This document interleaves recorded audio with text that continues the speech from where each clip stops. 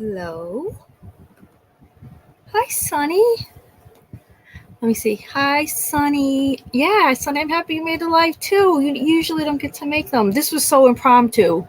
John, one of my favorites, has something to ask or something going on. I'm like, well, I was putting up my Christmas tree doing a million things today, but for John, what the hell? So I'm happy you're here. I got Tam. Hi, Sunny. Thank you, Sunny. Who else we got? Lily. Hi, Lily. Shelly, Kiki. Kiki, your name makes me smile. So how's everybody doing? I catch my breath. I had a million things today. It was like crazy. Crazy things with my dad, the house, the Christmas tree. That'll be an all-week project. Hey, Evan, hi. I'm so happy you're here too. This was so impromptu. John, you know our John McSmith has something going on, and he was like, I'm hoping you'd go live. And I said, well, I was doing a lot, but it's okay, I'll go. And I said, first day originally, I think it told him 9:30. I didn't even realize it was like 20 after 9. So then I'm like, all right, I'll make it 11, and then 11:10. He's like, okay. So I'm here, breathing. I didn't eat, so I'm gonna have my dinner now, which is yogurt. Because if you don't eat all day, then when it's time like that you could sit down, you're not even that hungry. But if I don't have something, I'll like wake up like a bear at 2 a.m. So what's going on, girls? Who has their tree up? Because that's what I was just doing the past couple hours, and by doing that I mean just like it's a new tree, so just like playing with the damn branches. You have to do the whole damn branches and fluff it out. Oh, it's gonna take me a week just to do that with the new. Hey, hi, God, my favorite. I love a gutter slush. Oh, I'm so happy you're my new favorite. I'm so happy you're here. I told you the other night. I love the name. You're eating the same thing. Well, you can't go wrong with yogurt at night. And plus, like I said, I didn't eat all day. And once you go all day, it's like you're not. I mean, nothing sounds that great, but I need something in me. Yeah, but humbug behind ho, Tammy, you know how it is though. The tree is like, I love it up, but it's a new tree this year. So, God, when you put it up, it's beautiful because I of course will never get a tree that's not pre-lit, but this one also has like pine cones and holly berries on the branches, so it's really beautiful. But it's probably going to take me about the next 5 to 10 days to play with those damn branches to fluff it up and make it all look filled in. And then another week to do all the ornaments. So I was doing that for a while. Hey, Mia, you made it. Great. You really rushed to make it. You didn't have to. Oh, you're at work. Better. Oh, strawberry. I do like strawberry yogurt. I have not had that in a while because I've been addicted.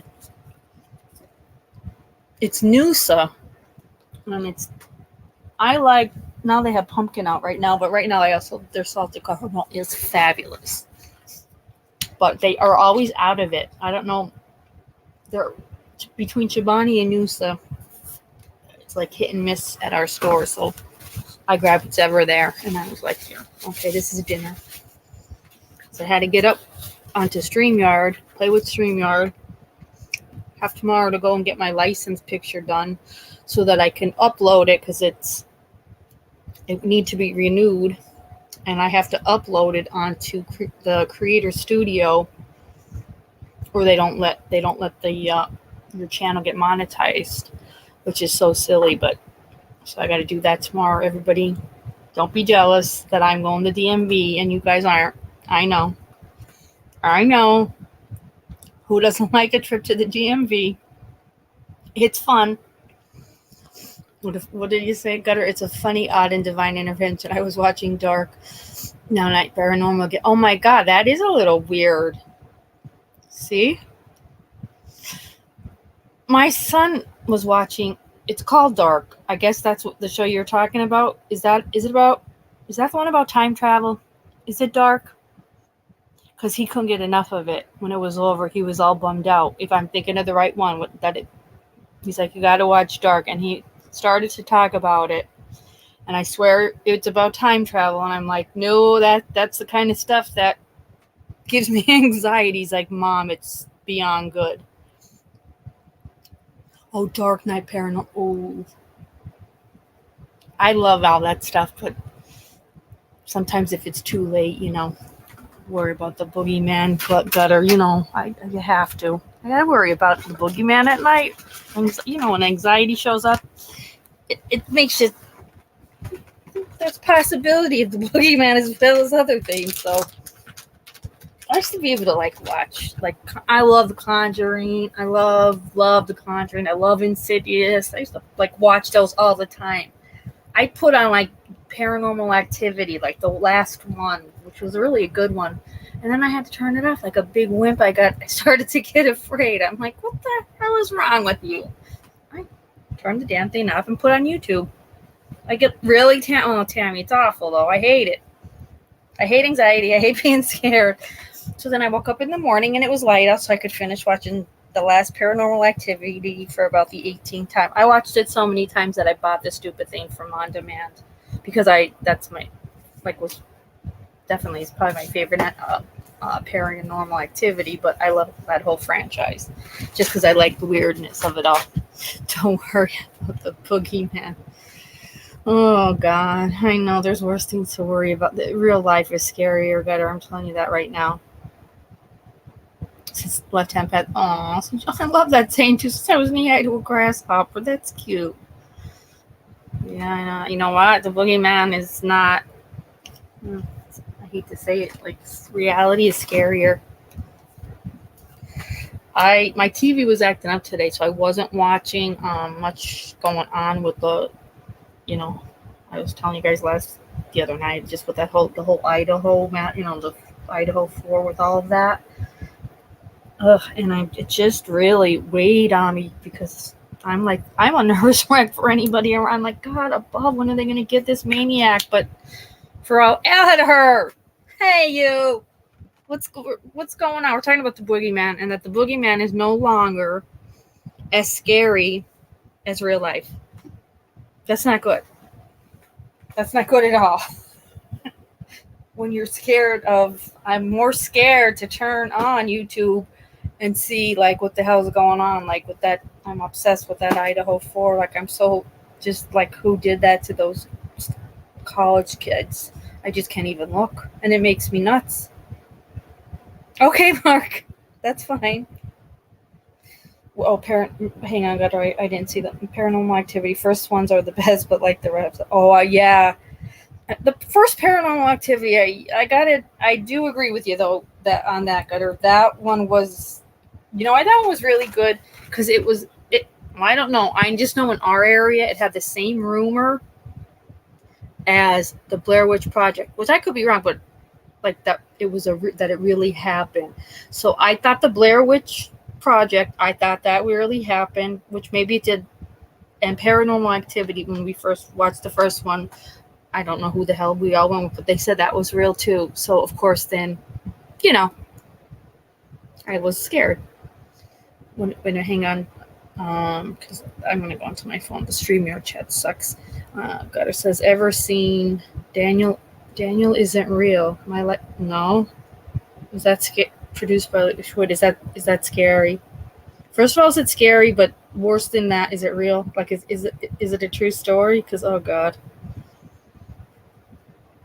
And what do you? I don't want to call you Gutter, but tell me. I like Slush. I think Slush is a very cute. I'll call you Slush if you don't mind. But me and Tammy, not inquiring minds. What? Now we need to know. A, who's Daniel? Is he real? And is it his life story? Because now I'm intrigued. Because I'm into all that, but I don't even think I've ever heard the title, to be honest. Paranormal Activity is only better if you actually experience it yourself. Right. And then you guys could all visit me in whatever institute I end up in. Do you promise you'll come visit? every one of you bastards, because that'd be it. Let me see. Blair Witch. Hang on. Blair Witch. Best part is the dude. Oh, that. First of all, you're right. I gotta admit, Slush. You're right. At the very end, he's just standing in the corner, and I mean, I remember we all screamed like a bunch of idiots, but that was so frightening as hell. But I did also hate like when they'd be in the tent and those noises, and then there'd be rocks out in front of it in the morning. Oh God. But you're right. The very best part, and like no words were even needed. He was just in the corner, and that, the end. But I don't know why we thought it was real. Out there tonight, I'm sure it wasn't. And I told a lot of people it was real. And I know somebody also told me Paranormal Activity was real. So that's why I was hooked. Blair, not Bible. Sorry for no, it's okay. I did. Oh, God, Winnie, you did your tree last weekend. Well, I had to order a new one. Or normally I like to do it usually the day after Thanksgiving, but it just came yesterday. But I'm jealous of you now because mine's a new one. And so, you have to play with the branches for about a week. My back hurts from it, but it'll look nice when it's done. Oh, let me see. What'd you just say, Slush? It's based. Oh, okay. So it's based on a book, The Smoke from the Red Shoes. Ooh, I have it. If it's a book that I could, like, is it really good? Because I'd read it to the group. I would definitely do it, if it's not too scary that then I'm going to have to, like, never be alone again. But if it's good, because I've never heard of that either. What's going on, Ada? Don't tell me you have your tree up, too. I feel so behind. Oh, Mia, what? Oh, wait, the cat that you sent me the picture of, the cat died? In the backyard. Oh, Mia. And I swear I heard, oh, please, I swear you heard her meow, and you didn't, did you take, I hope you didn't take her to Pet Cemetery, Mia. Tell me no. Tammy wags my big head, so we're all up, Tammy. We're all insomniacs here. FN said, so scared I'll never be alone again. Okay, because I am feeling so behind. Feeling so damn behind. I hate it. Yeah, FN, I'm a big one. I mean, I love those scary stuff, but the paranormal scares me. The reality of it. And like stuff like Blair Witch, where like they throw the urban legends into the movie. So you do think, you could easily either just believe a rumor, or I think we wanted it to be real. We wanted it to be real. Okay, so you got to be a little less than what you actually envision. I don't know about you, but I'd give me my left nut to actually. Oh God, no! A demon? Hail, no. But you love her.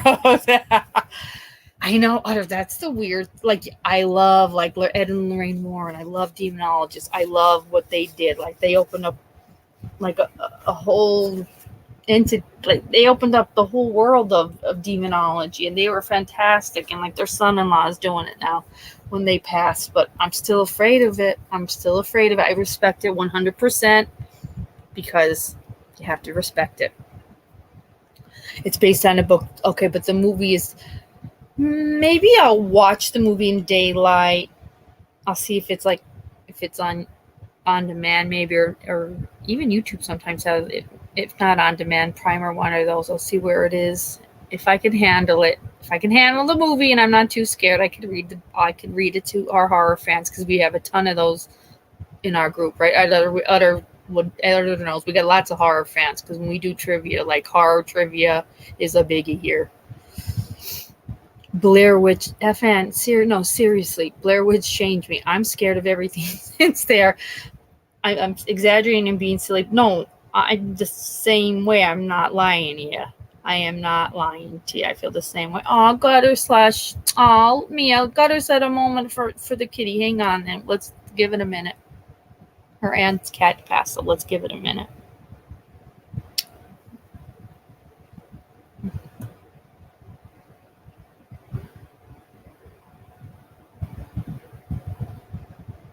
Oh. Rest in peace, kitty. That's nice. Thank you. Thank you, Slush, for remember. That was really nice. Thank you for reminding me to do that. I'm sorry, Mia. The cat didn't look right, though. The pictures you sent me, just the way it was posturing, like it was, to me, just as a nurse, I was like, it was looking like it was seizure, like taking seizures. So it was making its way out of here. It was like, I'm out. Wait, don't eat. Slush owns a pet cemetery. Stop it, Slush. I own a pet cemetery for years now. If I've been driving, I see. You see it. Wait, we were just talking about Mia. Look what he does. He picks the animals up and he'll bury them in the cemetery.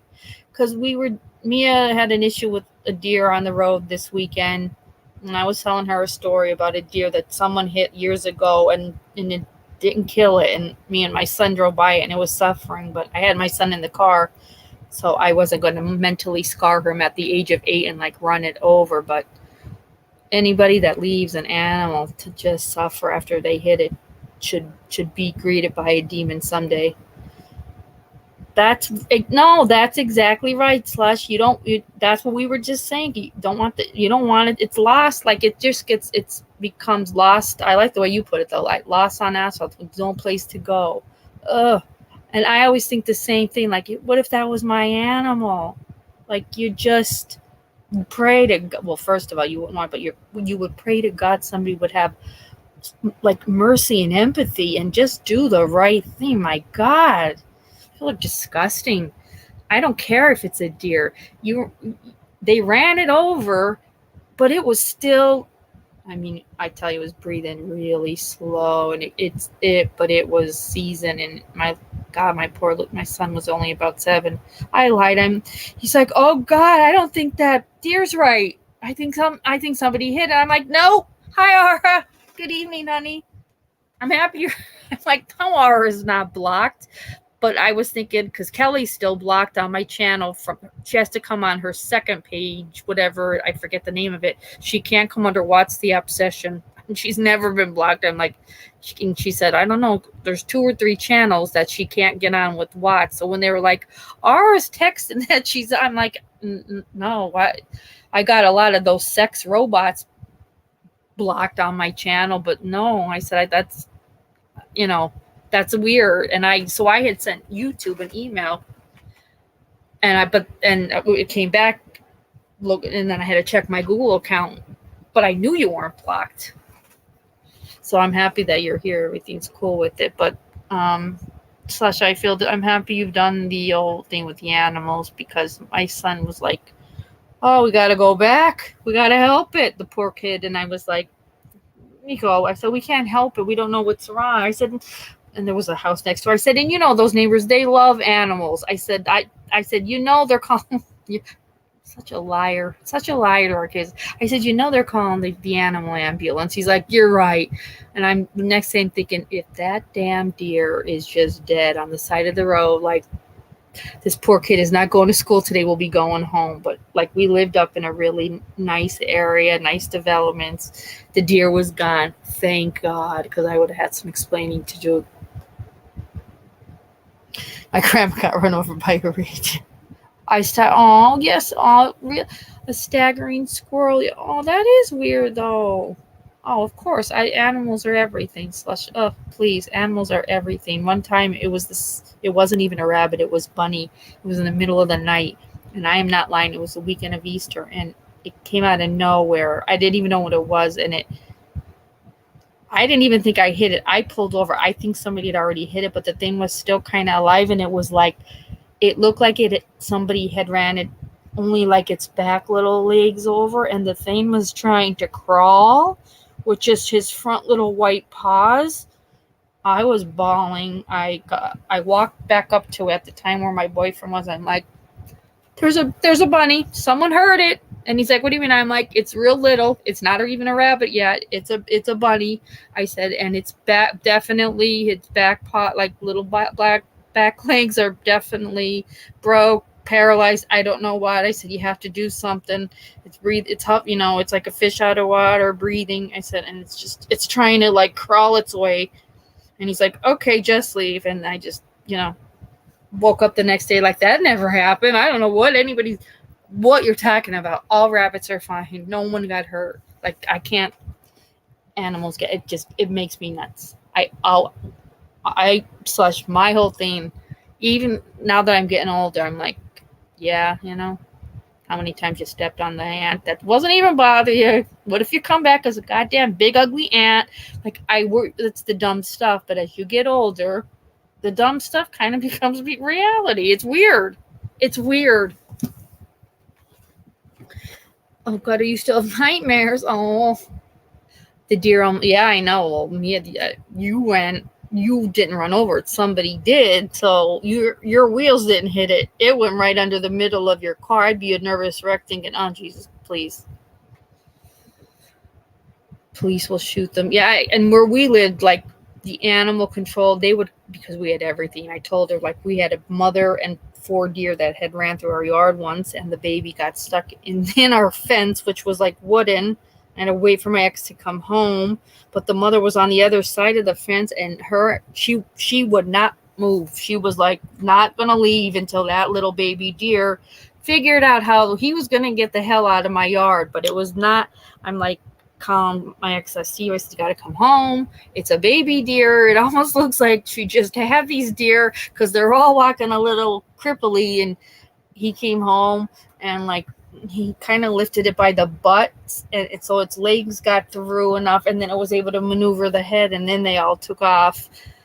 But because he goes like, oh God, what do we do if it can't get out? Like, we'll have to say. I looked at him. I said, yep, yeah, they're gonna all move in. They're gonna be moving in the yard, and we're just gonna leave that deer, and he'll be fine. We'll leave him in the fence, and we'll feed him like my kid, 7-year-olds or so. But they all took off then. But I was just amazed that mother deer, because she was initially running, and then I guess she realized that like all the babies weren't with her, and then they all turned around and they were just like on the other side of the fence. She was probably telepathically telling them like, come on now, come on. I just gave birth to you 3 little brats already. You're already gonna give me trouble. But we got it out. Well, Steve got it out. You should see, I was giving him, the oven mitts. I was telling him, put oven mitts on. I'm like, they have ticks. Put on these oven mitts. We were like there he is putting on my oven mitts. And then I'm like, throw out the good oven mitts. I'll have to go buy more. That's it. Tammy, what? Oh, okay. Wait, Tammy, I didn't see what hang on here. Oh, it is. It's removed. It's removed. Oh, remove your face. Oh, the hello. Oh my God, I didn't even know that was there. Of course. StreamYard does it as I go through the StreamYard chat, which I'm now using my phone. It'll put it up. So no problem. Hang on. I want to put up about that we took a moment of silence for Mia's aunt's little kitty. God bless. In a better place, hopefully with its family. That's what I always say. It's with his they're with their families every time. And every time a pet dies, you're like, nope, not getting any more. And then you come home with 2 more Shih Tzus, and it's like, well, they needed a friend. Can't have just one. But it's a lot. It's a lot. It's torturous. It's like really it's torturous when they pass. There's just that feeling just doesn't go away. Ew, it's the worst feeling. That I hate it. I hate it. No, Mia, I took it off. Love you too, Tam. Yeah, no problem, honey. And I'm not using the StreamYard. I'm using my phone now. This way it's easier. StreamYard lags, so it doesn't keep up with the chat, so I always have my phone with me, so all's good. All's good, baby girl.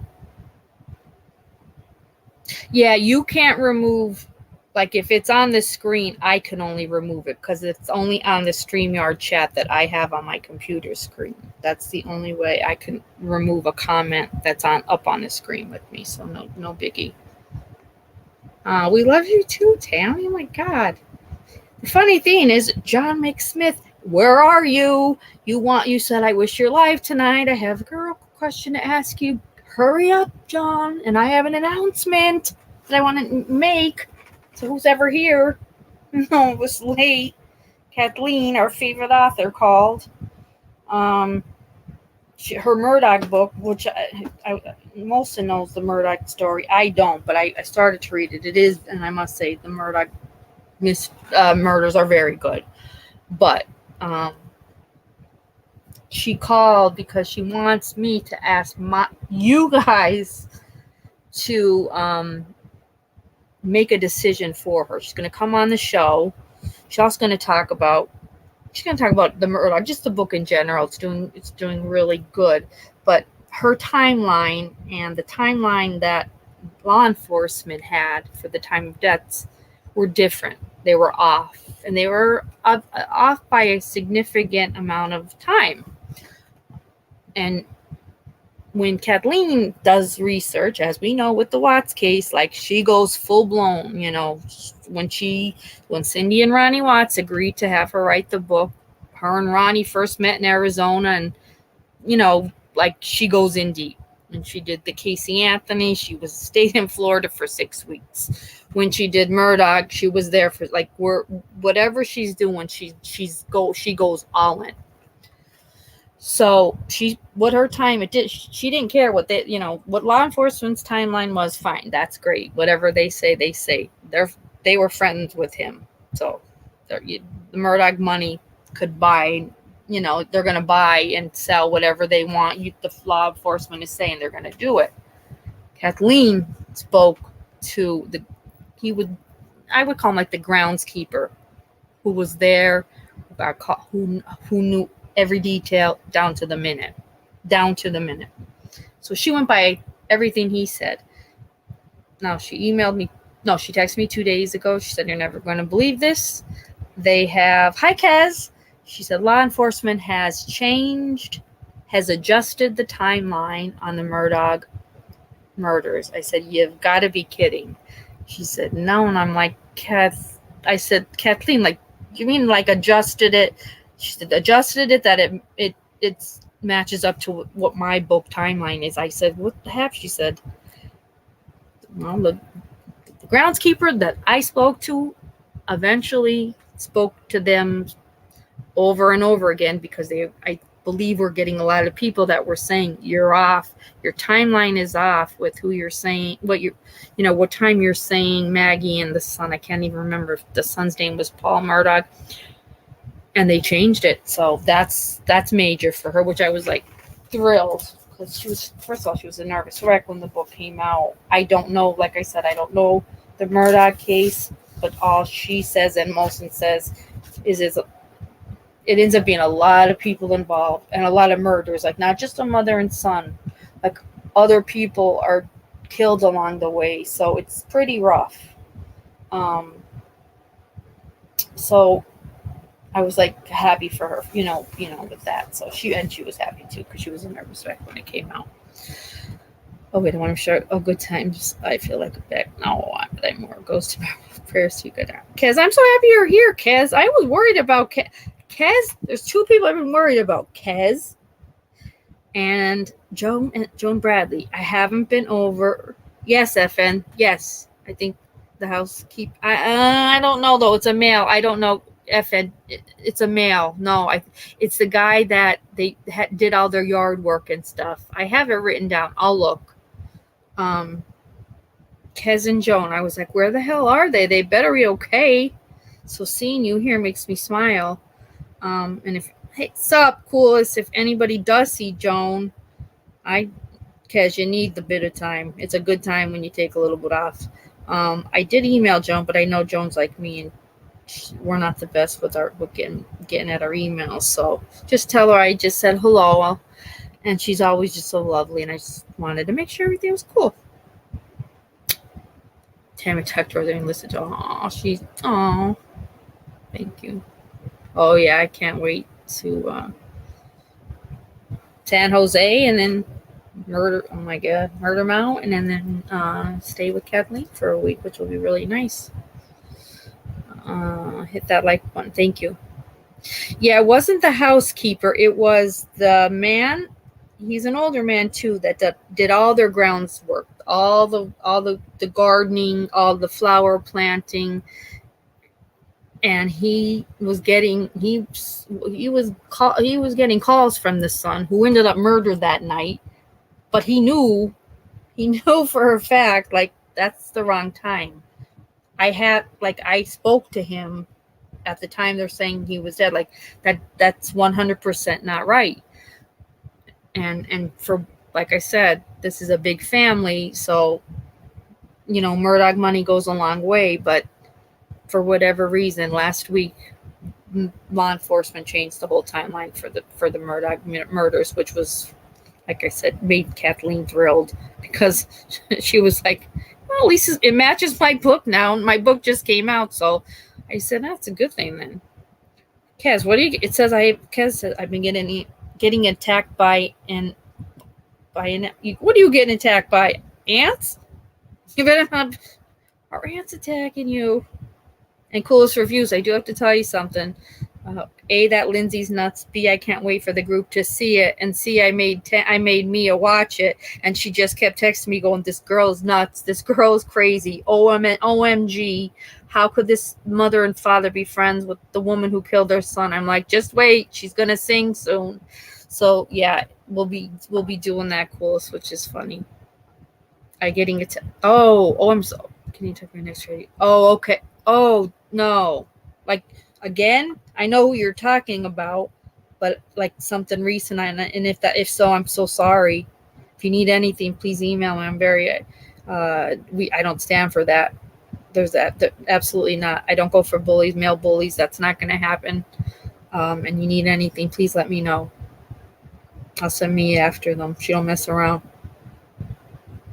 Oh, he's lost the here. Wait a minute. Hang on, guys. Let's just for a minute say an amen. Psych guy, I'm so happy to see you. I have missed you. Yes, rest in peace, Michael. I did a little video, and I got the okay from Tina for the finale. So that's coming up in December. She asked me. There was 2 weekends she wouldn't be able to watch it live, so I have it written down. So we'll be doing that. So I will let you know when, which was nice. I'm so happy to see you, though, Psych Guy. Hope everything's going good with your job. I figured you've been busy. I know. But I've been... Somebody else even the other night. Oh, I've been doing a lot of book reads. And I did... It's called... I don't know if you had ever heard PG. It's the Chris Coleman murders. He was like... Before Chris Watts, there was Chris Coleman. He annihilated his wife and 2 sons while they slept. He strangled them. He was a bodyguard for the crazy Joyce Meyer Ministries. And for a year, he pretended that he was being stalked by someone that hated Joyce so bad that they were sending this bodyguard, Chris Coleman, emails saying, we're going to kill your family if you don't stop working for it. Meanwhile, he really had a mistress. And if you work for Joyce Meyer Ministries, keep in mind, if you get divorced because you're a cheater, you're fired. So, well, what was he going to do? He had to kill his whole family. It's only Molson that introduces me to some of the worst things ever. And Molson said, you gotta watch it on. I said, is there a book? He said, oh, I don't know. I've watched a million things. I looked it up. I said, oh, there's a book. I said, I won't read it first. I'll just read it to the group. And I should have read it first. And then people are going, geez, I wish PG was here. And I'm like, I need therapy bad. The book was really heavy PG, but there was some stuff on it, man. He was painting on the walls in red. Like, he was really making it look like somebody broke in and was saying, like, I told you so. Now I punished you. But the bastard took it so far that he even painted the red spray paint on his one little boy's face. And I'm like, I would love to hear PG's thoughts on what kind of a loose cannon, kind of a maniac would take it to that level. And that was 2009. And I think the part we all love about it is that he's in the same jail as Chris Watts. So we have 2 family annihilators who I hope they are best friends. They both... And this idiot bodyguard, his parents were preachers. So if you thought Cindy and Ronnie, when it all happened, were in denial, his father, who's a preacher, is they make Nicole Kessinger and everybody else look lovely. So we were like wishing you were around. Well, sometime I'll talk about it with you, just because I just don't know what kind of a father takes it to that level where he not only painting on like every wall in the house, crazy stuff, but spray paints the kid's face too to really make it look good. Really. Hey, Rat City girl. My goodness, go you ever sleep? Listen, Rat City, here's the thing. I was all over the place today, taking my dad places. My Christmas tree came, started putting that up, which is a project. Then I see my one of my favorites, John McSmith, is like, oh, I wish you were alive. I got a question. It's a girl issue. And I'm like, all right, I'll go live later. And then I said around 11. He's like, cool. He probably fell asleep. I'll kill him. He'll wake up. He'll get on. He'll be here. But I wasn't. I was really, once I start with the tree, and it's a new tree, but it's gonna take a bit. So I'm not rushing it. The branches have to fluff out in my mind. Though I'm like, they'll fluff out. Oh, oh God, Jesus, what? Oh, kidney. Okay, no, I had kidney stones. There's nothing worse. I would have rather given birth to twins. The doctor took biopsies. Oh, our prayers are all. Everybody here will say a prayer. It's gonna be all right. That can't even think any other way, right? You know that. Whatever it is, it's gonna be okay. Definitely gonna be okay. Mia, if I did things, he said I'd get it. But email, please. Kaz, anybody worth it knows that. So don't even go there. We know you. It's ridiculous. Yeah, psych guy. And I know how busy you are. If you ever just look up Chris Coleman murders, you'll die. This idiot started a year prior sending emails to, because he was Joyce, Joyce Meyer Ministries, her bodyguard. He started sending emails first to himself, his own home address, saying, if you don't quit working for Joyce, like I'm going to kill your family. Then he sent maybe one or two to the ministry office. In total, I think maybe about 4. But like by the time he had a mistress, he kills everybody. Eventually he's caught. But he was so stupid. Like the FBI that was in charge of like the tech forensics, they're like, this boob was sending it from his own personal. Like he had no idea what the IP address. I'm like, how dumb. He didn't do his research. They tracked him right. I mean, they tracked him down with that. They tracked him down with the receipts of red paint. He did the old Chris Watts 35C appeal, which of course, no, you're not getting out. You did it. But him and Watts are together. So,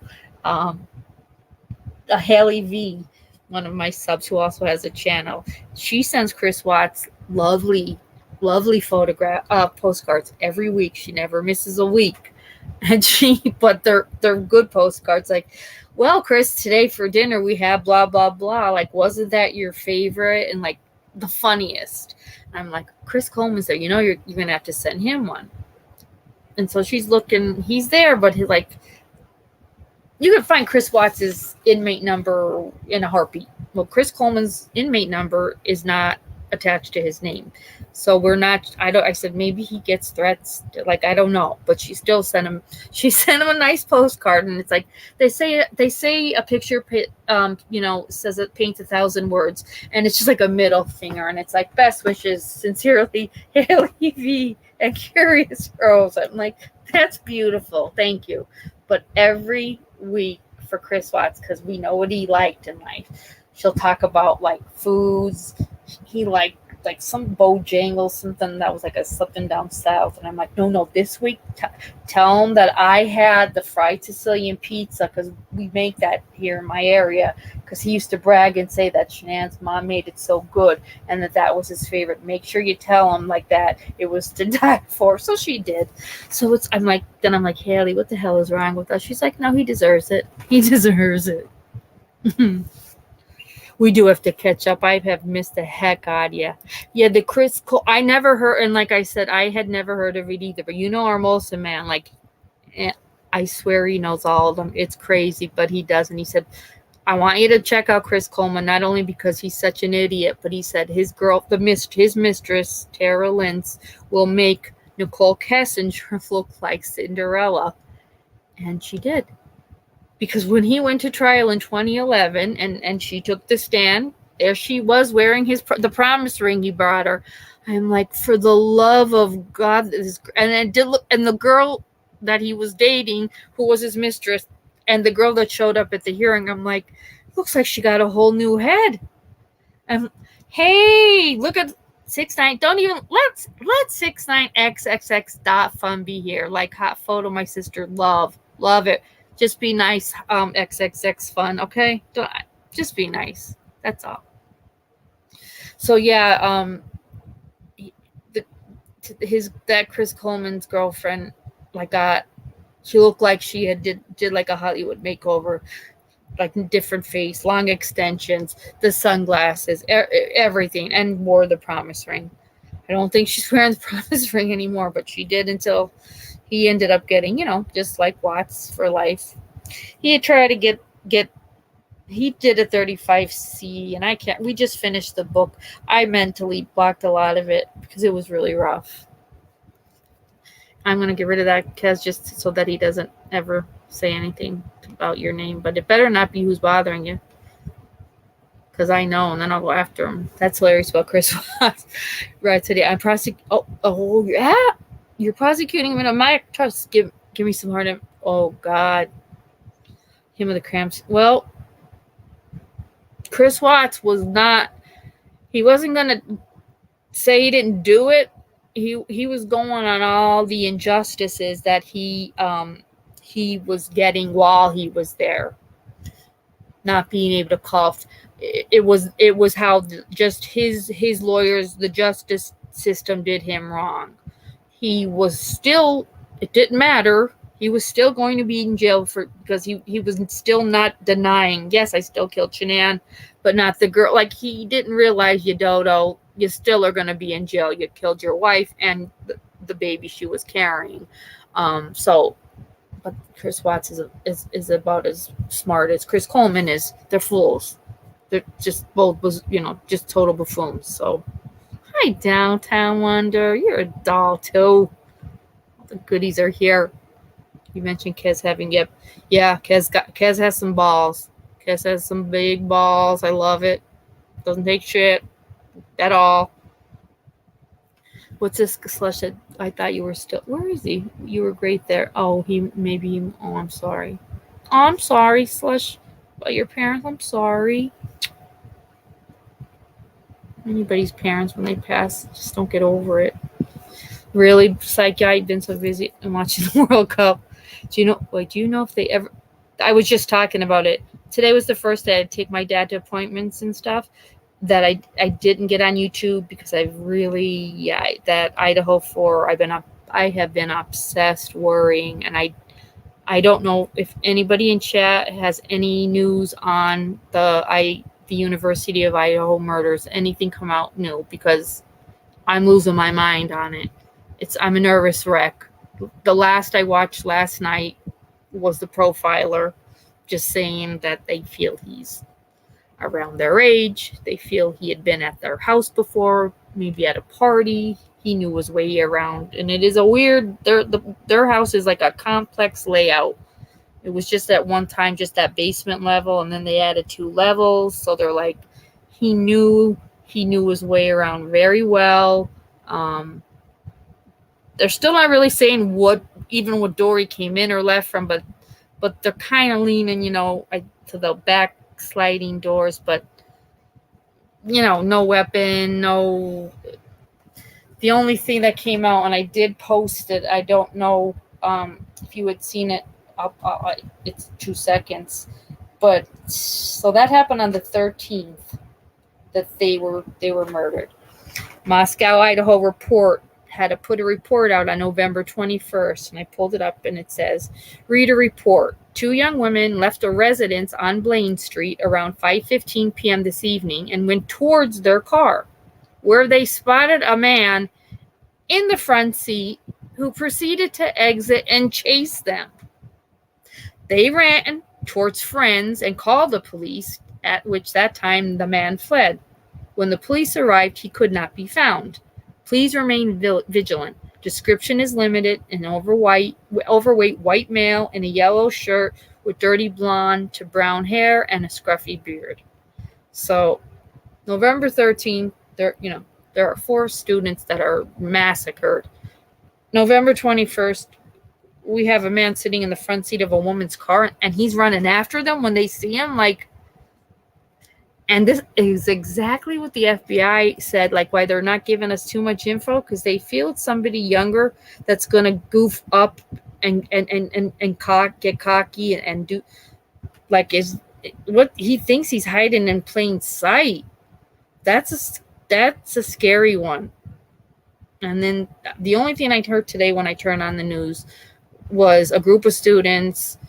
And it's not that the colleges told them they have to go back, but it's kind of like a letter they wrote to Dean that said, we're not coming back until whoever did this is found, which I don't blame them. And I don't even know. God bless the school, the town, but I don't even know if I'd be able to return to the area. It's just, I've been brokenhearted. Those girls were gorgeous. They had so much to live for. The boy didn't even live there.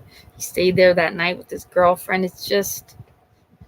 Oh, and that's the only other thing, PG, I heard this morning. There was a girl and the boy. They were not 21, so they had been at a fraternity party and then went home. Her mom, on the 20th, was arrested for like drug felony charges, like quite a few of them. And that's another angle they're possibly looking at, which I find it far-fetched, because, like, would the people she owes money to or whatever be that cruel as to not only hurt her daughter but then just kill 3 other people? I think that's a far-fetched story, but that was the only other new thing I heard today. That was it. So that's all. Oh my God, Slush, talk. That's why we're here. We all talk. No problem. So I don't know. I don't think there's anything else really, PG, because I mean, they said they had 120 different, like, blood samples to test, because, and they keep just saying he did such a sloppy job. Like, he stabbed them with this ray. I mean, it's not gonna be clean.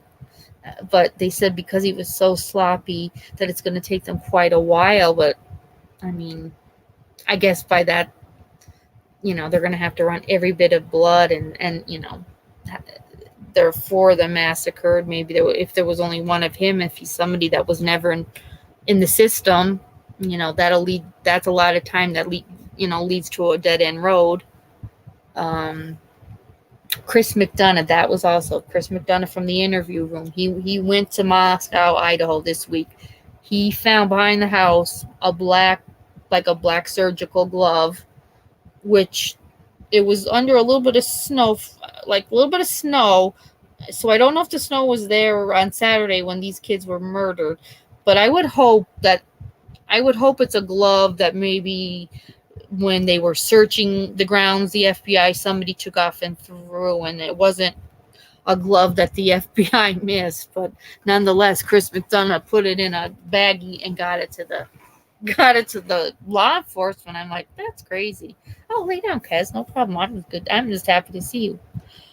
So that was the only other thing, was that it took another, they want to make fun of social media and YouTube and the web sleuths, but these are important things. Like it happened with the Kylie Rodney case, that they find her water bottle, like just the little things that we find, but yet not we, and by that I just mean this platform, yet especially the true crime community are just cut to shreds by people that are in no way, shape, or form have ever even probably watched a really good true crime channel. They just think it's a bunch of freaks with no lives just trying to solve murders.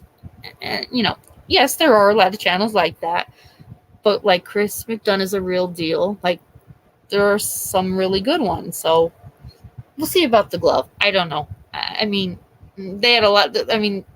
You see them searching. There was a lot of people searching those grounds. I really do hope that It might have just been somebody taking off a glove and they dropped it. I don't know though.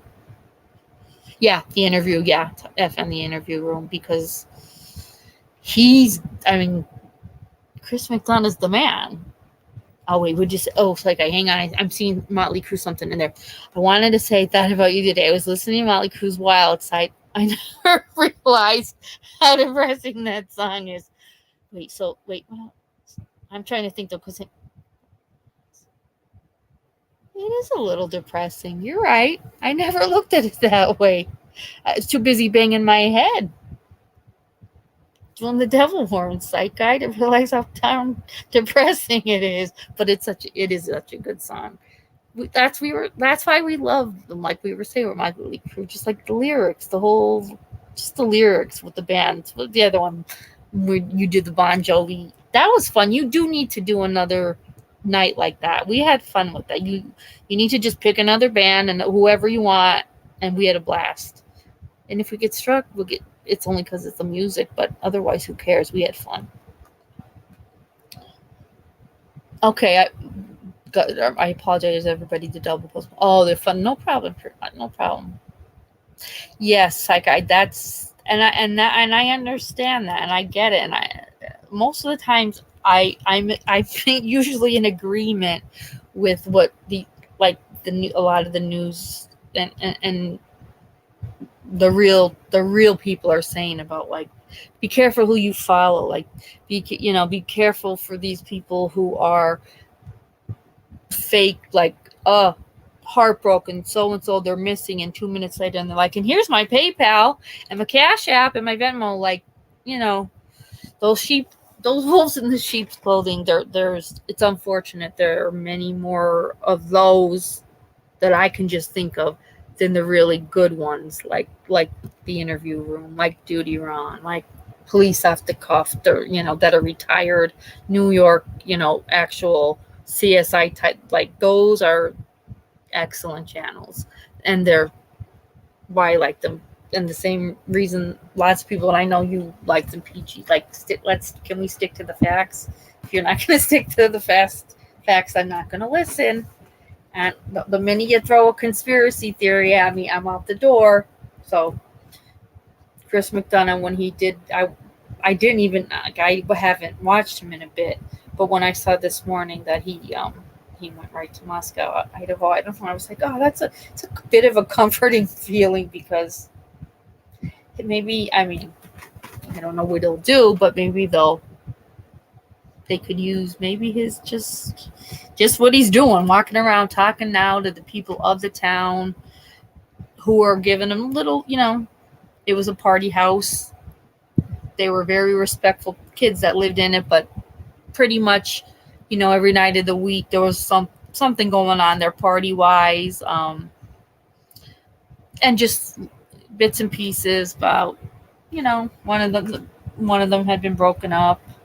Oh yeah, PG. That is the only other thing. So the one girl and her boyfriend, who she did break up with recently, they have a dog together, and so they're just a bit confused as to why the dog did not bark. Now, no one has said if the dog was locked in another room or not, but the two surviving roommates who locked themselves in a room, because they said they heard noise and thought that the roommates brought people back to drink. So they said they just locked their bedroom doors and went to sleep, but they did not hear the dog barking. I'm like, I don't like that. Like, not only do dogs bark at strangers, but dogs would really bark if you're killing their master, right? I that's what I would think.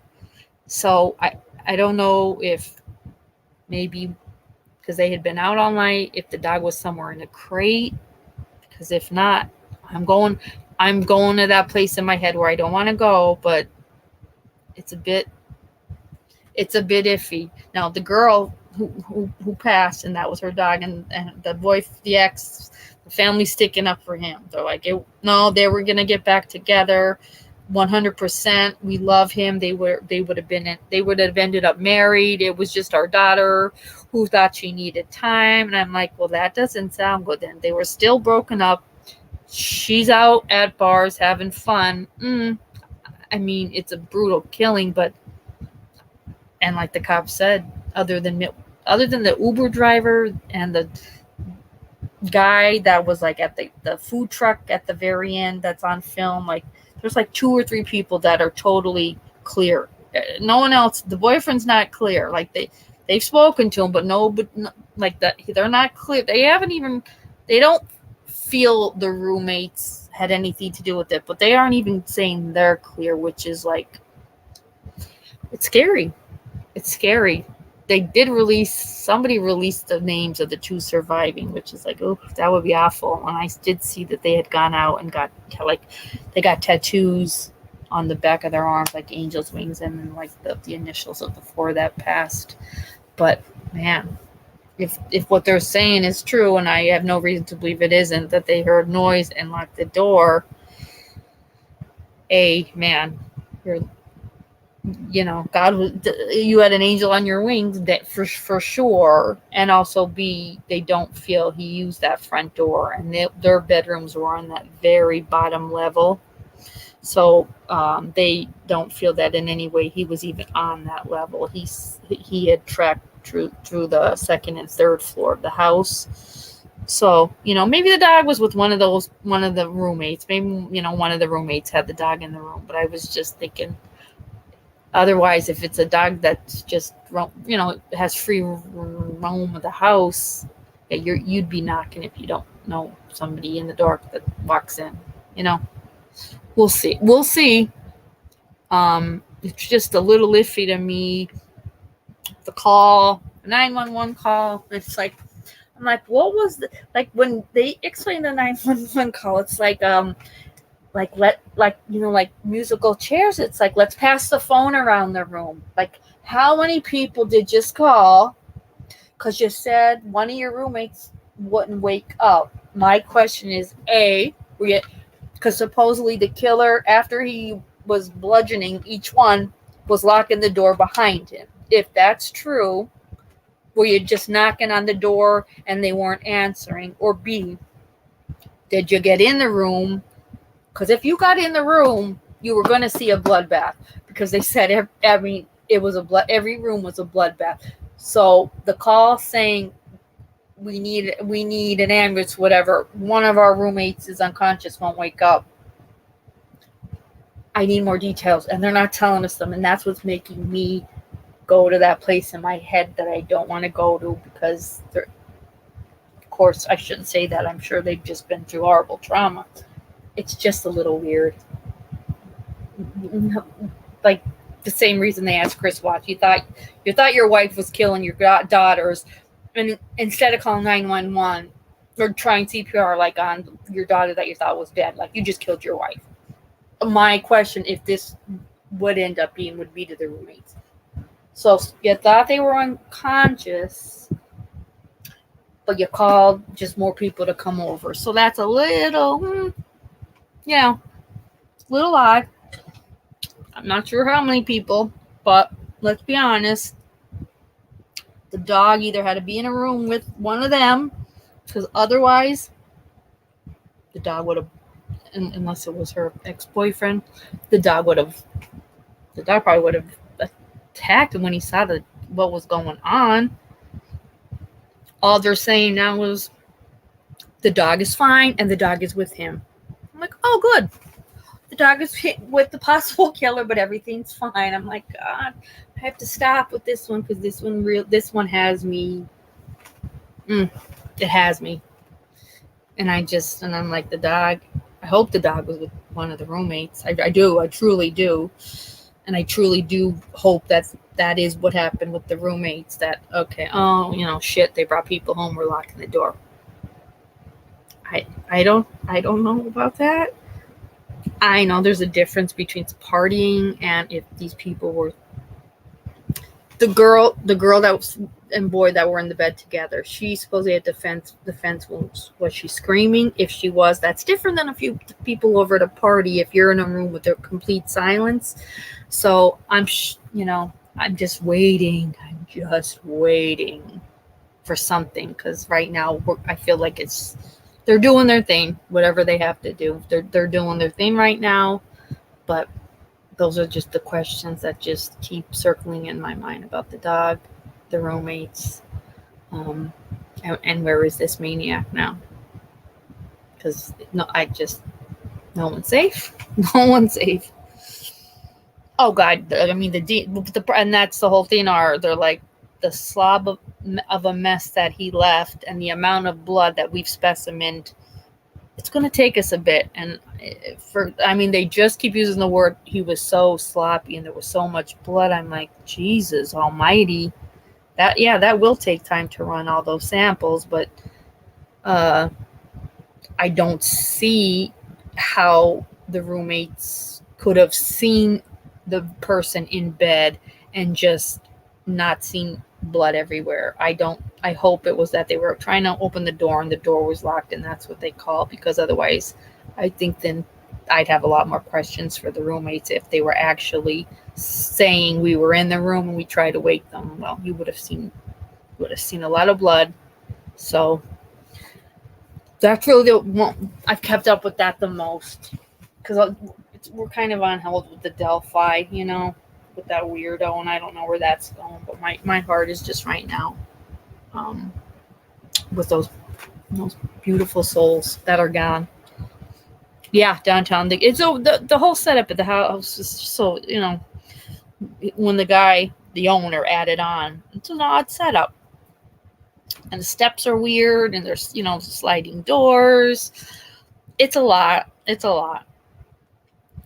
And then they're saying somebody passed out, ran out. It's like, oh, God, I'm happy I am not an FBI agent, because these are just the kind of cases that, like a bomb hover, would do you in. Like, that'd be it. I'm done. I would never be able to drive by a campus again because I have trauma for the rest of my life. But and in fact, that was one of the complaints that Maddie, I believe, her mom, her sister and brother today on one of the interviews are a bit upset that they want to hear. They want the public to be able to hear the 911 call because the public is getting mad. And I'm like, yeah, they are. They absolutely are. Oh my God, Sash, I'm so happy you feel that way. Thank you. I'm happy you're here.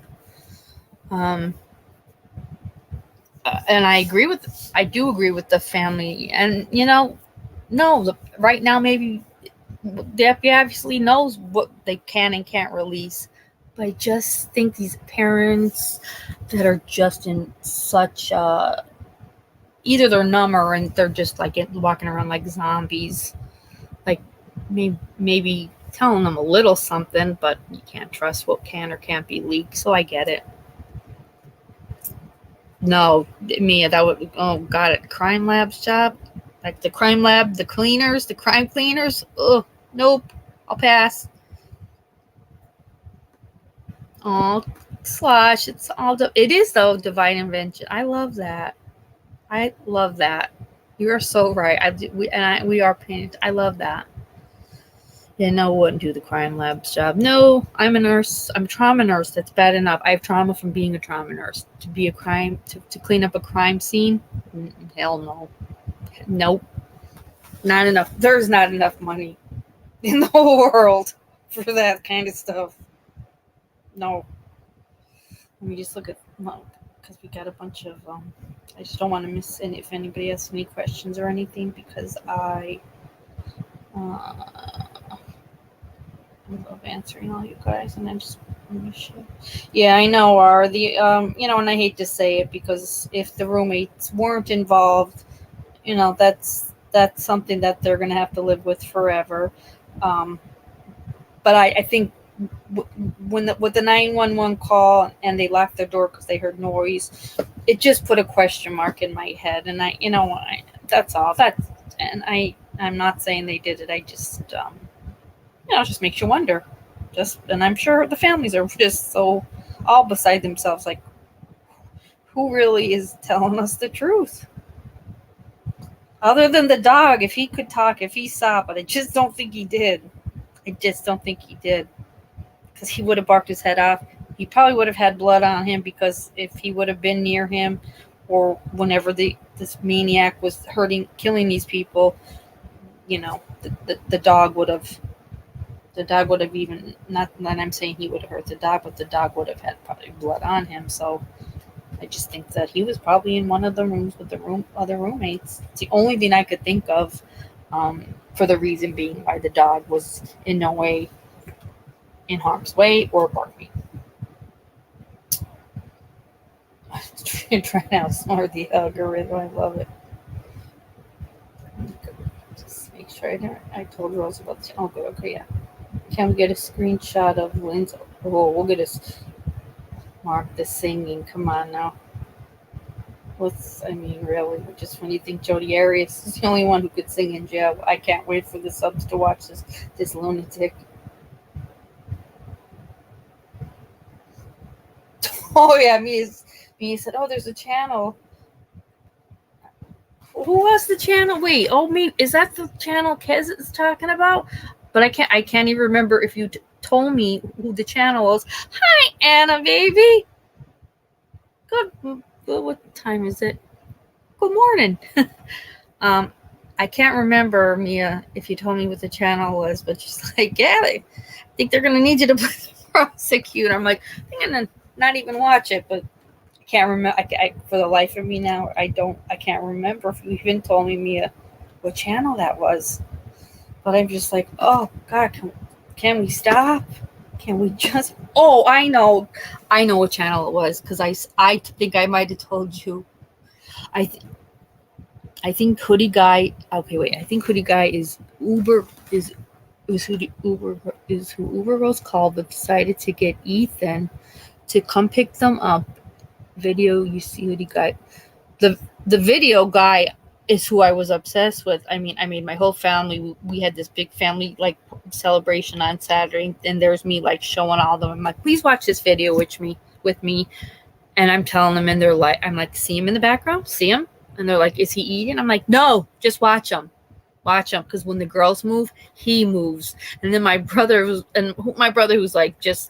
definitely not a conspiracy. He's like, what's he doing? I'm like, he's not doing anything.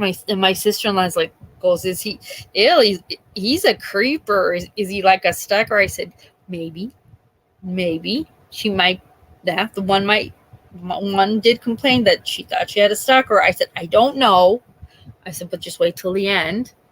And then for a minute, he talks to one or two guys, but real quick, the girls get their food, they go, then he points, but he goes off in the total opposite direction of where you see the girls when they're exiting from where you could see on the screen to the left, and he goes right. And I'm like, what the hell is happening? What was happening? Because when he's there, come on, anybody that watched, you cannot tell me that he is just not downtown, really, that is the billboard for a lurker. He's making sure his hood is way up, and he is just standing with kind of his head down. But anytime he saw them move, man, he moved right when they would move. And I'm like, I don't like this. I know they cleared people from the crowd at the food truck video. I don't know who, but because there was another person that had a hoodie on. I'm like, did they clear the white hoodie guy that just had a white hoodie on? Because I'm not talking about him. I'm talking about the guy with the white hoodie and the black or brown jacket over it, who you watch them leave, and he points, and it's like he takes off. It's weird. I just, hopefully the FBI, hopefully all those people were cleared at the food truck. I hope to God they're all cleared, because in my mind, if I had to pick one person that we've seen, other than what we're talking about inside the house, it's that dude. It's that lurker of a dude. No, not the Uber one, though. The other one. The other guy. The Uber is to the left, and the girls leave, and they get in. They get into where the Uber is on the left. This kid then just walks fast to the right and goes up this street, and I'm like, Wonder where he's going. My brother's like, that is weird. That's very weird.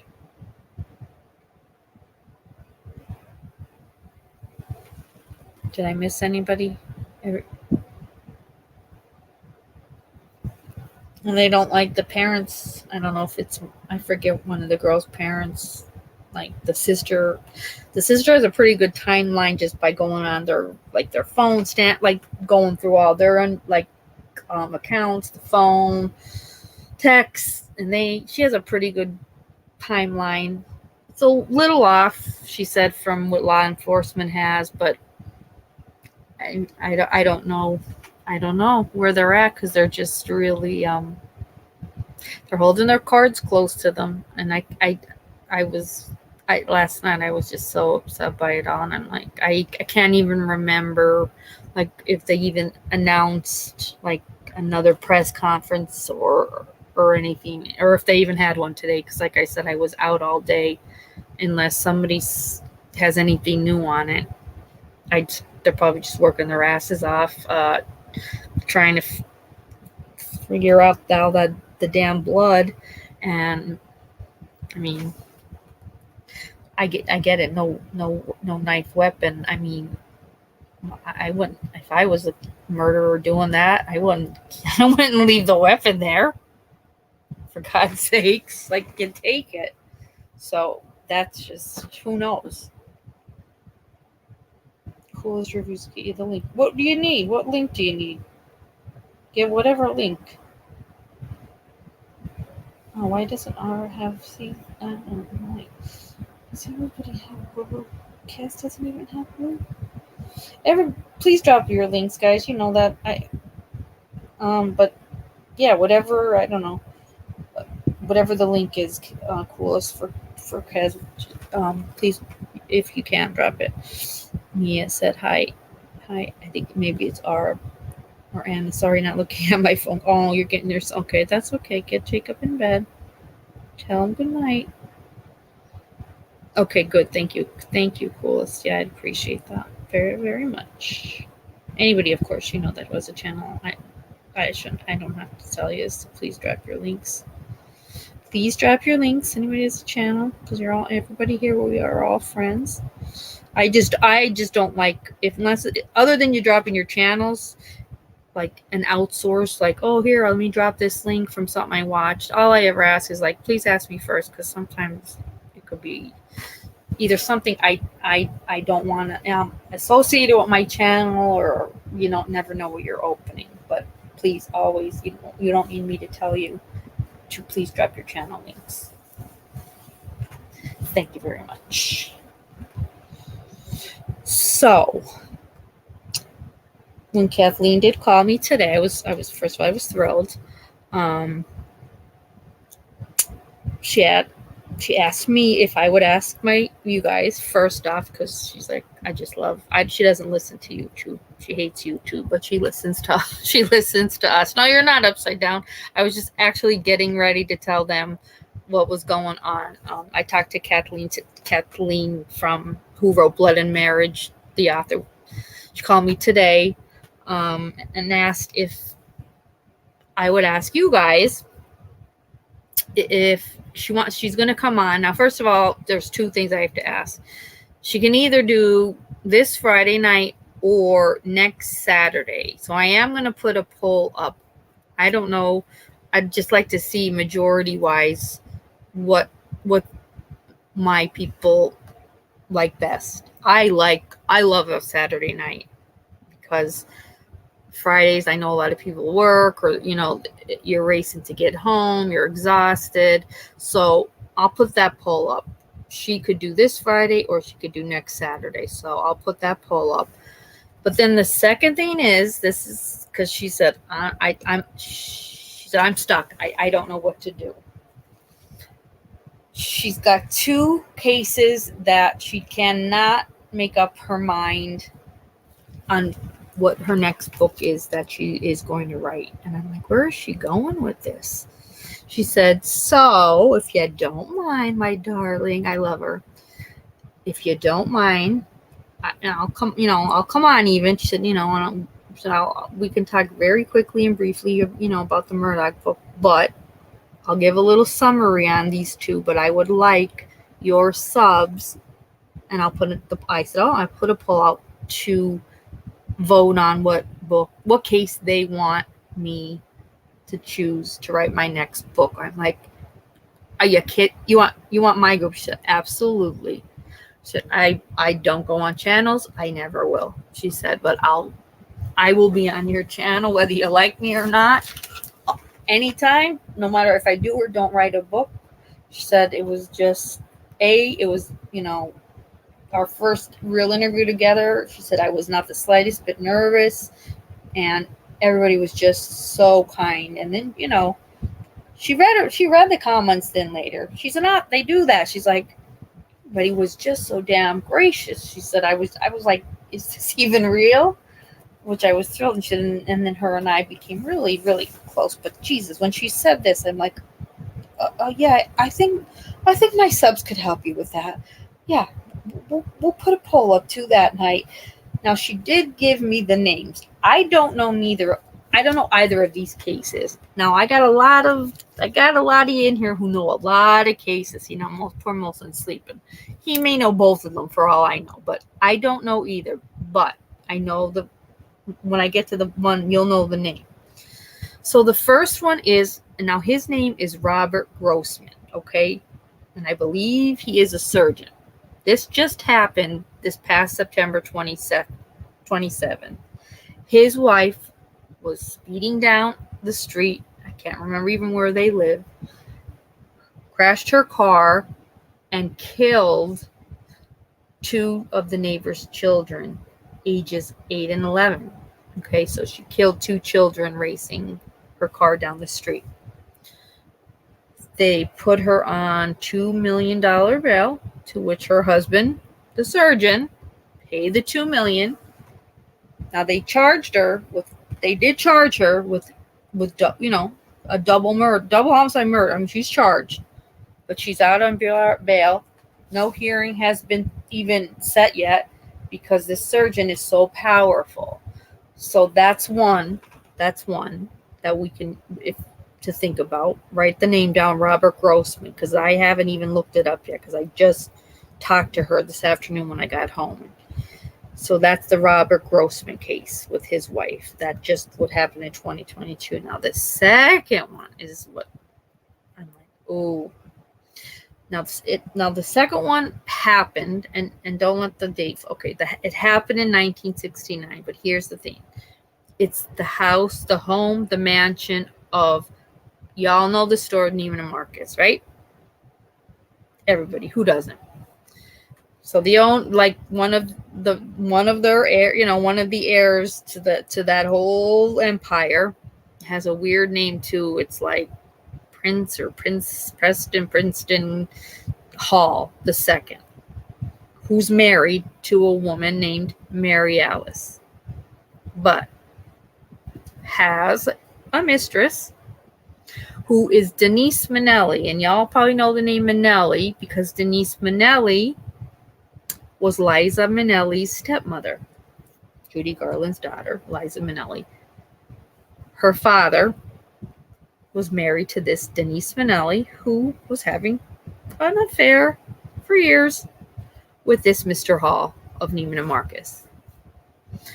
Sad part is, anytime Denise Minnelli would come to their home for dinner, for drinks, just to be entertained in this mansion, it was poor Mary Alice, the wife of this asshole, Cal Hall, who had to serve her, cook dinners for her, make sure her wine glass was always filled, be the hostess with the mostest, okay?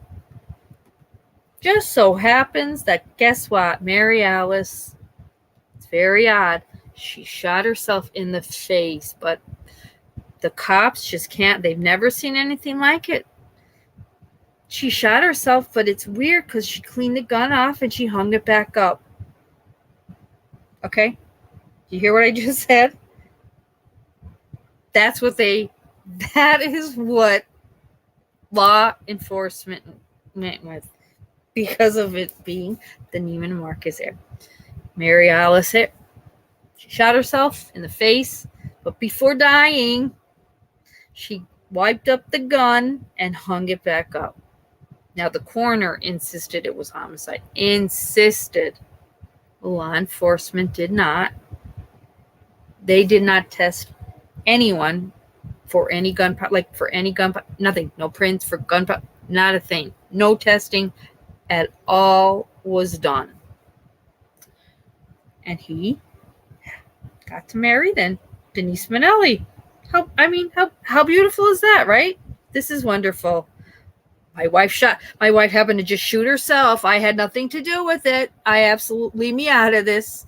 Leave me out of this. Mary Alice shot herself and she hung that gun back up and then she keeled over. Okay. Still to this day, the coroner 100%. This was homicide, legal, never ever back down from what their findings were. No, it wasn't. She killed herself. No need for further testing. Kind of like O'Rourke. No need for anything else. Nothing to see here, basically, right? Nothing to see here. Anyone, stop. Then the son, he shoots himself. He shot himself too. Now, he didn't hang the gun back up, but he shot himself too, which very sad. So, Mr., Cal, whatever it is, Mr. Hall, Neiman Marcus is going to sell the house. He ends up selling the house to, and you're all going to know this name, Folgers, okay? Folgers Coffee. That's the Folgers family bought the Neiman Marcus mansion from Mr. Hall. And the Folgers family, when all their money moved in. And then shit started happening. And they couldn't sleep in certain rooms. And they couldn't be like in certain bedrooms. And like they couldn't even be in the kitchen because like they were feeling stuff and they weren't feeling good things. They weren't feeling like there were no positive vibes that they were feeling in these rooms. They couldn't sleep in these rooms. They couldn't eat in these rooms. They barely would walk into these rooms to the point where they had to get a priest involved to come to the house and bless it. So the Folgers family went through something. They went through something there. I'm not sure because like I said, I wrote down just what Kathleen told me. I'll be interested in seeing if they talk at all about, because this is the story of with the killing with Mary Alice killing herself in Neiman. It's not so much like the Folgers family stories. I'd pull up their name and I would really like to see what were they feeling, or I don't know, seeing, like, who knows? You don't know. And then eventually they had to sell the house, and then they settled to two. And money just knows money. Like, I'm going to sell my house. I'm going to call no, I'm not calling the Folgers family. They sell it to the Oracle. That Oracle's what? The vacuum people. So the Oracle heirs, they bought it, and that who to this day lives in that mansion, and it's the Oracle family in that home, and it's near where Kathleen lives. Like she knows the place. Like it's something to see. But she had me at and the Folgers family need to bring a priest in to bless it. I'm like, you have me. She's like, really? I said, yeah. I said, it's awful what that Grossman's wife did. But B, she's out on bail. This just happened 2.5 months ago. It's going to be a while before anything substantial even comes out to really get into. But I said, of course, I'll still put the poll out there for my group. I said, but I'm pretty sure, Kathleen, that I know my peeps. They're gonna want to hear this Neiman. They're gonna want to hear all about this Neiman and Marcus, the bog, just everything. Just poor Mary Alice, the goddamn hostess with the mostest, having to serve up, and so he's still alive today, this Cal Hall. He's 74. And Denise Minnelli is 82. And she's still alive. I'm like, they're both. Oh, she said Denise is well preserved. She looks like a rich 82-year-old woman who is, living her life, the life that she was meant to live. I mean, obviously the life that poor Mary Alice once had, but that we're talking like another whole like DEA like nope, nothing to see. We're done. She did it. She wiped it up. She hung it up, and then she fell over. Oh, okay. And I don't she shot her. I don't know if she said I was in shock. I don't know if she said shot herself in the face or the head. I'm like, if she shot her brains out, you're not cleaning anything off. I don't know what she shot off. I wrote down the face, and that still to me, that last. I hate doing the dishes now. If I'm shot in the face, I'm not wiping anything off and hanging it back up. But the coroner and law enforcement, they had a real headbutting. But we all saw at the end. We all saw at the end with the Watts, even that last press conference, when certain people he's introducing everybody. But at one point with the coroner, they asked him questions, very brief, kind of like his head down, because these people are up against money and just people that are in powerful positions that shouldn't be. So that's why I'm like, oh yeah. I said, well, I'm definitely voting for Neiman Marcus. I said, but we'll, of course, 100%, we will. You can summarize both of them however you want, and as you're here and we're doing, we're having the show, we'll put the poll up. And then we'll see who's here. Haley. Okay, you're getting a coffee, and I hope your toothache's better, honey. I hope your toothache's better. So, yeah, we're really gonna get into it with the Murdaugh. She's gonna tell us some pretty hardcore stuff that illegally and bad things that people know about but live in fear, because if you open your mouth about certain stuff with this murder, people were winding up dead. So that's why I told her, I said, I just did a members only. I said, now right now it's on pause because I have to get my photo ID done. I said, but we will, when we do this whole show, interview, chat, everything, I said, I will put it on members only if you promise you're going to tell us the real deeds. And she said that absolutely. She said that's the only way I would do it. She said it's serious stuff. Not that the cops don't know about it, but Murdaugh money is higher than any law enforcement, so they're all quiet. And I'm like, that's scary. She said, oh, you can't believe what the things I found out down there, and the people that are free, they're walking free, and they're murderers. And I'm like, wow, that is unbelievable. Yeah, upside down, I agree. Upside down, I said, I think Neiman has lots of juice. The Grossman case, it does. It needs some time. Details, how many eyewitnesses, the interviews. It just happened. Look at the Watts case. It was he gets sentenced in November. It happens in August. He gets sentenced in November, and then February, FBI's back is in Wisconsin, re-questioning him because they're not sure about things. So it's I just feel that with with the Grossmans, I think it needs time for it to all come together.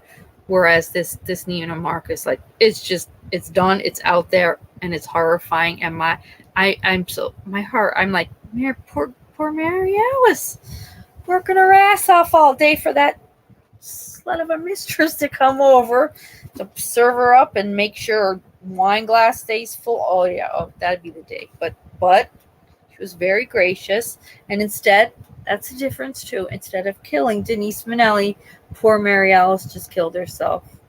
She's probably thought, I'm done with all these idiots. I'm gonna just do myself, and which is heartbreaking. But She was probably just such a kind woman and just like so dutiful, which makes you really want to throw up for her. What's that? The other? What's all the technology they have today? I don't know how it's. I know. Yeah, especially when you think of things, even what compared to, I don't even know, John Bonet. I don't know. Even our like what we've come technology wise, things could have and probably been handled quickly and solved. I'm not law enforcement. You are. That's why I'm just saying. Oh, Anna might not. Anna might just be listening now. But yeah, like we have come so far. Oh, wait a minute. And Abigail Folger was killed by Chaz. Wait, do you mean Wait, was Abigail? Are you saying Abigail Folger was killed by Charlie? Charlie M? Don't even say it. Because, oh my God. If that's the case, then I'm sorry. Then even Marcus home is a portal of hell. Oh my God. She has to read that. She has to write her book on that. Because she also, Kathleen, wrote a book on Susan Atkins. Because Susan Atkins would only do interviews every day with Kathleen. And Kathleen wrote the book on it, but also doesn't like to talk about it much. She said, I'm not afraid of anyone in this world but Susan Atkins. And Susan Atkins said something to her, and she's never even told me that scared her so badly, like she doesn't talk about it. So she did. I know if she knew this, she would have told me. She's gonna die when she hears that. That's crazy. This it's meant for her to write this book, and I'm happy you told me that because that'll do her in when I see. And she'd be like, see, it took another. Your subscribers are your subscribers are wonderful. John, thank God you're up. I was worried. I'm like, oh my God, he probably fell asleep. Then I'm like, he'll wake up. She has to. Yeah, she has to. I'm going to tell you, you just have to. You have to. And I said, listen, we all voted in unison the other night, and the group has Survivor. What do they say in Survivor? Is it the group has spoken? The group has spoken. You're going to have to write the book on you and Marcus, and we need the deets because Folger's family had to have a priest come in because they were whatever the hell was going on, and then this Abigail was killed by the Manson hoodlums. I don't know if Abigail was the wife, a daughter, probably a daughter maybe, but that will make her nuts. Yes, John, you had me all over the place in my head. Everything good, John? Like new person?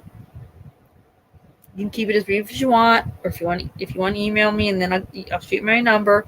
But what's going on? Because I don't want to have to come there and have to talk to a woman if she's not treating you good. We know people, right? We're weird. We know people. She better be nice. I know you said you had questions or whatever it was, but okay, so Abigail was the daughter. Okay, there you go. I mean, she was going to be the heiress. I'm telling you, that house, come on, guys, that house has something in it. And what, I don't know, but definitely. Oh, Abigail wasn't married. Her boyfriend was Wojtek Frykowski. He was there and also killed. Oh, Jesus, John. From 22 years ago, are you considering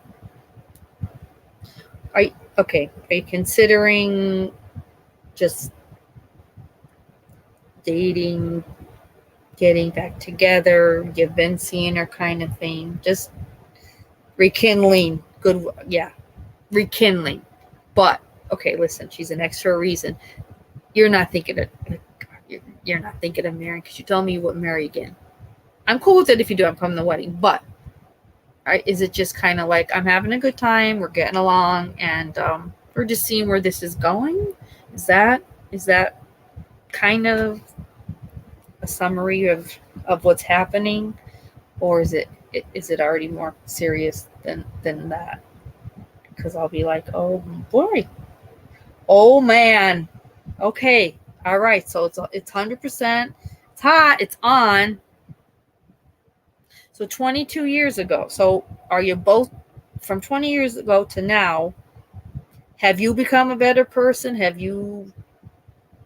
Has she become a better person? Like, have you, maybe you had habits in the past that caused problems, or she had habits in the past that caused problems, and you've both gone through life and grown up, and it's a good thing now? Because I love that. No touching. No petting, no heavy petting, nothing. No, oh my God! So you got, okay? You haven't. Oh my God! It's been 20 years. So what? So you, is it like talking, texting, calling? Because I do love that. I feel you get to know a person really well when you just do that for a while. You're doing a Michael Hutchins 5 months. 5 months, all him and Helena did was talk on the phone before they ever met. And then they felt like they knew each other forever. So if that's what you're doing, I'm liking it. I'm liking it. Because you're not jumping into, it's like a nice gradual kind of thing. But tell me if that's, in a roundabout way, is that what it's kind of like, what's going on? Oh my God. So you hadn't seen her. So you do see her now. You're always inseparable and knowing none at all. Why? Is it because you don't want to rush into it, but you're dying to? Like, we're all here. Come on. What I say the other night, we were talking about Lorena Baba, and oh yeah, I was saying about being a trauma nurse. Can you imagine the EMTs walking in saying, we got a dick on ice, hurry up. So we could talk about anything. You're inseparable, zero hanky-panky. Okay, but what is that zero? I said you have chemistry. I know you said it 100% like hot. Okay, you're smiling or you're laugh, whatever it is. No hanky-panky. It takes a lot, John. That's a lot of restraint. Really, I'm loving it for you if this is what's going on, because oh my God, John, you definitely have some major restraint. That's really good if you're able to do that. Like, that's fantastic. And she's probably really respecting you. Okay, cool. I wanted to ask, and then I'm like, well, no, I won't. But hang on, I'm dropping it. Hang on. Oh God, this group, we're all like one big family. We all need to make sure everybody's okay. We're all doing the right thing. Hang on. Mm-hmm.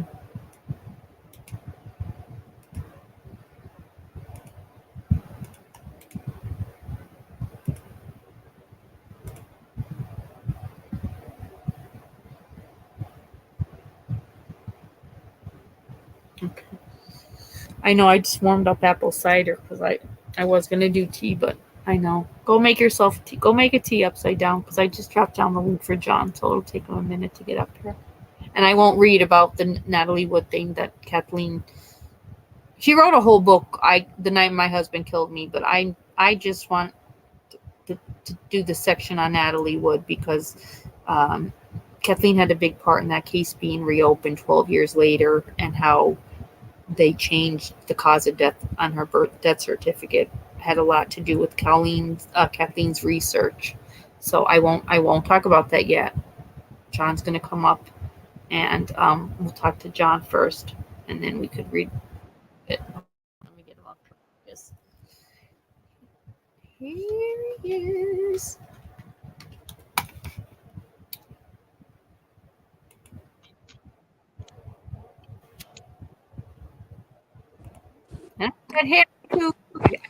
I think I have it up here. John, can you hear me? Yeah. How you doing, Rose? Hello, my man. I'm so happy you're here. And Haley, can you hear us? Loud and clear. Hey, John. Hi, Hey. everyone. I'm happy how you feeling? How's the toothache? You okay? No. Oh God, keep staying with ibuprofen. Yeah, I'm literally just dosing myself up. Yeah. Okay. Yeah, Aw. but I know, it's. But I'll you're go here, for it. and Yeah, we'll get your mind off it. yeah, exactly. So, John, Yeah. talk to me. I mean, wow. So, ex of 22 years. Yeah, look, it's blowing my mind, Rose, and I don't know how to act. I don't Mm, I don't know anything. That's why I was like, man, you don't know how this to girl's act. got me all, Oh my I God. don't know if I'm coming or going, man. Wow. This Look, is. here's what happened. Mhm. Just let me give you a little context, Yeah. background real quick. Yeah. And right before Christmas of 1999, Mhm. I went in to get my hair cut at a place I'd never been before, Mhm. and she cut my hair, Mhm. and it was unbelievable. And I asked this kind of place had like a receptionist in front, and then you went back to get your hair cut. Huh? And when I was leaving, I asked that receptionist, I said, "Who is that?" And, I love that. and I found out, does she have a boyfriend? And it was so funny because this old lady was such a little like a snoop and a matchmaker, Yes, I love that. And she said, "Oh, she's got this boyfriend, and they're back and forth all the time. You really should call her." And I said, "Really?" And she said, "Yeah." And I was like, "Hot damn," So right around that hair place was on a corner, Mhm. and 2 doors down was a flower shop. So I just walked down. Oh. I bought a dozen roses. Oh Had God. them in a, Oh put 'em in a God. vase with some baby's breath and all this stuff. Oh. And I just had a card on there that said something like, "Enjoyed the haircut and the pleasant company," and then had my phone number or something like that. Oh my God. I But love since that. and they walked them. Now look, they walked them right over. So I wasn't. I hadn't left the place 10 minutes. Yeah. And so she thought she was getting them from the guy she was wishy-washy with. Yeah. And so did all the women that worked there. They're like, "Oh, Bob sent you flowers." And then she opened them up and they're from me. And that just blew that woman's mind, okay? Oh hell She yeah. was all over me like funk on a monkey after that. And you fellas out there, if you're listening, flowers always work. But look, I love this right now. so look, just real quick. So that was December 99. Then by April we got married. We were married. Oh wow. Okay. And by the end of the year we were divorced. Ah. It was just like a freaking meteor Yeah. that came out of it. Was the most bizarre thing ever. And there wasn't really bitter or anything at the breakup. We just thought, Right. it was over. Yeah. And I haven't seen her, talked to her, Right. or anything. We don't even live in the same town. We Oh. live about over an hour apart. Mhm. Okay. But not the Wednesday before Thanksgiving, but the week before that, Mhm. just whenever 2 weeks ago, Mhm. I drove down to this health store that I go to. It's about halfway between me and her. Mhm. And I drove down there and she was there. She had drove from the other way and was going to the health store. Oh. And I saw her in the store and I couldn't believe my eyes, right? Yeah. And she was looking at something on the shelf and I was like, fuck, what do I do here, man? I mean, my heart was racing. I was just like, wow. And I went over and talked. And I just walked over and I go, "Hey." And she looks up and she goes, "Hey." And we stood there in that same spot for 40 minutes. Just talk, got her phone number, of course. Yeah. And ever since then, it's text, call, hours on the phone, texting. She's going to come see me now on the 6th. Oh my God. Oh God. Oh my God. Okay. I'm nervous. But it's got me shook, It's got me shook because I see all these cases we go through and these relationships we talk about. Mhm.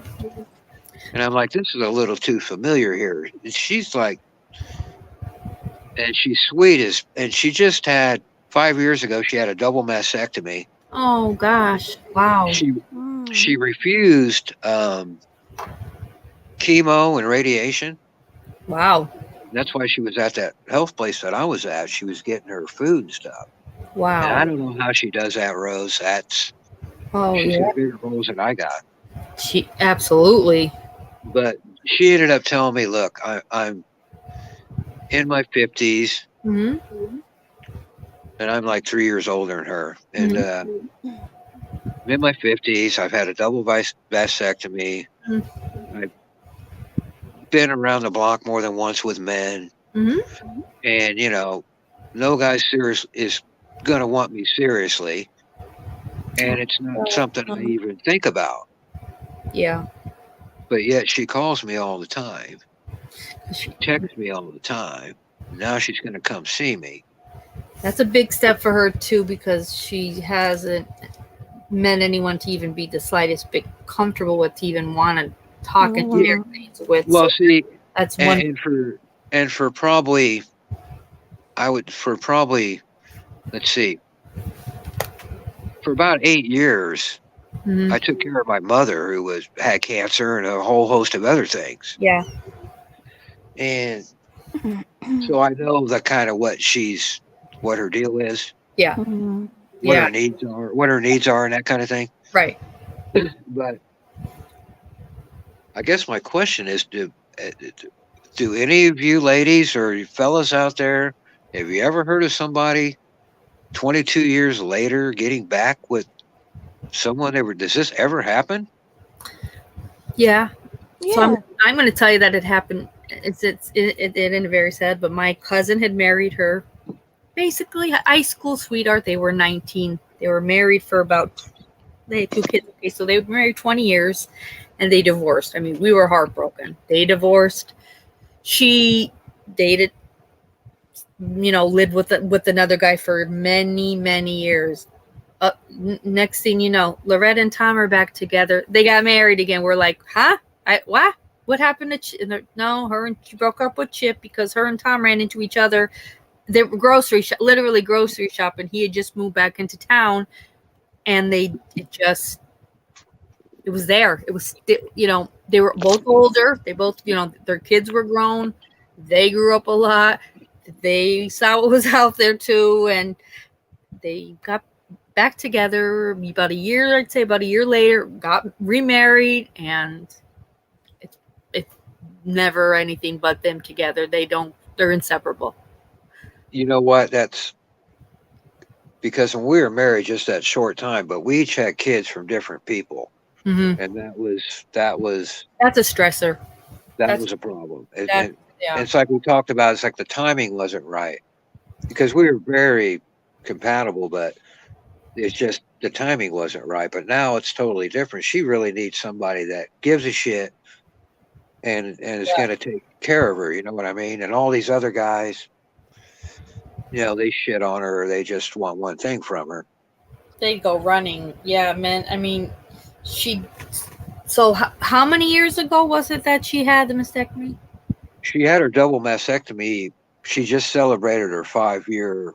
Okay. Oh wow. Okay. So she's in remission now. She made it to 5 years. She can at least say she's in remission, which is a beautiful thing for someone who did not do chemo or radiation and took a natural path. I don't know what to make of that. Isn't that?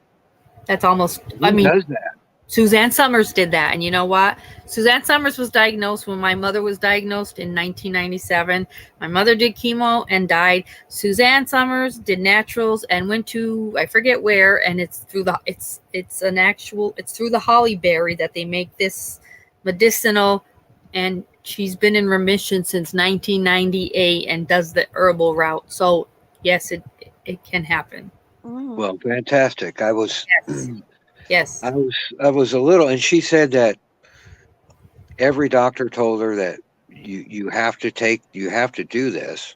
Oh yeah. And it caused a big rift in her family because all her family said you have to follow doctor's orders. And she said, I'm not doing that. Yeah, no, you don't have to, but people get scared. Most people do get scared into it, like, because Well, of course they want you to. Quite honestly, I just I found the I statistics. thought that was crazy, but It is. No, it is crazy. Now, my cousin that was, well, actually Saturday, she turned 50, but she was my cousin that had passed away in March. She was only 48. She was 48 when she was diagnosed. She did 6 rounds of chemo, and the doctor came back to tell her there's not a tumor in sight right now from what you had 6 months ago.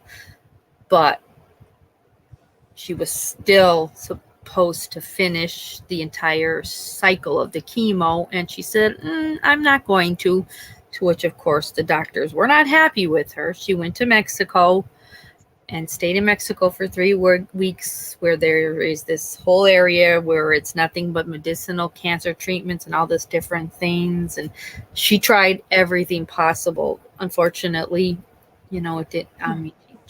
It didn't work. It didn't work for her. She had done that in like December, and then she passed in April. But then you do hear stories, because I followed this Suzanne Summers. I was just like, wow, Mom, she's using they're doing medicine with holly berry, like it's crazy. And then I remember thinking, like, wow, my mother went through the worst, like that last year of her life, where you think you're going to do anything to try to save your life. You're miserably sick, and the torture she went through. If you can do medicinal and it works, man, all the power to you. 5 years without doing chemo or radiation is a great sign. That's 5 years in July. Yeah, that's major. That's unbelievable. And I don't ever like to really say the word remission, because it's it's microscopic. But I got to be honest with you, we're heading into December, and the woman did not touch chemo or radiation. I just think her tumor cells reacted in a positive way to the herbal medication, and eradicated it. So that's a tough lady. She takes all this. She's got a very, very, that she came up with her own, by the way, through her own research. Mm-hmm. She didn't get it from them. And apparently it's working, whatever it is she's doing. But so she just every day has to take whatever she's taking. She eats healthy. She doesn't take any medicine at all. Like vitamins, like whatever they do. Yeah. She takes some kind of shake thing that she puts all this shit in there and all this different stuff. Very specific what's in there. And then she'll have later in the afternoon, she said 4:00. That's when she'll have a more normal meal.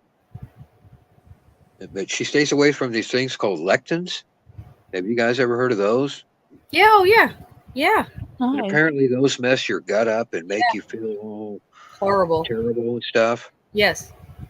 And so she stays away from those, and she's been fine. No lectins, and then whatever she's got in that shake. That's all she's doing. And then she exercises. I was just going to say, too, exercise is a big part of it, too, because, and then also. And she says, she's like, hey, I don't work out. I'll exercise for stretch or something for a few minutes, and then maybe later in the day she might do something else. She's not going to the gym or something. Wow. But I'm so hesitant, man. I'm just like, do I even want to get involved with somebody like this, man? I mean, if she's 5 years in remission, I mean, she's 5 years. I wouldn't say it if I wasn't so impressed by it, but I mean, Suzanne Summers, it's going on close to 30 years. So yes, it does happen. There are certain cancers that can be eradicated by herbal medicinal. And to me, she sounds like she's one of the statistics that it does work for.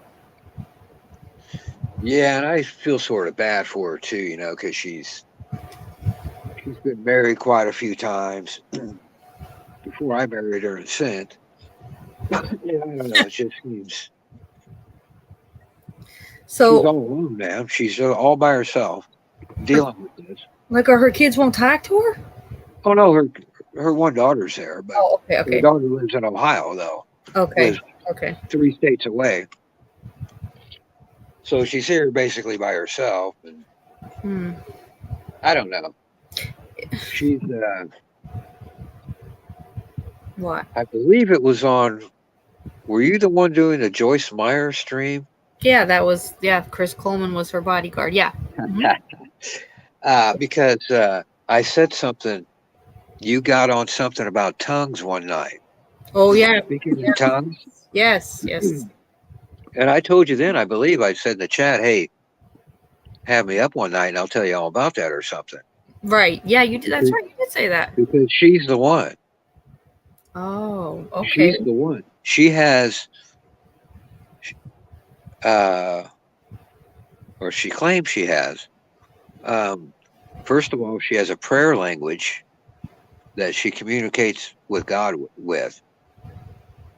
Ooh. She has the, you can laugh if you want, she has the gift of speaking in tongues. These are all spiritual gifts, according to her. Right. So she can speak in tongues, and I've heard her do it. And she can also interpret a tongue message that someone else gives. Yes, one of my subs sent me an email that night because she said, I heard you when you were talking about it and you were saying it scared you. She said, like, don't be scared. And it happened to her. And she's like, you have to interpret it correctly. She's like, don't be afraid of it. But I was as a kid, but she explained it really well. Oh, you spoke in tongues or something as a kid? No. As I was reading the book, what the hell's the name? What the hell was that name of the? Oh, One Last Kiss. When I was reading the Chris Coleman book, and because his parents were ministers, and when he was little, he had wrote part of the book is about him, like watching his father be a preacher, and people be up at the altar, and they'd be passing out, and people be speaking in tongues, and I just started saying how when I was little, that stuff used to scare me. So yeah, it's. And I didn't know. I'm like, is it the devil? Like because I thought they looked possessed, but she's like, don't be scared, and she was explaining. And she explained it really well. It was interesting, but yeah, that was one of those during one of those readings that I had talked about that. So Well, I have a different understanding of it now, and I have a respect for it, because it was explained to me. Well, you don't have to do that because it's pretty much. I could go into the whole thing, but I'm not going to. But it's. I mean, for her, anyway, she claims she has those things, and I don't know, man. What do you tell her? What do you tell her? Like, are you honest with her on your thoughts of that, or you just kind of let her? No. When we were married, I was, and that was sort of like a bone of contention or whatever, Yeah. Because I'm pretty much an atheist for the most part, so yeah, that was a big deal. But now, this time around, yeah, I don't care. I don't care if she thinks Jesus is coming tomorrow. I don't care. I agree. You're not, you're not having, these feelings and talking and excited and nervous because she speaks in tongues. It's because there's something there between you two. Yeah. I wanted to ask you about, you said that couple and they got back together now. Their kids are grown and yeah. And you said they were inseparable. They don't. They're on Facebook. And they're probably really giddy and they're traveling. Can't keep their hands off each other. Yeah, they go everywhere together. Oh, and they're both so. They're just as good looking as they were when they married. They were young. They were like 20 when they got married. But I've never seen her happier. I have never seen her happier. Well, see, that's what's freaking me out. Why? Because these last 2 weeks, I've just been on cloud 9. Yeah. And so it's like, oh man, I haven't felt this way in a long time, and I don't want to be like It reminds me of Watts when he met Inke. Oh yeah, they couldn't keep their hands off each other, boinking all the time. They didn't even know each other. You've known this woman. You were married to her before. 22 years have gone by. He knew her. That's true. That's true. And no, don't even. You're the total opposite of that. No, but I mean, just the sort of the chemical reaction where But there has I'm to be chemistry. scared to be alone with her. Got to be chemistry. So that's a good. I mean, you can't just she's so nice, and you have to have that anyway. But you're not acting loony toony and like getting hotel rooms and like doing it in the car in a Walmart parking lot. You're holding like you're because she's 60 miles away though. Which is The maybe second we're alone together, that's that. Well, so what? I'd probably be like my clothes would probably be halfway out to the parking lot because you're like you said, you've been through it all. You've seen what's out there.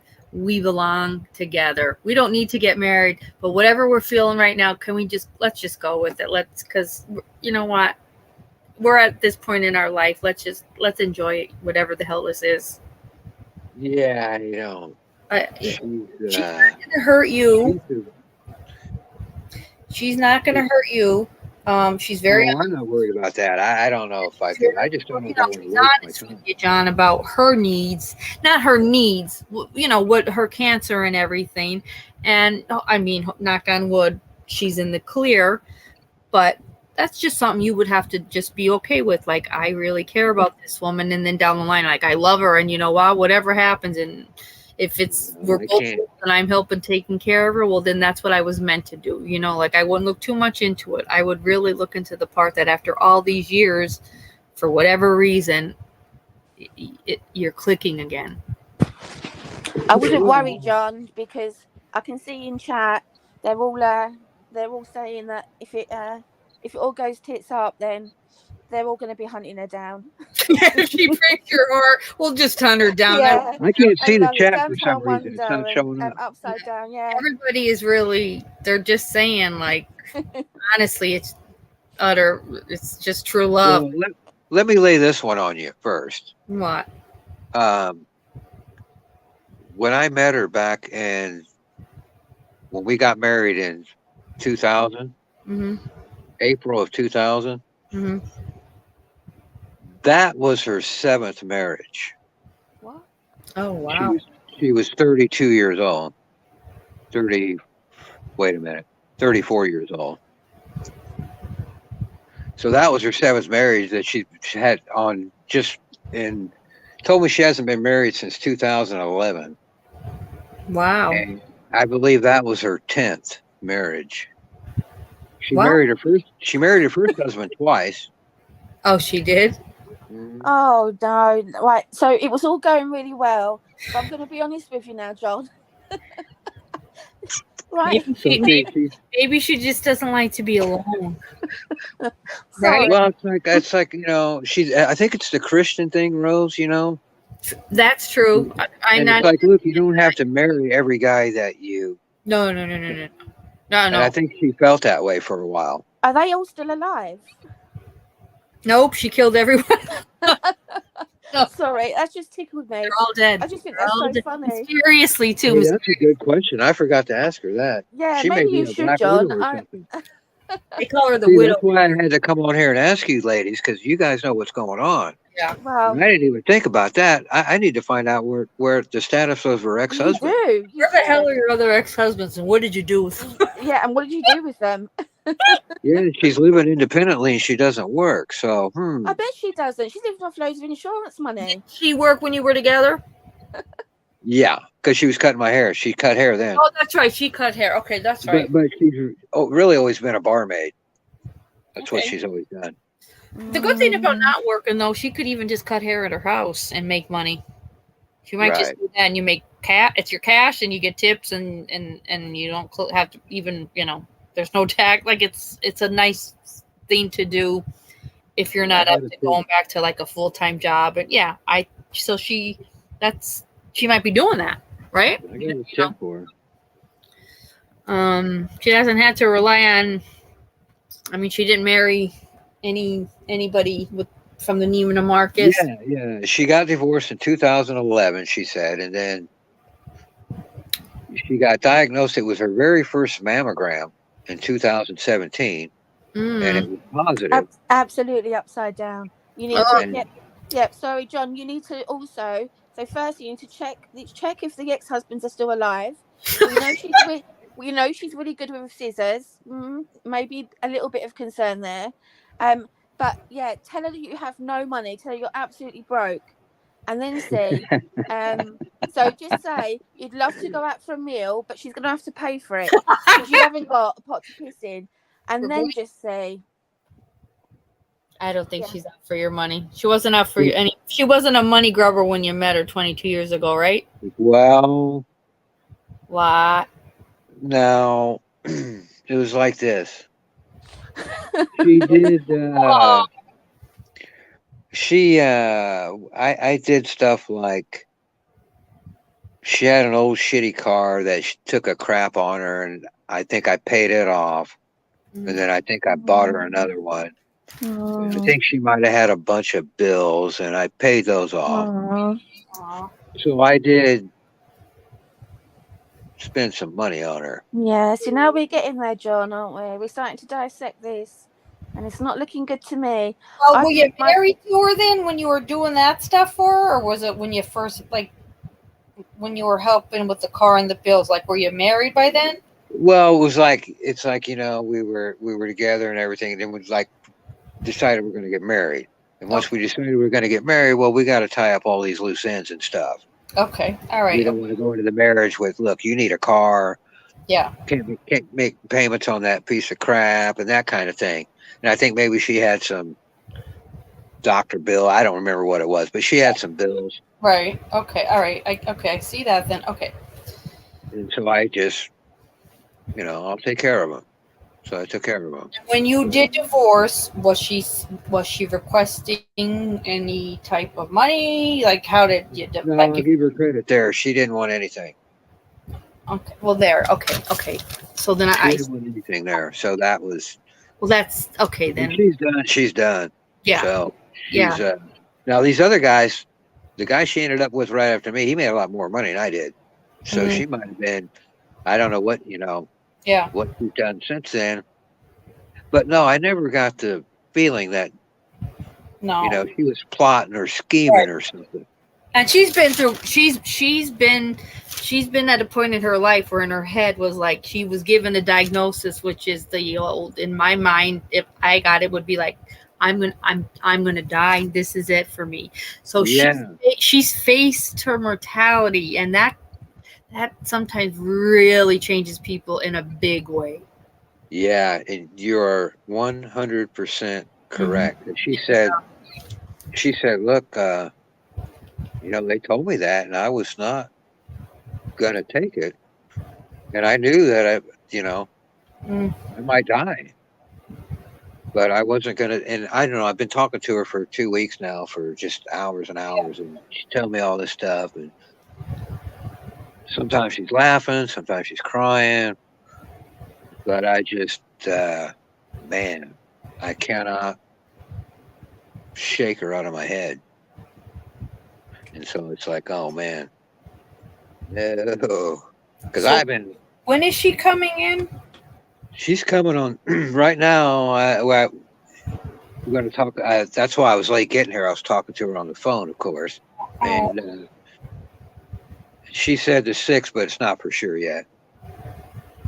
And she'll stay with you. What do you think? I don't know. There's no. Oh, okay. I told her, look, I said, because there's a bed and breakfast right around the corner from me. Oh, that's nice. Oh, I love that. Look, if you just come up for the day, and if you get tired or something, then don't have any presumptions that she's going to stay here or something. I said, look, I'll put you up over here. And she said, oh, well, that's nice. You're so sweet. That was, because she thought, and I said, look, no, I'm not. I don't have any expectations of nothing like that. I'm not trying to. No, I love that too. That you even said about the. But I really am, see. I got to sneak compliments in, because if you sweet talk her at all, man, she'll sniff that out and you're done.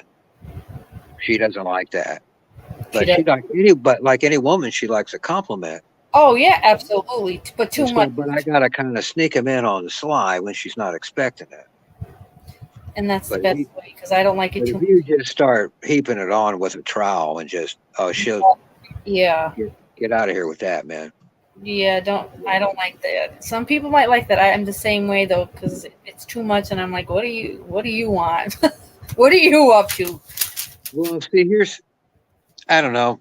This may seem stupid. Maybe you ladies can comment on this, but she's been in the bar business and cutting hair her whole life. So her customers are mainly men. And have you ever seen women that call every man honey? Mm-hmm. Well, she doesn't do that. The only person she calls honey is the guy she's with. Yeah. That's it, right? Yeah. She doesn't call. She knows better than to call some half drunk stranger honey. He's going to get the wrong idea. So she doesn't do that. Only the guy she's with. Well, we've been talking and talking and talking, and I misunderstood what she was saying. And I said, "You mean this?" And she goes, "No, no, honey, I mean this." Okay. Oh. And I said, I didn't say anything, and it got real quiet because it's like we can read each other's minds. And she knew that she played that honey card, and she didn't mean to. And she knew that I caught it. And she knows that I know that she only says that to somebody she's got like a romantic interest in. Yeah. She doesn't just say that to every guy. Right. That's So big. I said, yeah. On that note, it'd be a good time to call tonight. Mm-hmm. And she said, yeah, it probably would be. So then the next morning came, Mm-hmm. and I was going to let her call me. And Yeah. I said, no, I'm going to call her. Mm-hmm. So I called because now I know, right? She already tipped her hand. And we've been kind of coy for 2 weeks about our feelings and stuff. Yeah. But she tipped her hand when she misspoke and called me honey. She didn't misspoke. She didn't mean, well, I guess it was. She meant it, but she didn't mean to say it. It came out though. Oh. Yeah, so I called her up, and that's when I was asking her about, that's when because I hadn't even asked her if she had a boyfriend or anything, because I knew that she didn't, because she wouldn't be letting me call her if she did. Oh yeah, no. It's just how she is. She's not a Right. hoe bag like that. She's not going to go around behind your back. Right. So Right. I already knew, and I just asked her, and she said, no, I don't. Stuff like that. And so I don't know. I'm loving this for you. She's gonna come up. You're still gonna talk for another. When is she's coming? A week or two? The 6th. I don't know when that is. I think it's next Tuesday. Okay, so you're still gonna talk until then. Or is that? If she wants, if she gets tired, like you said, there's a nice bed and breakfast that she can stay at. Go for breakfast in the morning, then she goes back. Right. But I really do think just go in it like.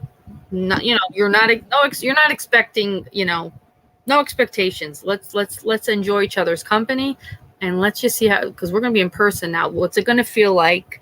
It's one thing on the phone, but when we see each other, like, if you're, you start getting the butterflies and your belly's flipping, to me, it's just a sign like this could be a beautiful thing. Yeah. It's not even like that with us.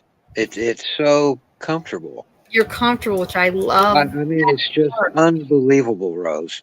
That's how what comfortable. I've been with lots of women, man. I'm not bragging or anything, but I've been with lots of women, and none of them, I just know when I see her, I'll just stick my arm out and she'll grab it, and we'll just go walking down the street like always. It won't even, it's like we didn't even skip a beat. Yeah, see, that's why I just feel like one day at a time, and don't overthink it, and please at least give it a shot. But You think so? yes, I don't know. I'm like super excited, and I can't. I am, like I said, man. I'm like a schoolboy over here. And I haven't felt like this in a long time. I love it though. Life is rough. We go through a lot of shit in our lives and shitty stuff. So when something nice happens, we're almost like waiting for the other shoe to fall off, which is awful. Exactly. And that's what it is. I'm like, okay, where's the punchline in this joke here? I'm terrible with that, but that's what we do as life goes on, and you have some really shitty experiences, but you can't be jaded. and this woman has faced death. Honest to God, I just really feel she's a good soul. And if it's not chemistry, love, like I still do think it's a real friendship that you might have till the day you leave this world. It's definitely that. Yeah, It's already that. We've already sort of cemented that. comfortable as friends. That what a bonus this would be at this point in your life to really then get that the realness of like almost saying this woman's my soulmate. There's a saying in Thailand that a lot of Thai girls say, and it translates a little bit like this: if you sit and wait, no, sorry, let me start over. Love is like a butterfly. If you sit and wait, it will land on your shoulder. If you chase it, it will run away. Wow.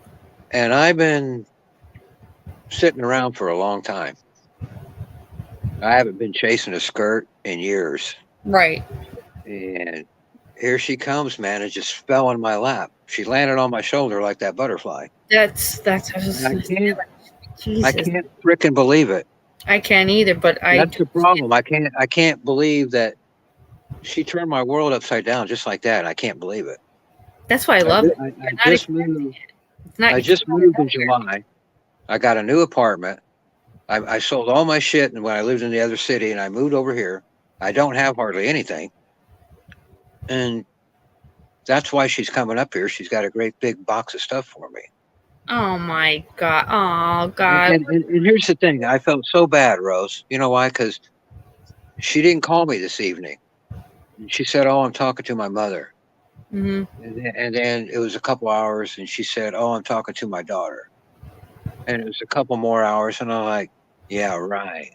Sure you are." I started copping this attitude just like that, man.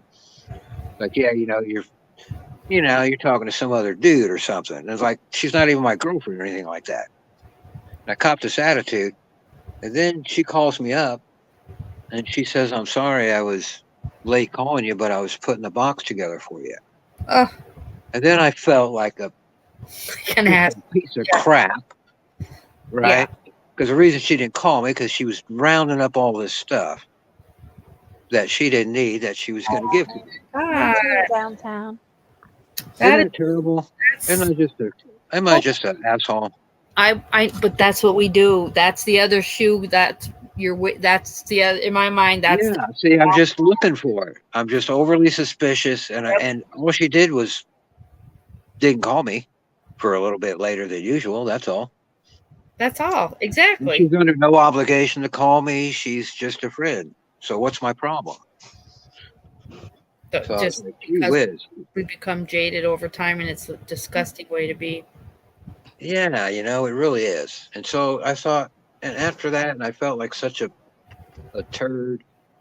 I thought, you know what? I'm just going to go ahead and trust her. And I'm just going to make sure she doesn't. If she says that's what she's doing, I'm just believe her. I'm not going to, if she's lying, she's lying. Yeah, I really don't. I don't. But she doesn't lie. That's the thing. John, no. Let me give you an example of how she doesn't lie. Okay. I was asking her if she had a car, and she said, "Yeah, she bought a full-size van." This is what she said. She said, "I bought a full-size van. I gutted it.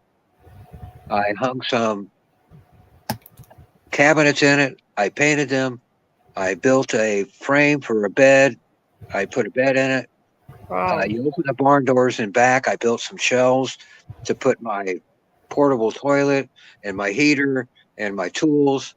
And when you open the side door, I hooked up a cooler and stuff." Oh my God. And I said, now I know her well enough, okay, on this particular thing, but I was just kind of messing with her a little bit. And I said, "Now, when you say you gutted it, you mean that you called your brother and he came over and your dad came over? Your brother gutted it and your dad laid out a new floor plan for you?" And she said, and I already knew she meant exactly what she said. Mm. She said, "No, I got a pry bar, and I pried everything out of there that I didn't. I gutted it. I didn't have any help." Now, how many women do you know have tools? I know. Yeah, that's Okay, how many women do you know that can do that?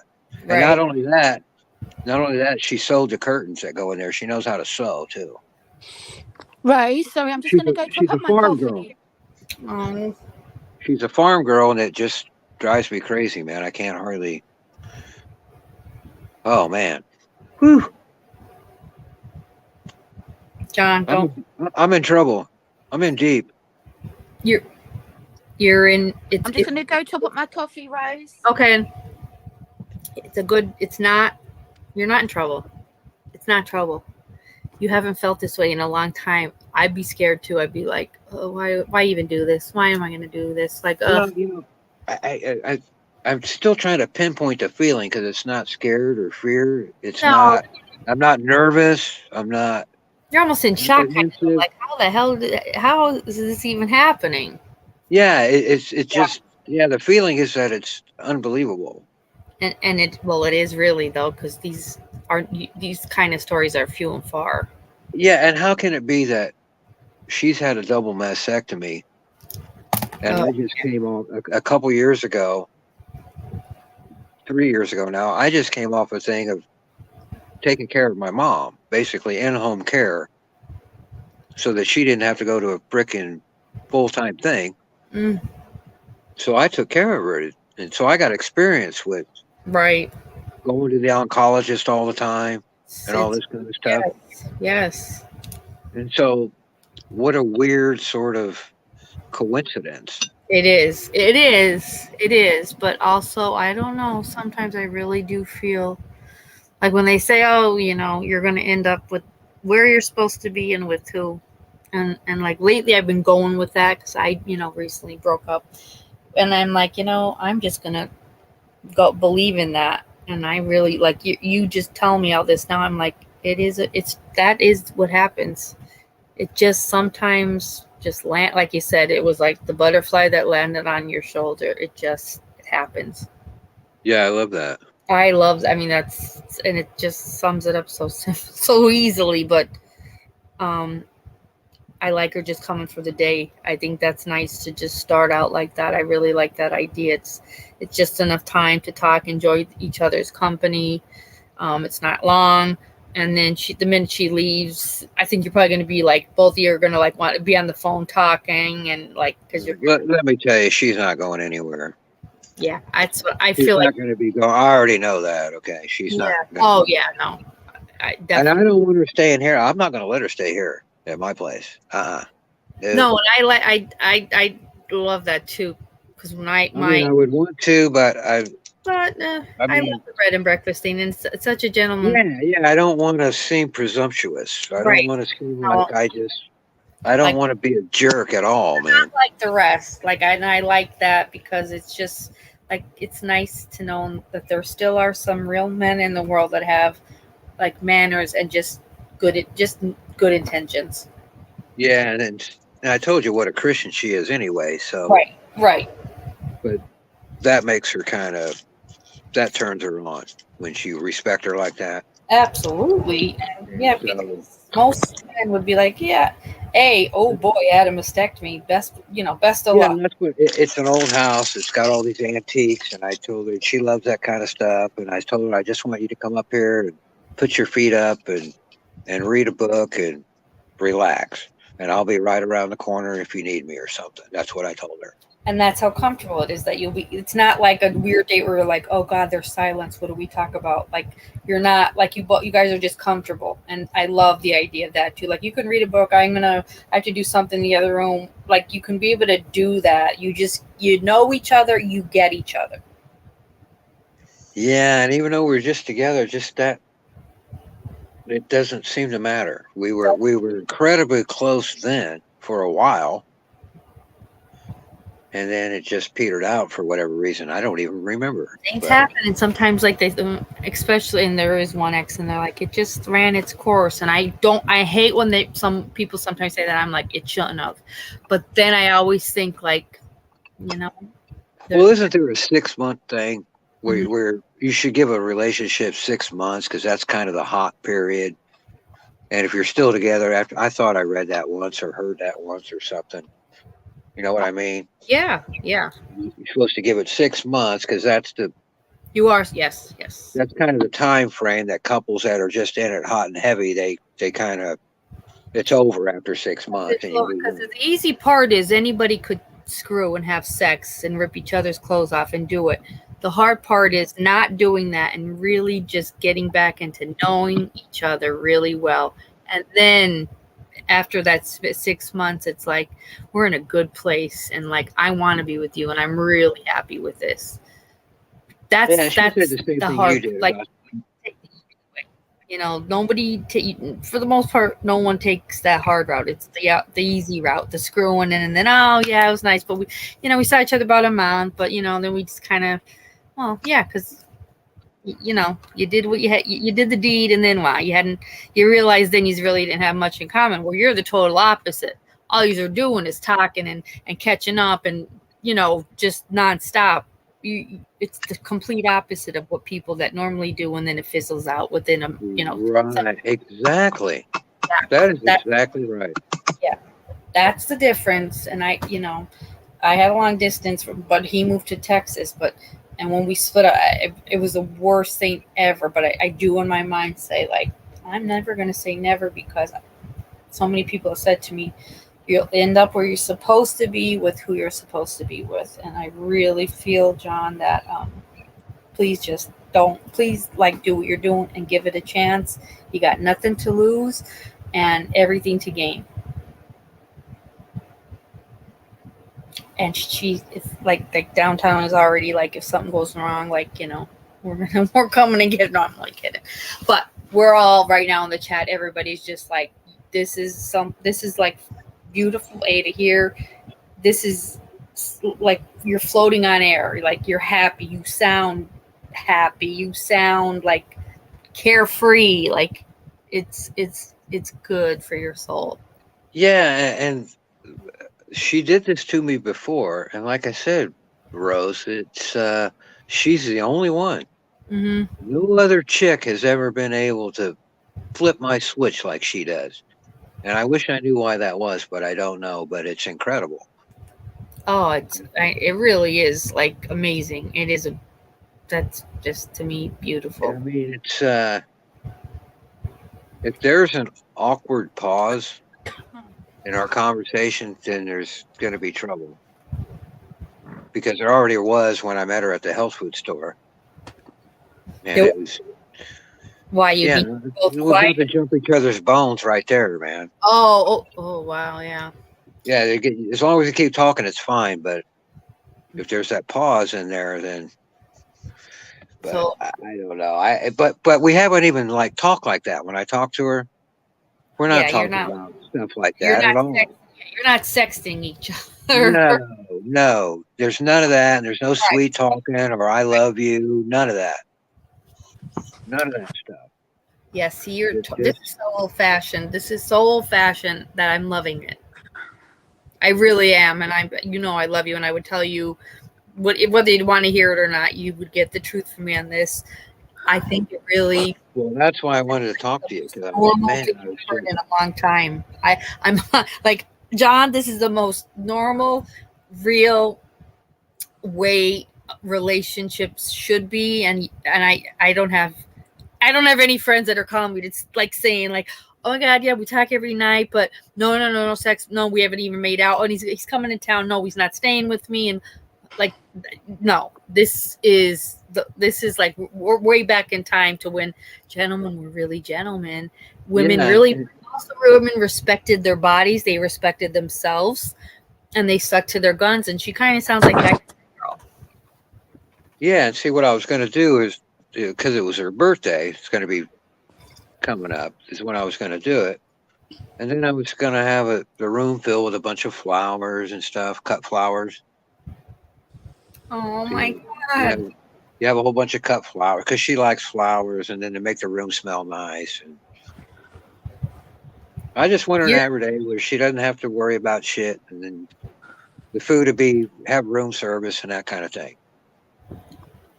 Have food brought in or whatever. Oh, I love it. And she's bringing stuff to decorate the house. I love it. Well, not to decorate, just stuff I need. Like, because like when I moved, I sold all my stuff because I didn't want to move most of it. So I sold a bunch of stuff, and I was downsizing anyway. But I do need. She's bringing me stuff like curtains and curtain rods that I do need. All the stuff that women bring to make like a house a home. Yeah. What else do you need? Do you need? She had a whole list ready. Oh This wow. was after she had already put stuff in a box, and she had a whole list of stuff. And this was after I sat here in my own mind and said she was, she must be talking to some other guy. Gee whiz, man. What a jerk. So, that won't happen again. I No. won't think that way again.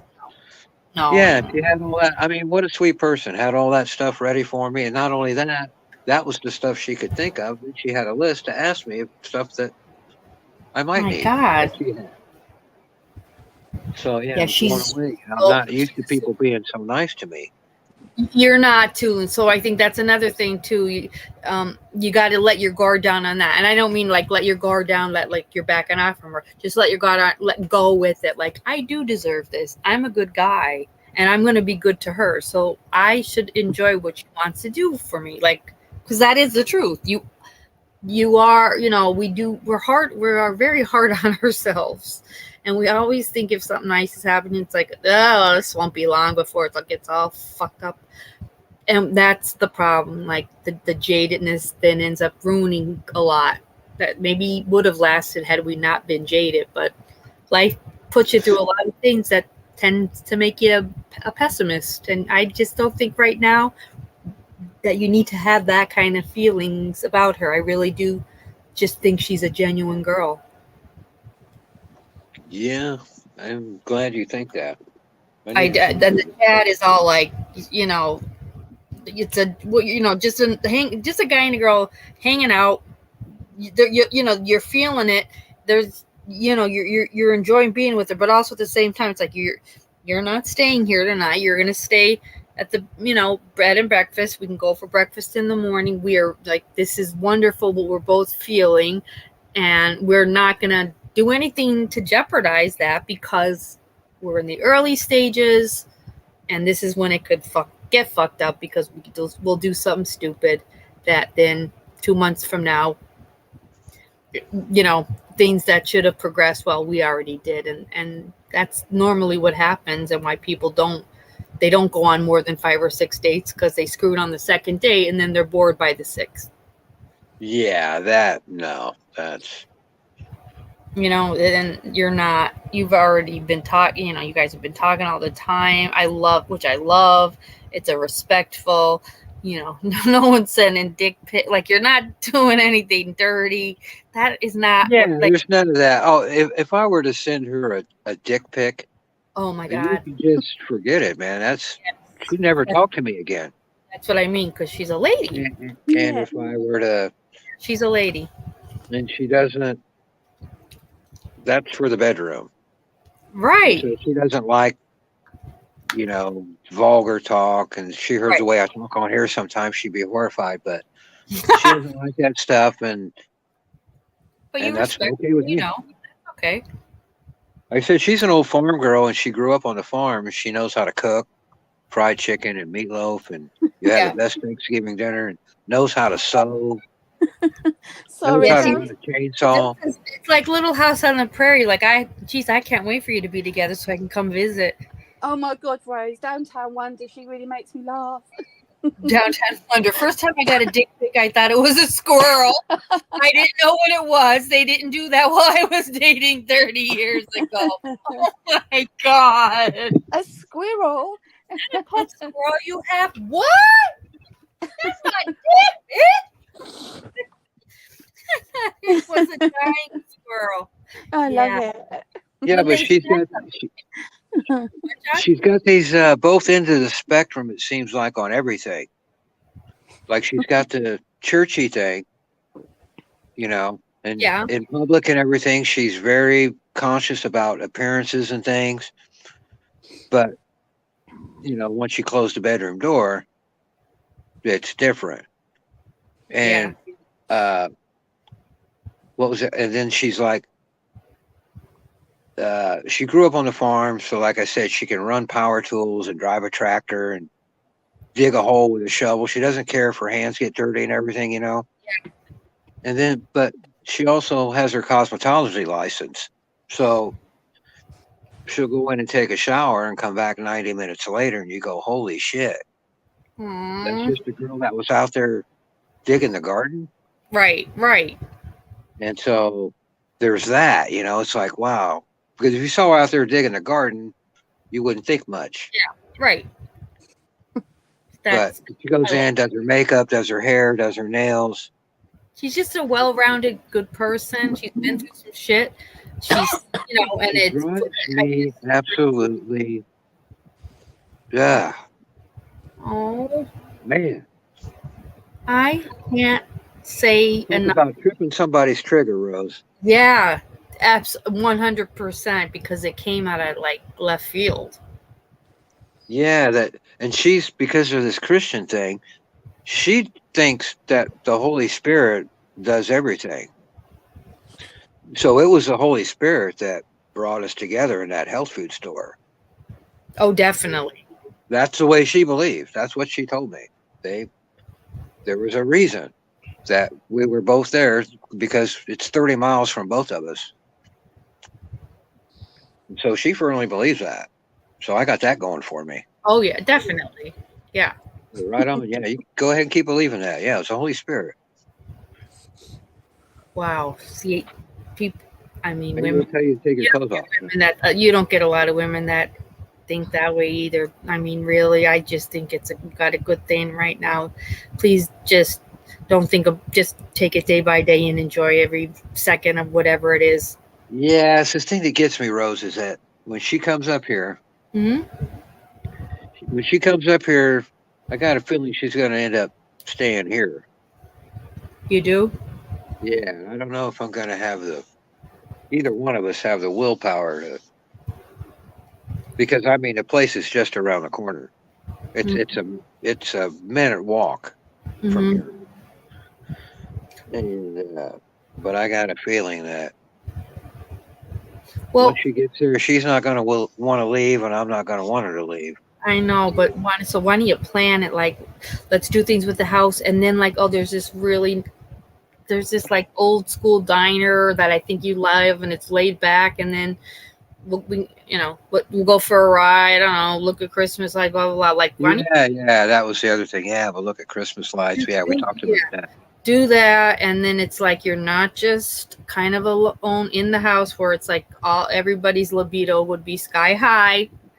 Keep it going, keep it moving, keep like that. Like you've made plans for the day, and you guys are gonna do things and make it a real. It's like that's old school. That's old school. Not what we do now. What they call like Netflix and chill. Which come on over.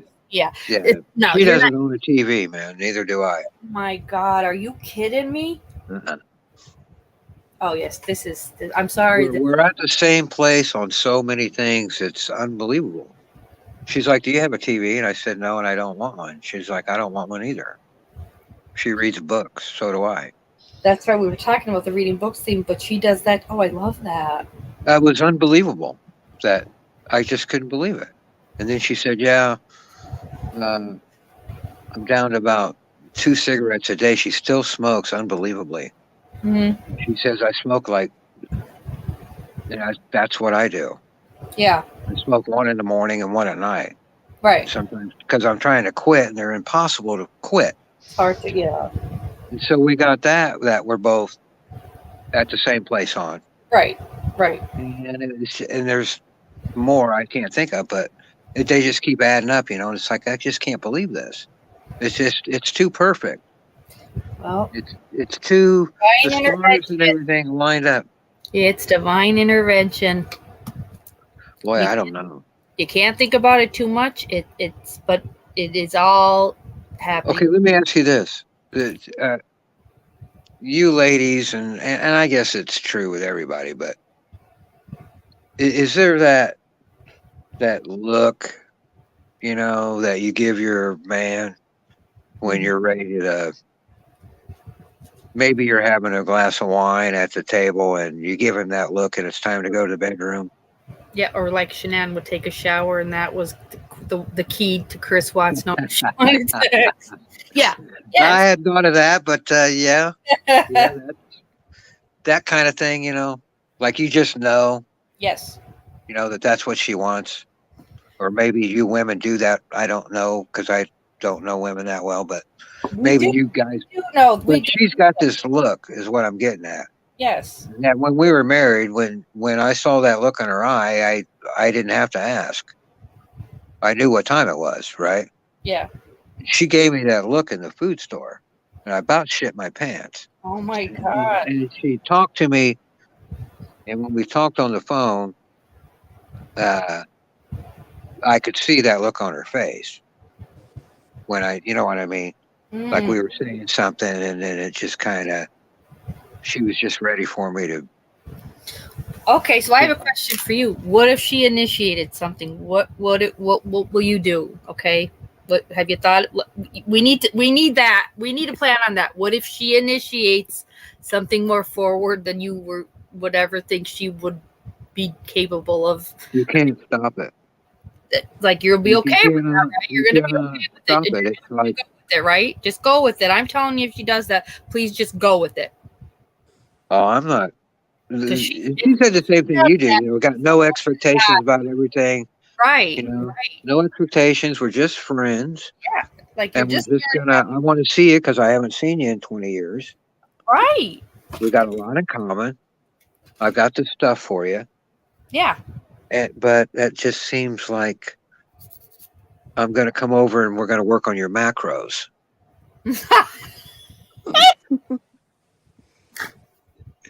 You know what I mean? Oh my God, you're going to tell her all you have is chicken and carrots. Yeah, see? We'll just have tea. Yeah, right, sure. I know what that means. Netflix and chill, tea, doing your macros, whatever, right? Yeah, that's whatever they call it these days. Yeah, and I'm not sure that that's not what's going on here. No, oh my, no, definitely. No, I just think you've been talking constantly, you've been texting. I just think by this point, there would have been here and there some racy texts or conversations going on. I don't. No, look, it's like I told my buddy. It's like, look, and he never met her. I've been friends with him longer, but he was living in a different state then, and he never got to meet her. And I told him, I said, look, man, on this girl here, if you're waiting around for her to make a move, you're going to be waiting. You'll be dead, because she'll never make the first move, and she'll never be the first one to flirt or any of that kind of thing. That's why I busted her so hard when she said honey, because she let that slip. She didn't mean to, because she would never, because I haven't called her honey or anything like that, or we don't say I love you and that kind of shit. That's nothing like that. When she let that honey slip, that's how I knew. And it's, why though? Because she's not fake. It's just natural, and it just came out because that's what her heart felt. So Right. I love that. That was the whole point of that van story, of her gutting that van. Yeah. She told me I gutted it. I built the bed frame. That's damn well what she meant. Wow. If someone had helped her, she would have told me. Yeah. Oh yeah. That's why she was a little annoyed when I said something. Mm-hmm. Because had her brother and dad helped her, she would have told me, my brother and my dad helped me gut it. Right. But aren't you listening? Right? It's her attitude. I didn't say that. I said I gutted it. Yeah. So she doesn't leave shit out like that. Yeah, she's not playing. She's just not somebody that's going to play games with your head. That's just, she's not that type. It couldn't be a better person for you. She did one time. Let me tell you how she played with my head. Because I asked her what kind of wheel she had just the other day. We talked forever before I even asked her what kind of car she had. And I said,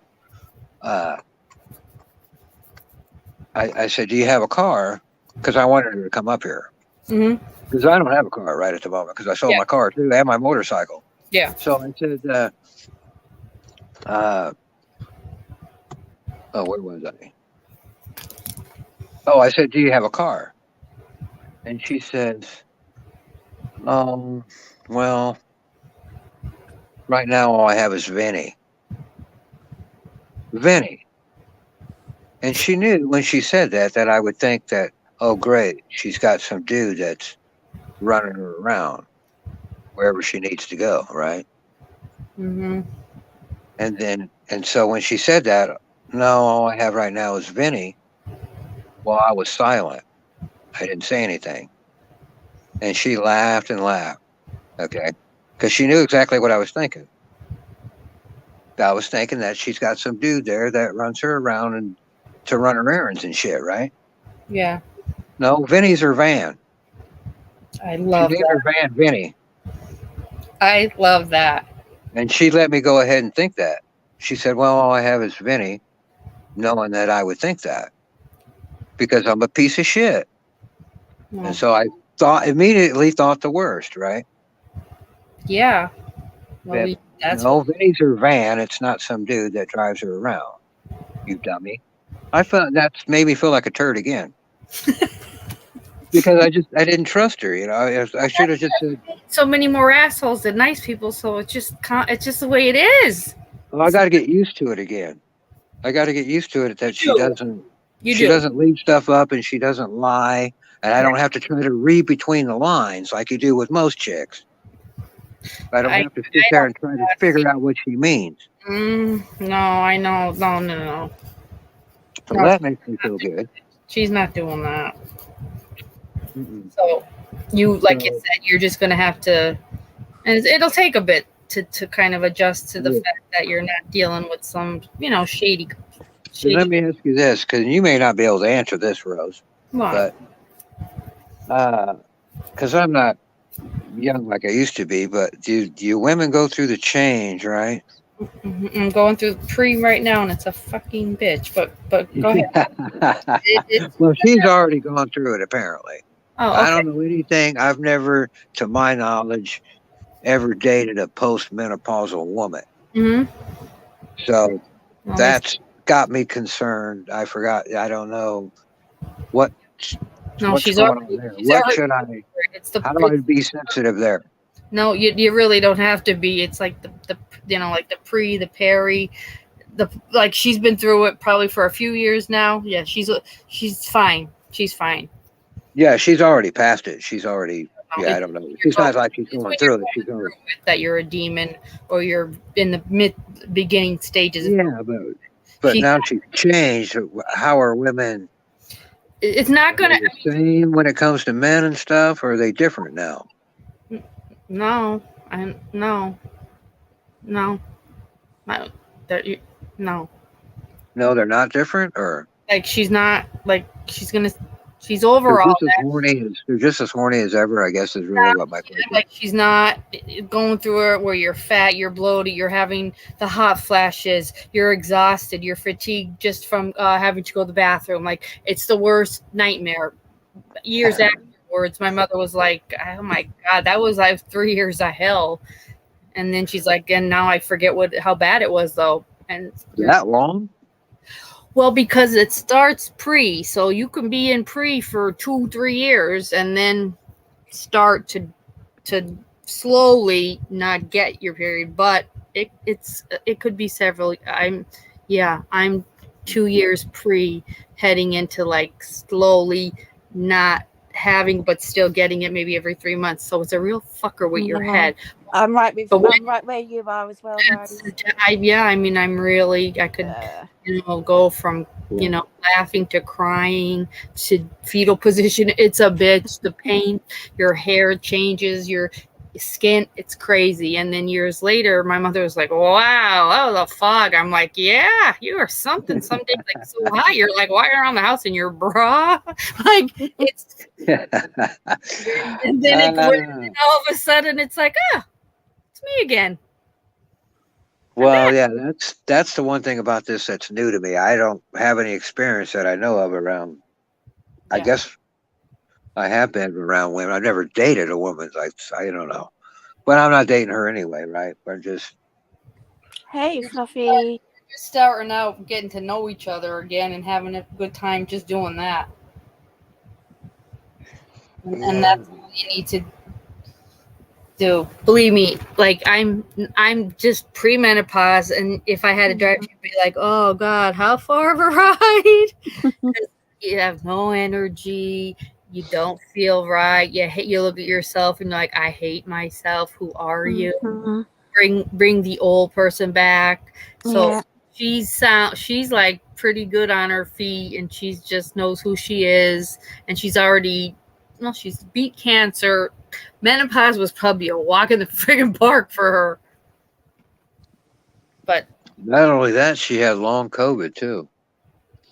and I have long COVID. That's a bitch too, in a different way than the premenopause. But together, it's like my dad'll be like, "Where's my daughter? Can you bring her home?"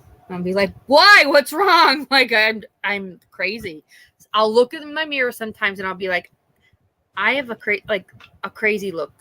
People sometimes you'll see them, you're like, oh, that person looks mentally ill. There are days when I look in the mirror, I'm like, I'm looking a little off today. I'm feeling a little off, and it's the hormones. Yeah. It's the fucking hormones, and then the COVID fog just adds to already the premenopausal fucking with your head and your memory. It's not fun. So if Yeah, she's I'm got, not sure when she went through the. she survived cancer through her menopause. Nah, long COVID, that ain't nothing for her compared to what she's been up against. The girl is tough. Yeah, I got to tell you, man. You're really talking me into her now. I don't know. No, I'm just kidding. I know she's special, man.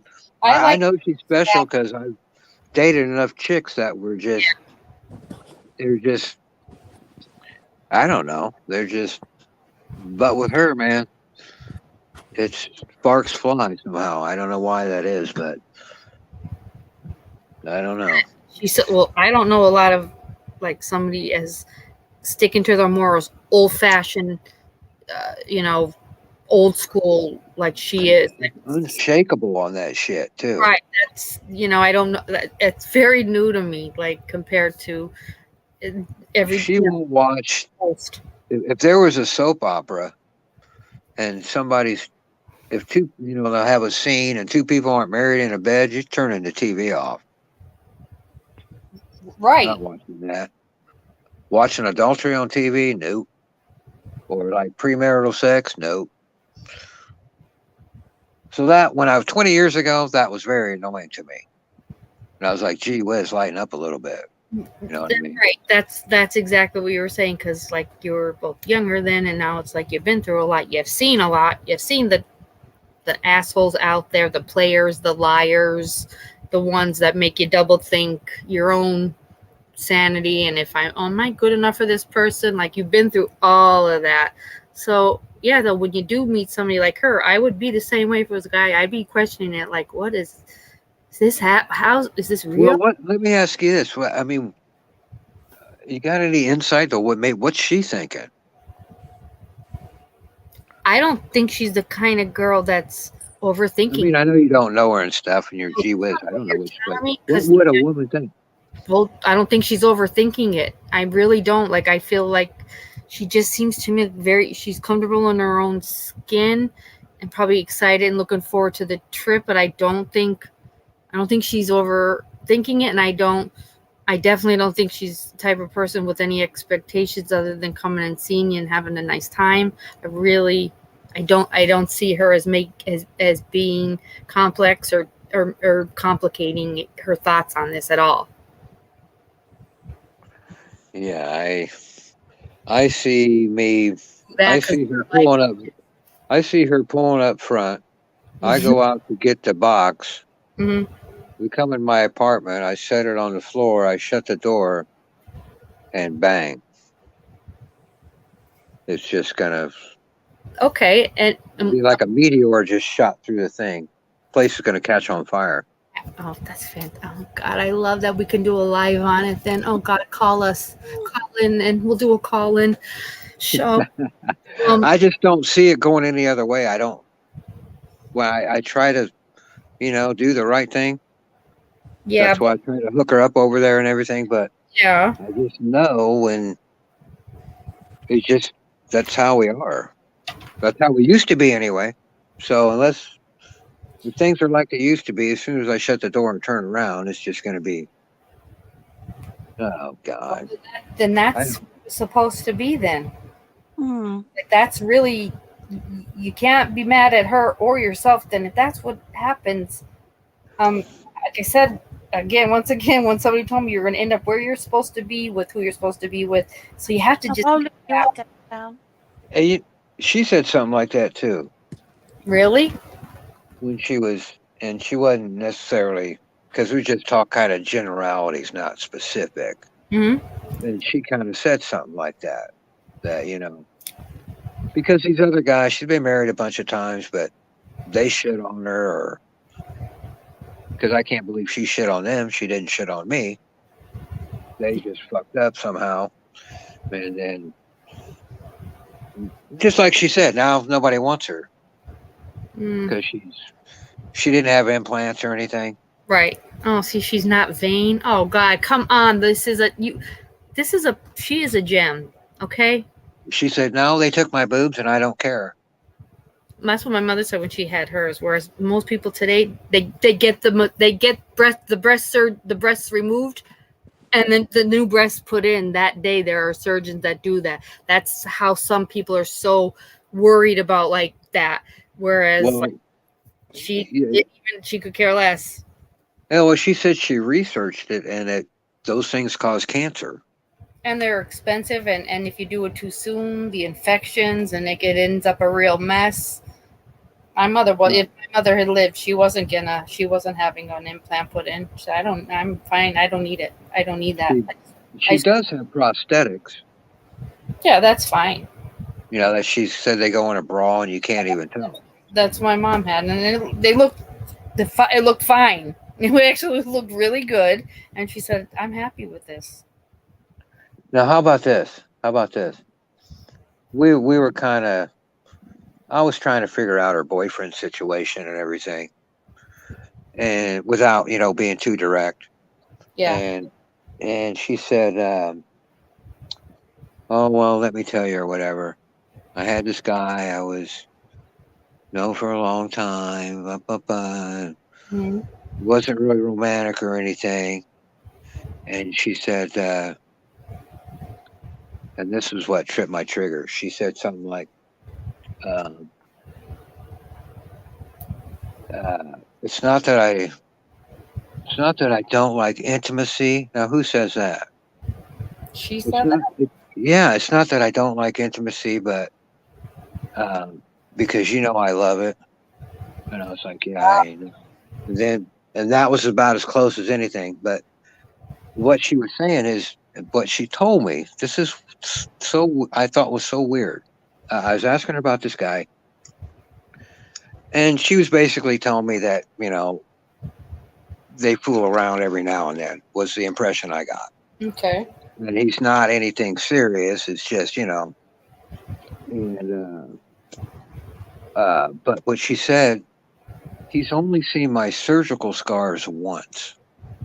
Oh, wow. That's how she put that.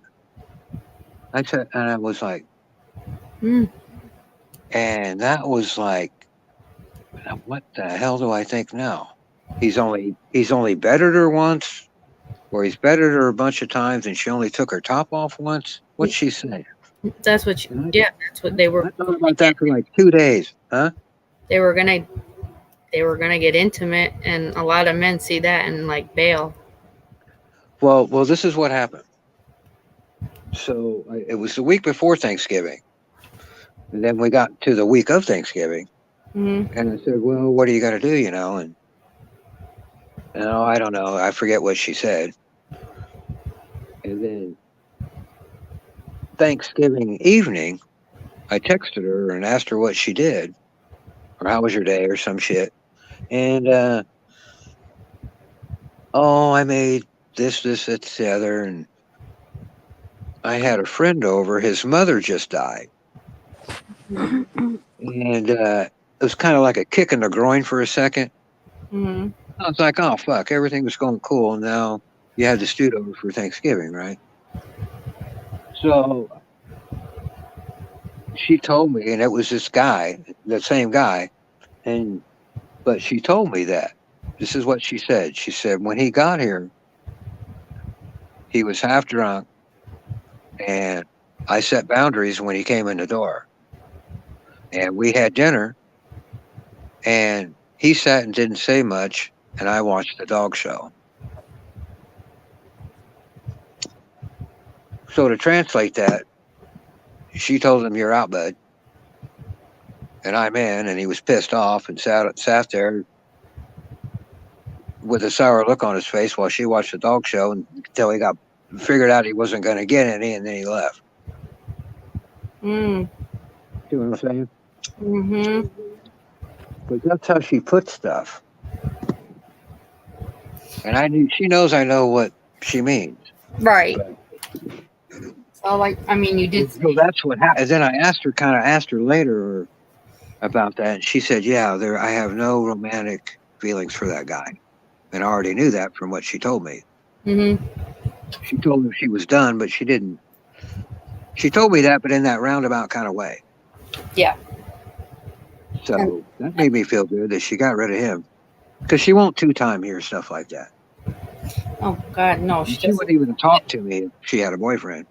Yeah, she's not that kind of person. Like, she's very religious, and, you know, she's definitely old school. Okay, you're not going to meet many girls either that aren't sending some kind of a weird money shot text to you. If I'm going to be honest, there's more than dick pics being sent in this time of the life in the world. Oh, no. I picked up my son's phone one too many times to be like, oh my God, I know her mother. What's she buying her red lace bras for? Like, seriously, 19, 20-year-old girls, shit ain't what it used to be. So, no. Well, you got let me tell you. When we were married, we were in one of these card shops that have all different kinds of greeting cards, Yeah. And she was looking through one and didn't realize, they got the adult ones. And she didn't know it was an adult, like an X-rated one. Yeah. And she flips this card over and it's got some guy's dick or something. Yeah. I forget what it was. It was some kind of joke with a dick, Yeah. And then she shrieked. I was overlooking at something else. And she shrieked, and I went over there, and she was flushed and embarrassed. Oh, wow. And I said, what? And she said, oh, that greeting card. And I looked at it and said, what the fuck? Who gives a shit? Right? It was nothing. But I would have thought it was fake, Yeah. Because I thought, come on, nobody reacts to that way. But when she was, she was embarrassed. She was blushing. Wow. I couldn't believe it. Yeah, because that's... If you blush at a dick pic on a greeting card?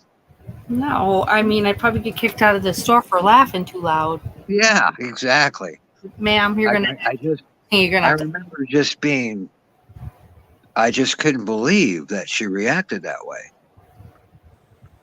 But now it fucking turns me on, to be honest with you. Oh, she's... Because she's that good girl, but bad girl. She's that strong farm girl, but she's that delicate feminine girl, too. She's all these contradictions. I know. Yeah, I know. So I don't know. I don't mean to take up your whole live stream talking about. I'm happy. I was, because when you said about a girl, I'm like, oh God, I'm thinking, is an ex stalking? Because of this stupid Idaho thing, I'm like, oh God, is somebody stalking them? I was worried. Yeah, I didn't. Yeah, I said, that's why you were going. no, this is a channel where we all talk honestly, but you know, it's more like sometimes a lot of hardships or just going through things, and we all are comfortable to let it all out. This is like this is a good let it out kind of night. Mhm. We don't get enough of know, these. We don't get enough of these. I'm just suspicious by nature, and then we're always on these cases, and we look at everybody, and Yeah. this person's sus, and this person's sketch, and you can't trust anybody on these cases. You got to look at all of them, and Right. I try not to bring that to my regular life. And it is You hard. know, It is hard to, like, you either need like a good friend to be like, yo, come on, let's reel back into reality. Or you have to start saying like, don't, like, you're going there. I'm like, don't go there. You're going to ruin it. Yeah, exactly. And if I'm being like overly suspicious and accusatory and stuff. There is nothing worse than that to turn someone off. I know. It is the worst. That's why I was glad I didn't say anything to her about the phone thing. I never said anything to her. I just thought that. No, me too. No. I didn't say, hey, why didn't you call me? Or yeah, no, don't do it. That's when you message me and say, can you go live? And then you'll have all us girls here and we'll tell you nothing. Yep. If you know in your head like it sounds weird or it sounds a little accusatory, it probably is. And that's why you shut up and you're like, just think like, you're going there and she's not, you're blaming a lot of other girls bullshit and you're putting it on her and she's not that kind of girl. Yeah, she's not going to play that either. Right. She's not for 1 second, man. She won't put up with you doing that to her, but at the same time, from what you're telling me, I just don't see her as even having that in her. She's a country girl. She's different than most. Like she's just different, and you love that about her. She's the only country girl I've ever been with. I've always been with these city girls. She's working. She's doing stuff on her truck. She's working outside, and then, like you said, she comes home. She changes, puts on clothes, makeup. It's like, wow, damn girl. It's everything that you could be happy with if you don't overthink it. Because I overthink the shit out of the best things, and it usually ends up then fucking me over because I went there in my head where I didn't need to. Yeah, and it kind of goes back to that expectation thing. You just gotta, if you don't have any expectations, then you cannot fail to meet my expectations because I didn't have any anyway. Right. So anything I get is just a plus because I had no expectations anyway. That's exactly how I feel. But that's easy to say, but it's hard to feel that way. The hard part is like the concern of walking in your house, putting her bags down, and then boom, boom, boom. So that's why you got to have a clear plan. Well, see, one thing I didn't do is I didn't hug her at the store. I wish I would have. Mm-hmm. So I got a hug coming. Well, you definitely have a hug coming outside when she gets there. You greet her at the car. Yeah, it better be out there. You know what? You're right. That's where you're hugging her, and then you're like, "Oh, let me take your bags." That's the best piece of advice I ever heard right there. Right? I mean, you have that's hug her out there by the car. Right out. Absolutely. Whether it's that's fine, but that's where the initial touching and hugging occurs. Then whatever she's boxes she's bringing with stuff here, let me take those in. Show me what you brought, and immediately like let her start showing you stuff, and then you start saying, so what are you hungry for tonight? Name a couple different places, and I thought I'd take you by. There's some like nice developments with the Christmas lights. Take care, guys. You just keep things going. So that doesn't happen because you're doing, like I said, that's the easy way. That's the easy part is screwing someone. The hard part is keep making something last and really knowing someone, and we don't do that enough anymore.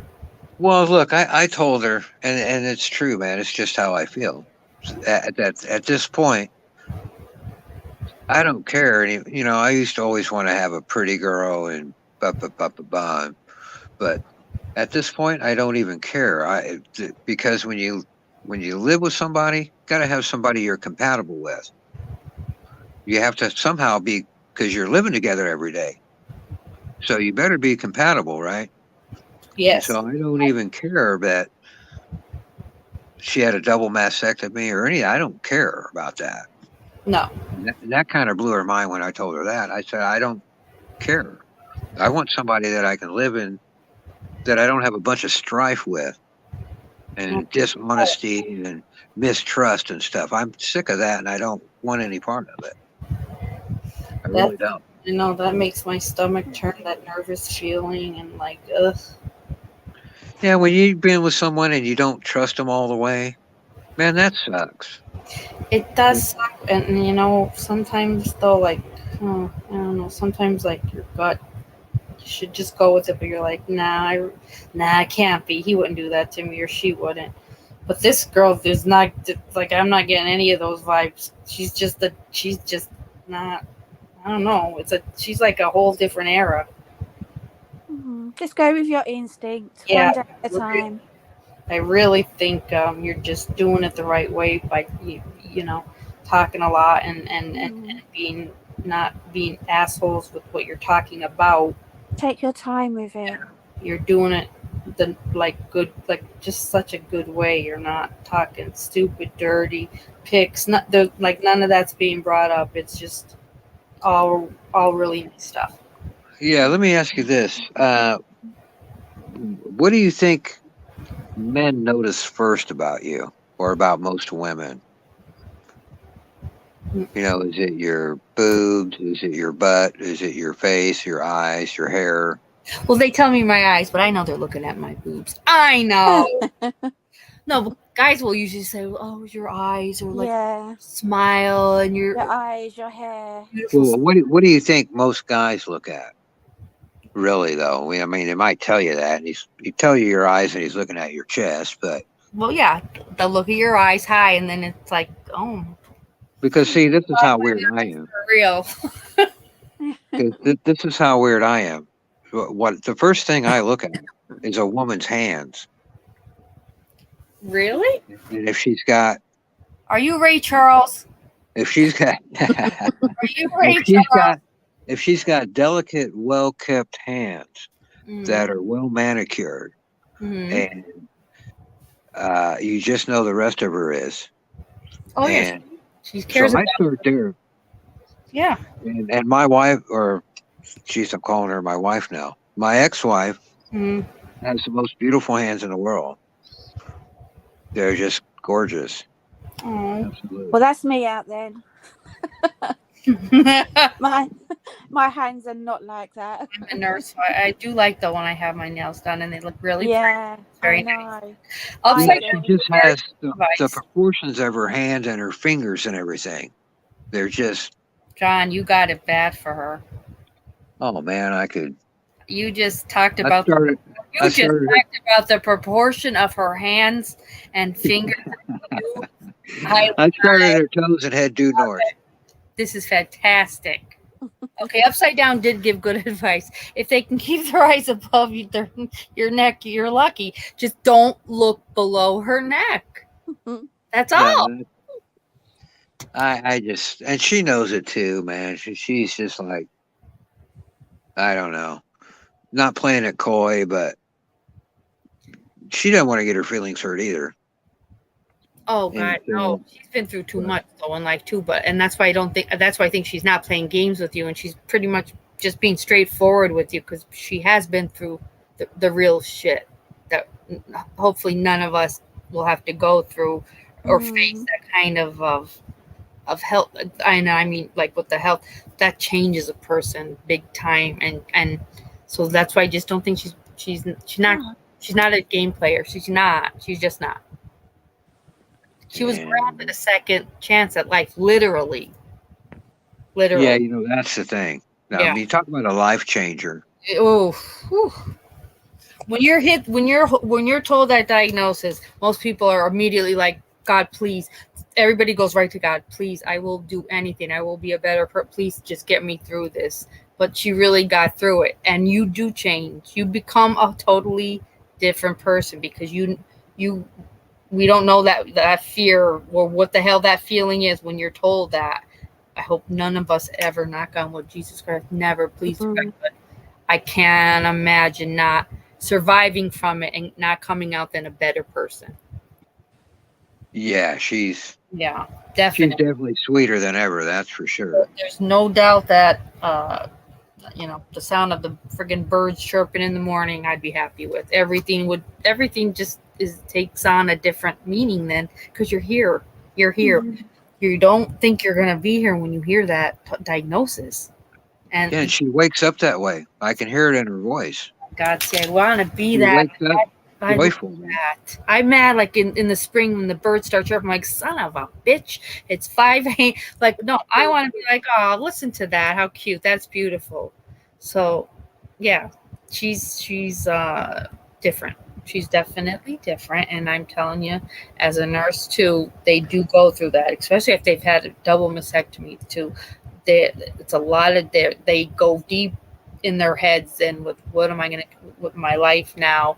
A lot of them, I mean, brand new mastectomies are hoping they live, but she's 5 years into it. Like, man, that's wonderful. What age are you supposed to start checking for that? They usually, it was like 40 you start your mammograms, but then it changed. If there's a familial history, it could pretty much be, if you tell your doctor you want to start them at 25, if you want to have genetic testing done. If not, When she waited, she would have been like 50 or 51 when she got diagnosed with it. Some women don't. I mean, she said that was her first mammogram.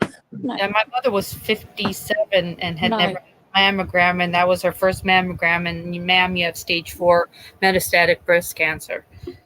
Yeah. Yikes. So I'm just wondering what made her delay that first visit. People don't want to go. They don't want to know. I'm frozen in fear. I'm a nurse. I will give you the best health advice on everything. I've had one mammogram. I cried because it was a mammogram that said I was negative, and I thought, like, my mother never got to read a report that said, like, negative. Like, she had one mammogram and it was rotten. So yeah, that sucks, man. Yeah.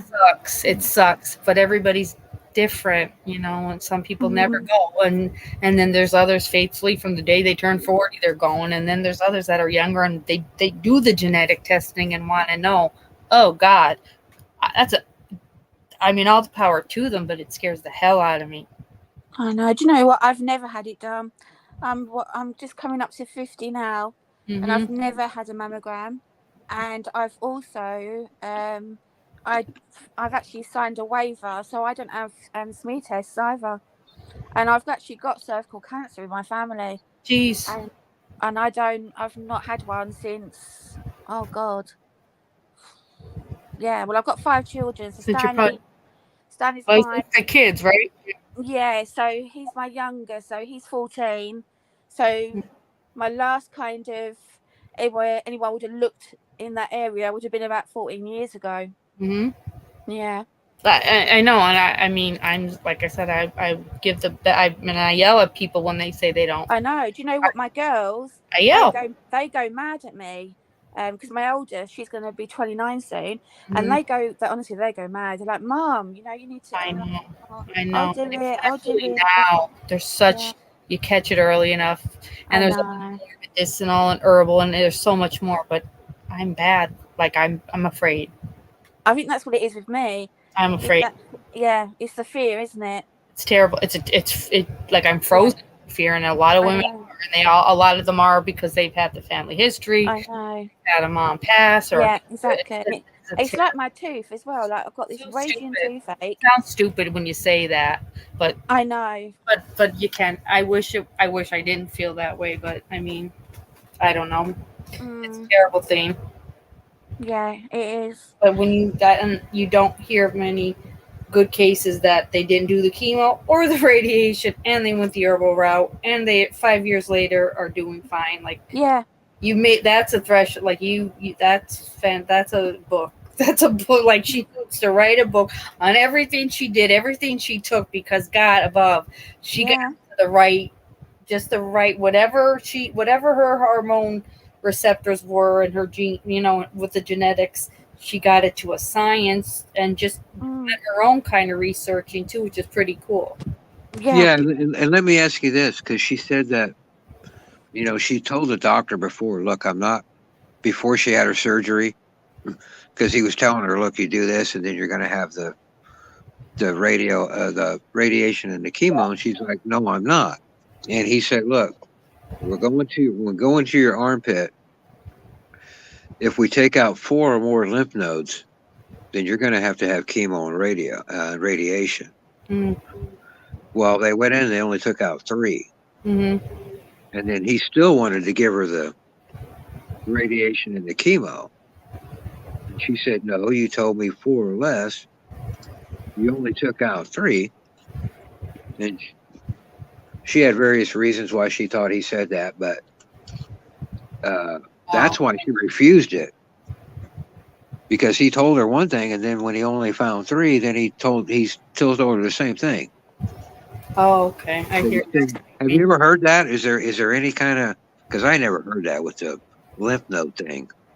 Yeah, I mean, my mother, they took out 15, and none of her lymph nodes had cancer. So she had stage 4 though, because it was in her liver, it was in her lungs, but it hit not one lymph node. So you can have it in your lymph nodes or not. That is not, no doctor should ever say, oh, we needed to get a few more out, or we need to get this. Yeah, I didn't understand that either. No, I thought that was. They don't say that. That's not right. Yeah, because she didn't have lymphatic cancer. She had breast cancer. If you take a lymph node out and it's in usually doctors will take, we took, 1 or 2 from each armpit or whatever, wherever. If it's in your lymph system, it's in your lymph system. But to just tell we needed to, whatever, they gave her a specific number. It's weird. Doctors usually do that. Yeah, I've never heard that either. And I was like, okay, Rose. Yeah. I've got to go because I need to go and get my Ruby up for school because she's got exams as well. Oh my God, I'm forgetting you're ahead. Yeah, so all right, 20 to 8, so she leaves. So I'm just gonna go and make sure she's all sorted. All right, I will catch up with you because we need to do. Let's do a Wednesday. Maybe we'll do a Wednesday live. Yes. Let's do that because we have so much to talk about. So much. We'll see tomorrow if anything happens. Idaho or Delphi. I know. Do you know what? I'm really looking down the what I'm doing right now is I'm really looking at the connections between I don't know how you pronounce it. Salem murders. Well, there was a guy that was murdered and his girlfriend was stabbed. So there's a lot of stuff going on, and we've got the dog. The dog that was skinned. Like when it comes to murder, I don't believe in coincidences. So we've got a lot going on. Yeah, the dog was filleted, and then they said no connection. Really? Yeah, I mean, if that's not someone trying out their weapon, I don't know what is. So let's try and do one. Wednesday. I will email you tomorrow. Email me. Figure out the time, and then I'll put out a notification on Wednesday morning. Yep. Perfect. Sounds good. All right, honey. Yeah, good. Okay, take care, Rose. Love you loads. And John, you're lovely. So you're gonna be fine. You're gonna be fine. And if you're not fine, we're gonna go find her. We will hunt her down. Yeah, exactly. Yeah. No, just go with your instinct, one day at a time, John, and just enjoy it. Just be you. Enjoy it. Yeah. Right. And I'm so sorry, chat, because for some reason I was looking at chat, but I wasn't able to comment, and I was like, oh no. So it's not because I was ignoring you, I was looking at you all, but I just couldn't reply to any comments or stuff. Really good to see everyone in chat. We'll talk more on Wednesday. We'll get it all out. Absolutely. And is it downtown? I will be looking up your subbing to your channel. Checking you out, darling. I'll drop it. I will see you all soon, okay? Okay, all right. I'll talk to you tomorrow, honey. All right, darling. Okay, bye. Take care. Bye. Yeah, John, I just like she just said, and I said earlier, no overthinking it. You're just go with it, and Yeah, I just started looking at the comments. I was, Everybody's really happy for you. and I want to thank everybody for their really nice comments that you guys have. That's Everybody, well, they know I love you, and they all know we've all gotten to know each other, and we all really, especially when we come here, because this is just a channel. Like, this isn't like when Kelly gets the crazy weirdo trolls and the hate and all that shit. This is really just good stuff, and people want to see people happy, and we do. And you deserve it. Oh, I meant to say right thing upside down. Sorry. You did the right thing. If you especially with fibroids, schedule. Absolutely. I'm just bad for myself, and that's stupid. But if, especially John's story with the herbal, like, I'm excited. I want you to try when you are with her, try to find out, like, so what do you take? Like, what are your daily, like, do you take certain supplements? And she told me, and she'd be happy to tell me. She told me, I just can't remember. I know she said she doesn't eat breakfast, and she has a Berkey. Do you know what a Berkey is? No. It's a big stainless steel water filter. Oh, okay. So the filters on her water and stuff. She's picky about her water. And she has some no breakfast, and then at lunch she has a shake. Mm-hmm. And I'll find out for you, but I forget what she said she put in there. It's got this for this and that for that. And most of the stuff she's taking now, though, is it's not for her cancer, it's for her gut. She wants this stuff called your gut flora or something like that. Yeah. So she's And taking. She wants to keep that all in balance, and so she eats all these foods for that. And I guess maybe they tie in as like cancer preventative stuff too. Oh yeah, definitely. That's very, wow. She's really done her research. Oh, that's all she does. Yeah, she's a smart cookie to be doing all that, but that's what you should be doing. Yeah, she's got it all. I don't know how many different things are in there, a bunch. And she doesn't eat dairy or sugar or flour or sugar. That's a number one. God, cancer loves sugar.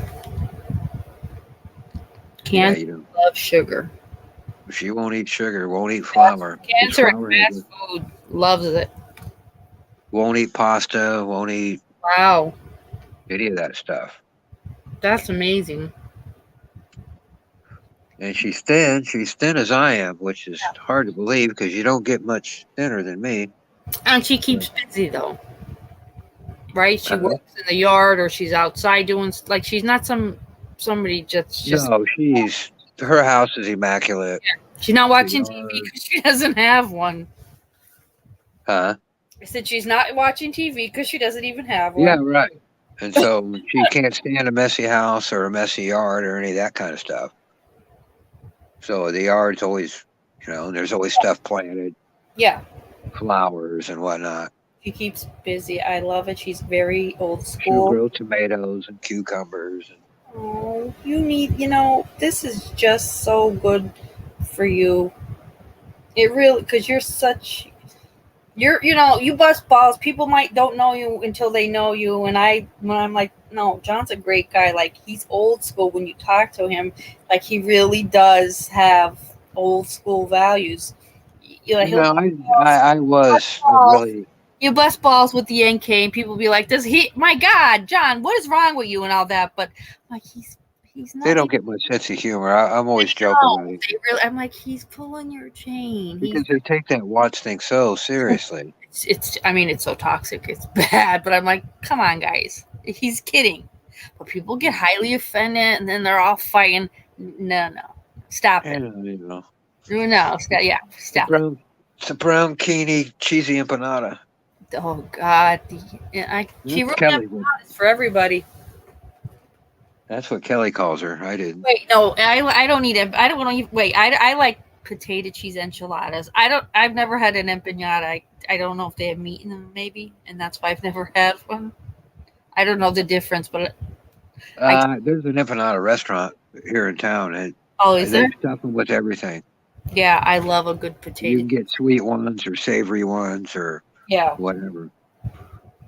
Well, that's good. Yeah, I never eat them. Doesn't eat any white foods, and they all have sugar. Yeah, white bread is bad. Get the wheat bread. Like, I learned so much when I was in nursing school and I've always been skinny, but I was like, damn, my God, I'm killing myself. But Well, see, this is what she's been telling me. I didn't know anything about these lectins. I've never even heard of them. mm-hmm. And she said they give you this leaky gut.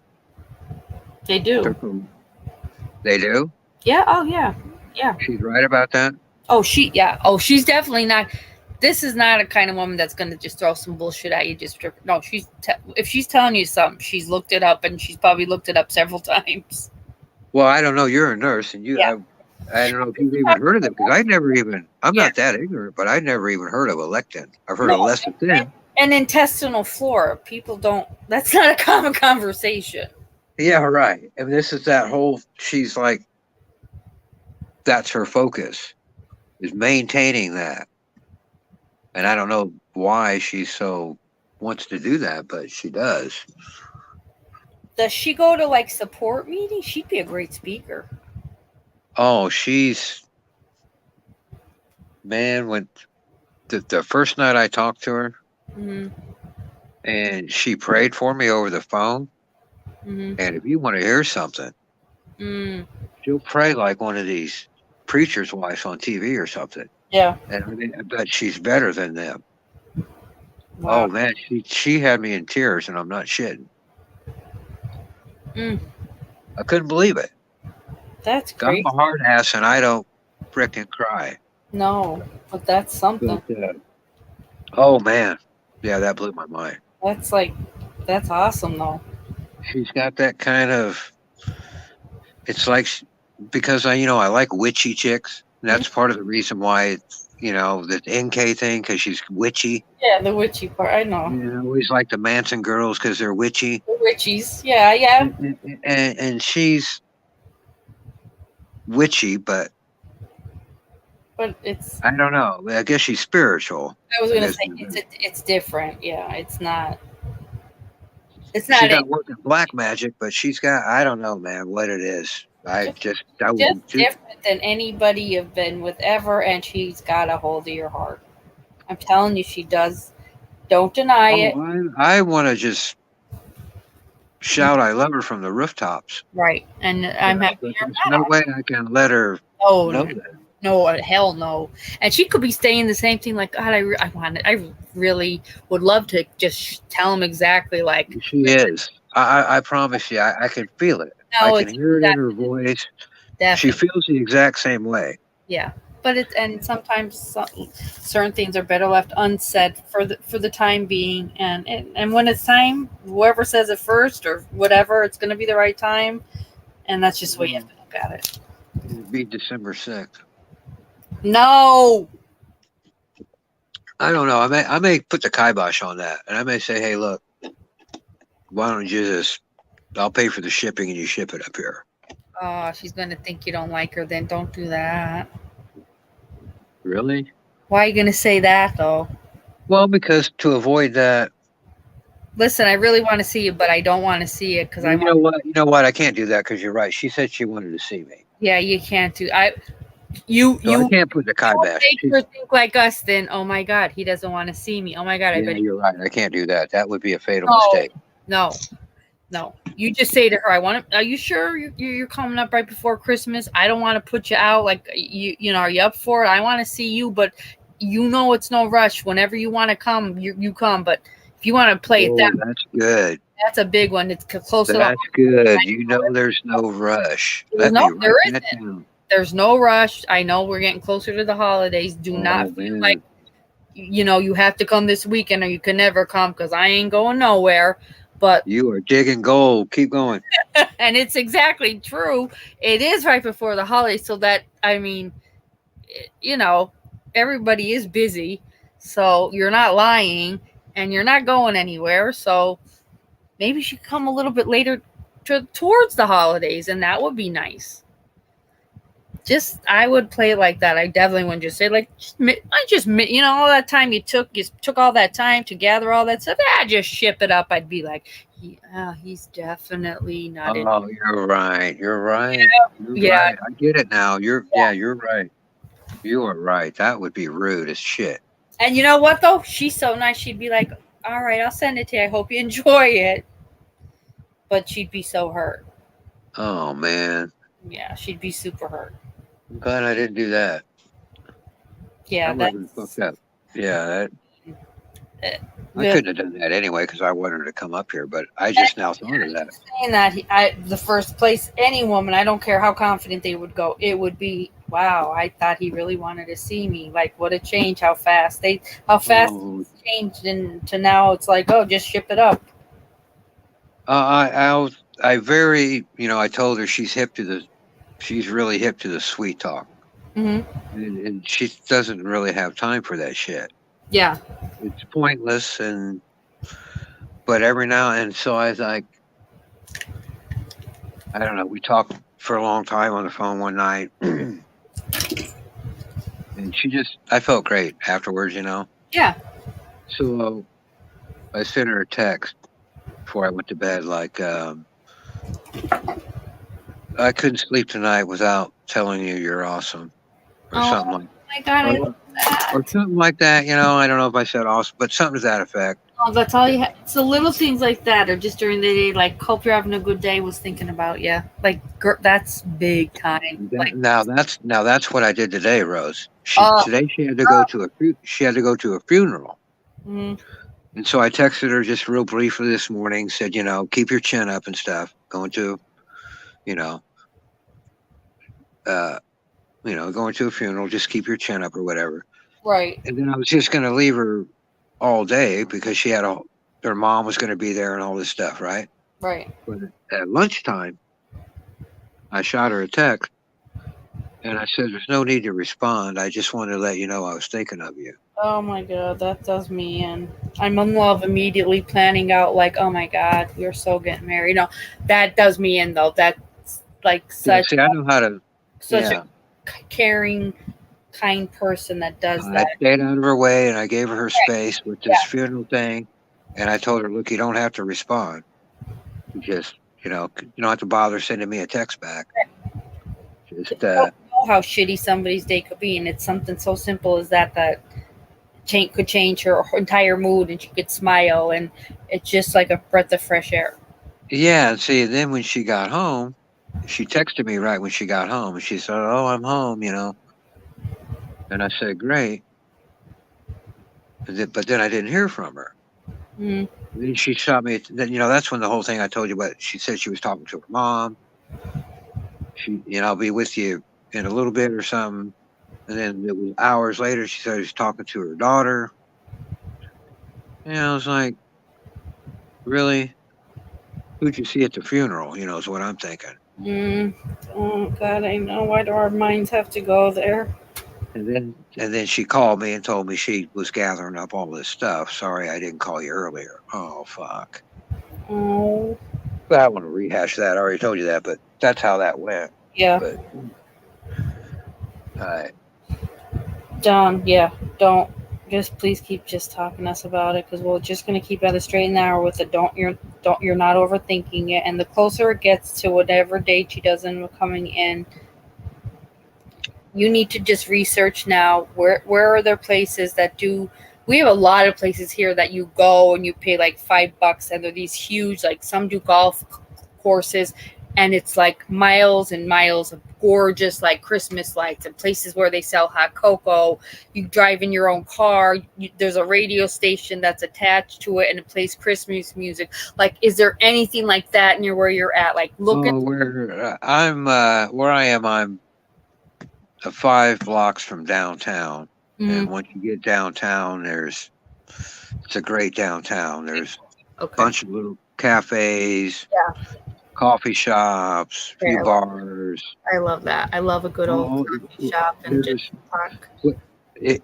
When I Google restaurants around my apartment, yeah, They have 56 restaurants within a half-mile of my apartment. Wow.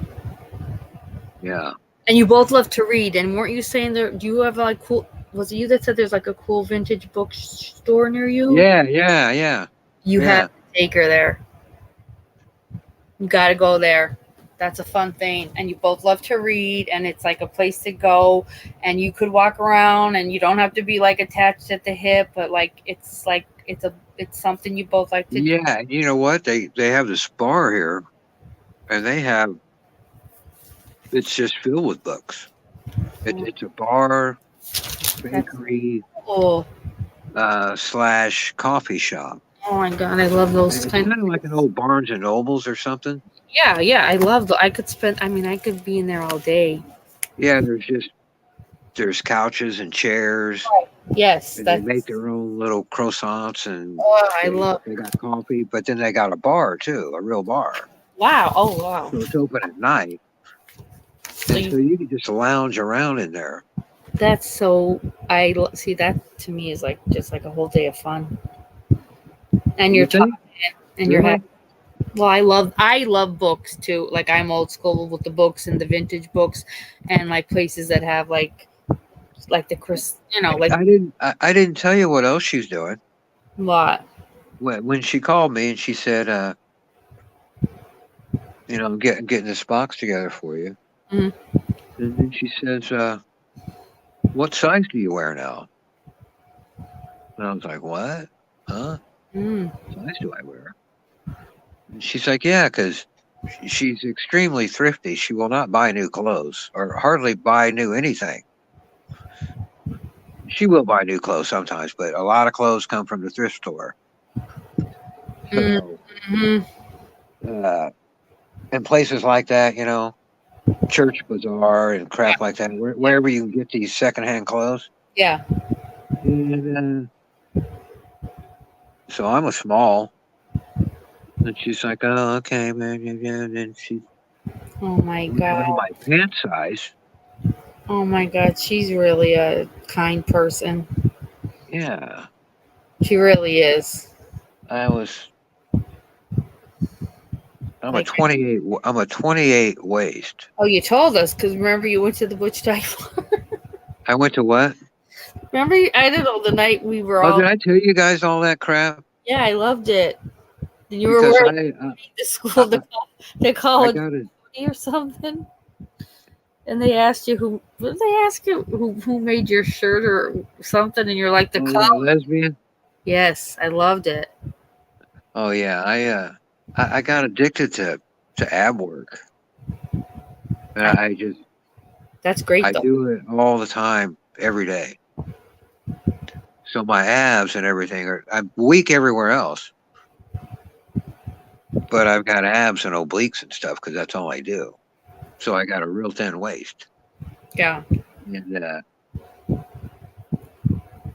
she was like 28. Yeah. And she was shocked I was that thin. Really? Of course, she's thin with all her diet and whatnot. Yeah. 5 years of that now, so she's real slim. Yeah. Slim as I am. Yeah. I only weigh 115 pounds. Wow. I weighed in today at 115 and a half. Yeah. Jeez. That's light, huh? Well, you belong in a band. It's awesome. You have a pair of leather- I said, you need to be in a band. You got leather pants? I'll get you a gig. I had a girl tell me once that this is how I look basically in high school and right after high school. This is just, I'm 5'6", 115 pounds. I have next to near no body fat. Okay, I got a real high metabolism. And then I keep everything else toned. I don't work out or anything, just exercise a little bit, and walk. Mm-hmm. And this chick told me, you make me so sick because you can just wear anything and you look good in it. And I have to hunt and find clothes and I still don't look good in it. I laugh. I still laugh at it. But it is true. I don't know. I can wear anything. Just, Yeah. it doesn't matter. I don't have to wear a fat shirt like some guys do, Yeah. where they wear a t-shirt and they wear You're not going through But menopause ever in life. You don't have to worry about that. I don't. I see these guys, man, and they're fat, my age, and it's disgusting. There's men that are fat, or you know, as men get older, either they're going to gain the weight, they're going to lose their hair, they're going to need Viagra, but that could be the worst of it. Whereas women, it's a few years of like, geez, what the hell's happening? Yeah, their But waistline gets bigger, but their pants get lower. oh God, So they just keep, I'm still at 32. So they keep just pulling them down, and they got all that gut over there, which they're really a 42. But Kelly, she's the one, you know that already. She's the one that fixed my. yeah. And once I learned that's when I got addicted to crunches and ab work. And it just you just become consistent with doing that, and it's like, damn, I feel good again. Yeah, a psychologist told me that 2 weeks is a habit. Yeah. So if you can quit something or do something for 2 weeks, then that's considered a habit. Yeah, And Kelly, it's like getting out of that rut, and because a lot of people either going into the winter months or like smack dab in the winter, and it's just every morning something different you're going to do, real simple, but like within 2 weeks it adds up to like you're out of that rut and you're enjoying getting up and going to the gym. I'll have to pull the article, but it makes such sense. Yeah, I learned that little yoga move. I forget what she calls it. I wish I could remember the name. I forget which one. And I started doing that way. It didn't hurt my back, and I could do crunches and whatnot. And once I started doing that, I just got addicted to it. That's so. It was great too, though, because you feel so damn good. Yeah, it's a little move that you do to straighten out that bend in your lower back. Mm-hmm. And so you just move your hips up off the floor, or all feels like you are. Tighten it all in. Push your gut in as if you're pushing your butt towards the floor. Squeezing it I'm like Kelly. Kelly's like, should I show them? I'm like, hell yeah! If it could make one person feel better, yeah. And it was, and I was able to strengthen my back and my abs, and lost all my back pain. That's what I was so happy about. Yeah, see that. So my back was so weak that it was hurting just sitting or standing or something. Mm-hmm. That's awful. Now, man, I'm in great shape. Really, not great, but good. But good. If I ran, I'd be in great shape. And so she's in for no, I shouldn't say that, but for what good. And I haven't been I haven't thought about a woman either, just like she hasn't been thinking about a man. So it's gonna be a brand like it's. Oh God, we're not going to talk about that yet anyway, because you're not doing that this first time she comes in, because then we're going to have to really talk. And I'm you know what I'm going to do? You know what? This is what I'm going to do. What? I'm going to make sure that's not going to happen. That's what I'm going to do. Yes. I'm going to be the one, and that was gold. What you said about making sure I hug her that first time outside. Mm-hmm. Nothing's going to happen out there on the street. Mm-mm. She's not even going to let you kiss her out there on the street. Yeah, not that I would try to anyway. But a hug is nice, and it's if you're a gentleman, you're gonna get them. You see her pull up, you're gonna walk out and get her bags and stuff. But the first thing you're gonna do, of course, absolutely, she's not gonna do anything. And a hug her. Oh my God, you look great. You haven't changed or whatever, and then it's just gonna feel like you said, it's just not old. It's like not old, but it's new, and it just fits right back to kind of like where we left off when it was great. Yeah, that's what really blew my mind was when I talked to her that first time in the store. It wasn't like she didn't recognize me, when I said hey. It was just like, it was almost like I had just talked to her that morning or something. And I just said hey, and she said hey, and we just started talking. She didn't ask me, what are you doing here, or anything. It was the strangest thing, man. It's it's fate. It's FATE, fate, and it's destiny, and it's a synchronicity, and it's everything that you don't, in this lifetime, not many get to experience. So I'm just like, I don't know. I'm just really happy for you. You think? Oh, that's nice. It really is, because we have a lot of there's a lot of us that have had heartaches, and they stick with you, a lot of them, if you don't either talk about it, which is what we do, and it's so healthy to do, or people that have been through real trauma and have to go for therapy. But when we have these like feel good talks, it's like we all feel good. And I think she knows that, she was married a bunch and whatnot. I suspect that because I never mistreated her, that I never raised my voice to her, nothing. We never had an argument. And I think that,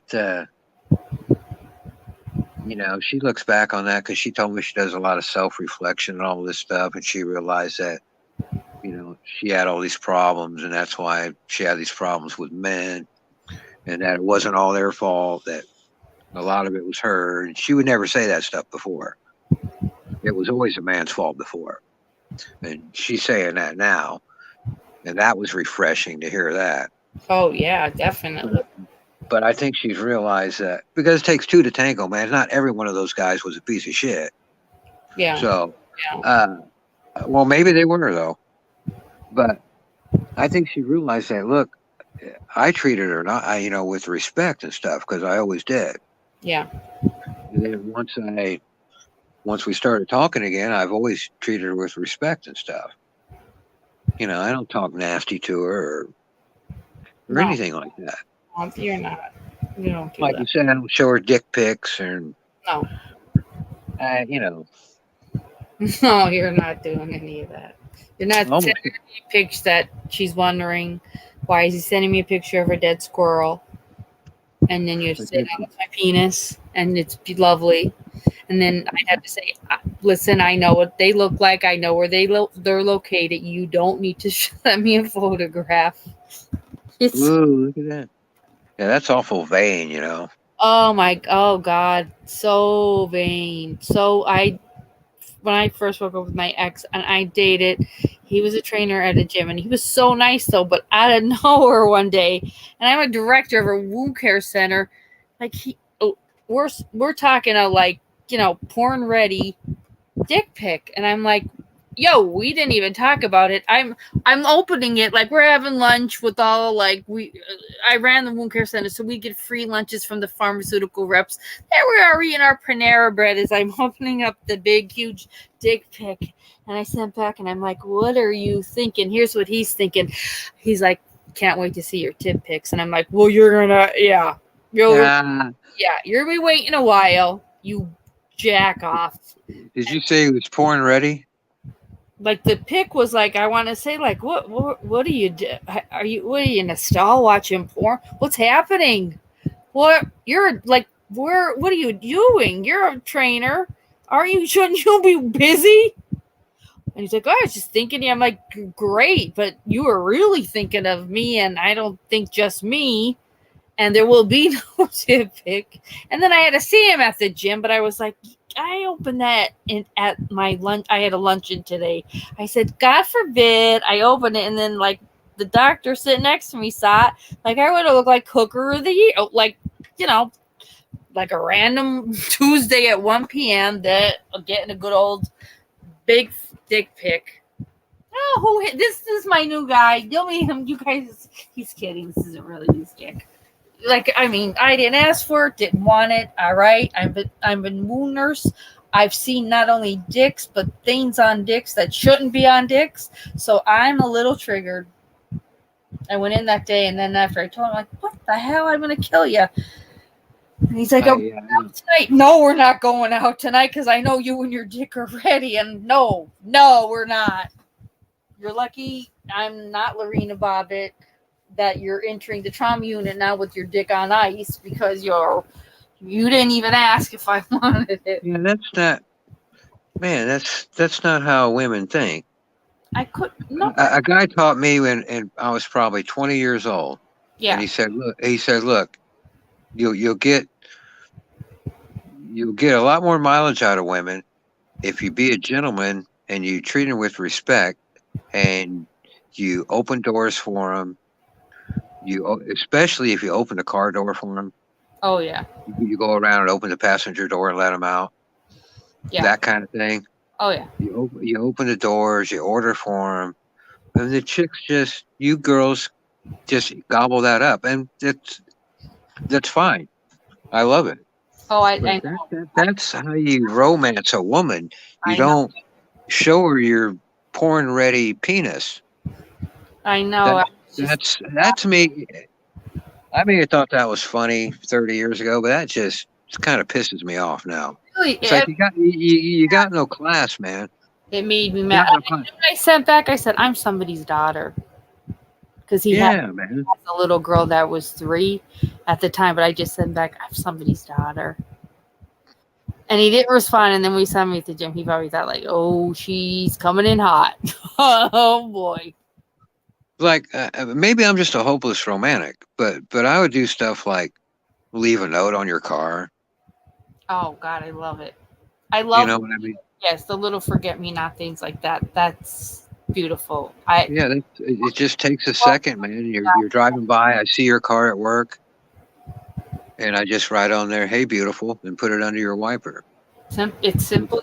You're not love bombing. You're not saying anything too much to like fake.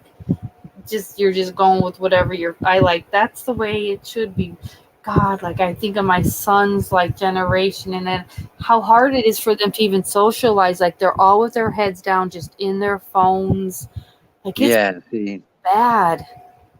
I can't roll that way, and I'm glad she doesn't either. But that's how I roll, man. That's how I've always, even when I was young. That's how I did chicks. I didn't know any other way. I'm not like a super smooth talker, although I can turn on the charm if I want to, but it's more just the little things like that. They like it if you're paying attention and to the details. Oh, and especially if you can anticipate their needs and see that they need something, and you can be one step ahead of them with it. Oh man. You'll get a lot farther with women that way than sending a dick pic. Definitely. You see, he got nowhere with that. And if he'd have just treated you with respect and... I'm like, college grad, so nice, townhouse. Every other weekend he had his dad, like, such a nice gentleman, open the door kind of guy, great restaurants, had fun. I don't know. Geez, I guess one day he just thought, I'm going to take it. Well, he was like that. Then he sprung that on you. Well, he got to know me, and I guess, and there was chemistry, but he did have a daughter.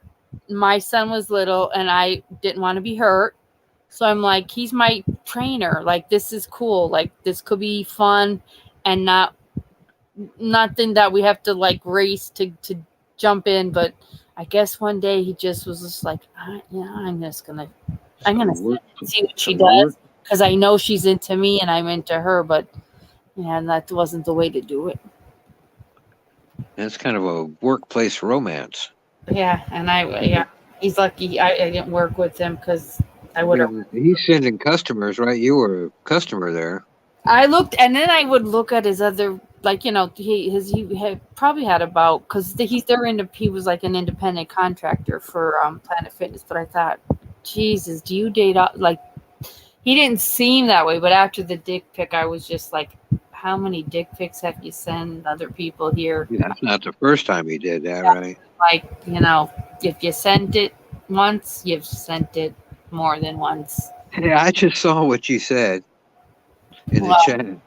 Which one? You said a freak in the sheets and a lady in the streets. Mm-hmm. Who are you talking about? Like you wanna meet, like when you're in bed, you'd like them to be freaky, but when you're just out with them out in public. Well, that's her. See, that's my ex-wife. Yep. She says, speaking in tongues, preacher's wife type woman that's offended by a dick pic and a greeting card. Right. But as soon as you shut the door and she doesn't like you, man, you cannot cuss around her either. You can't be saying fuck or any of that stuff. No. But as soon as you close the door, that's what you want. then she's saying,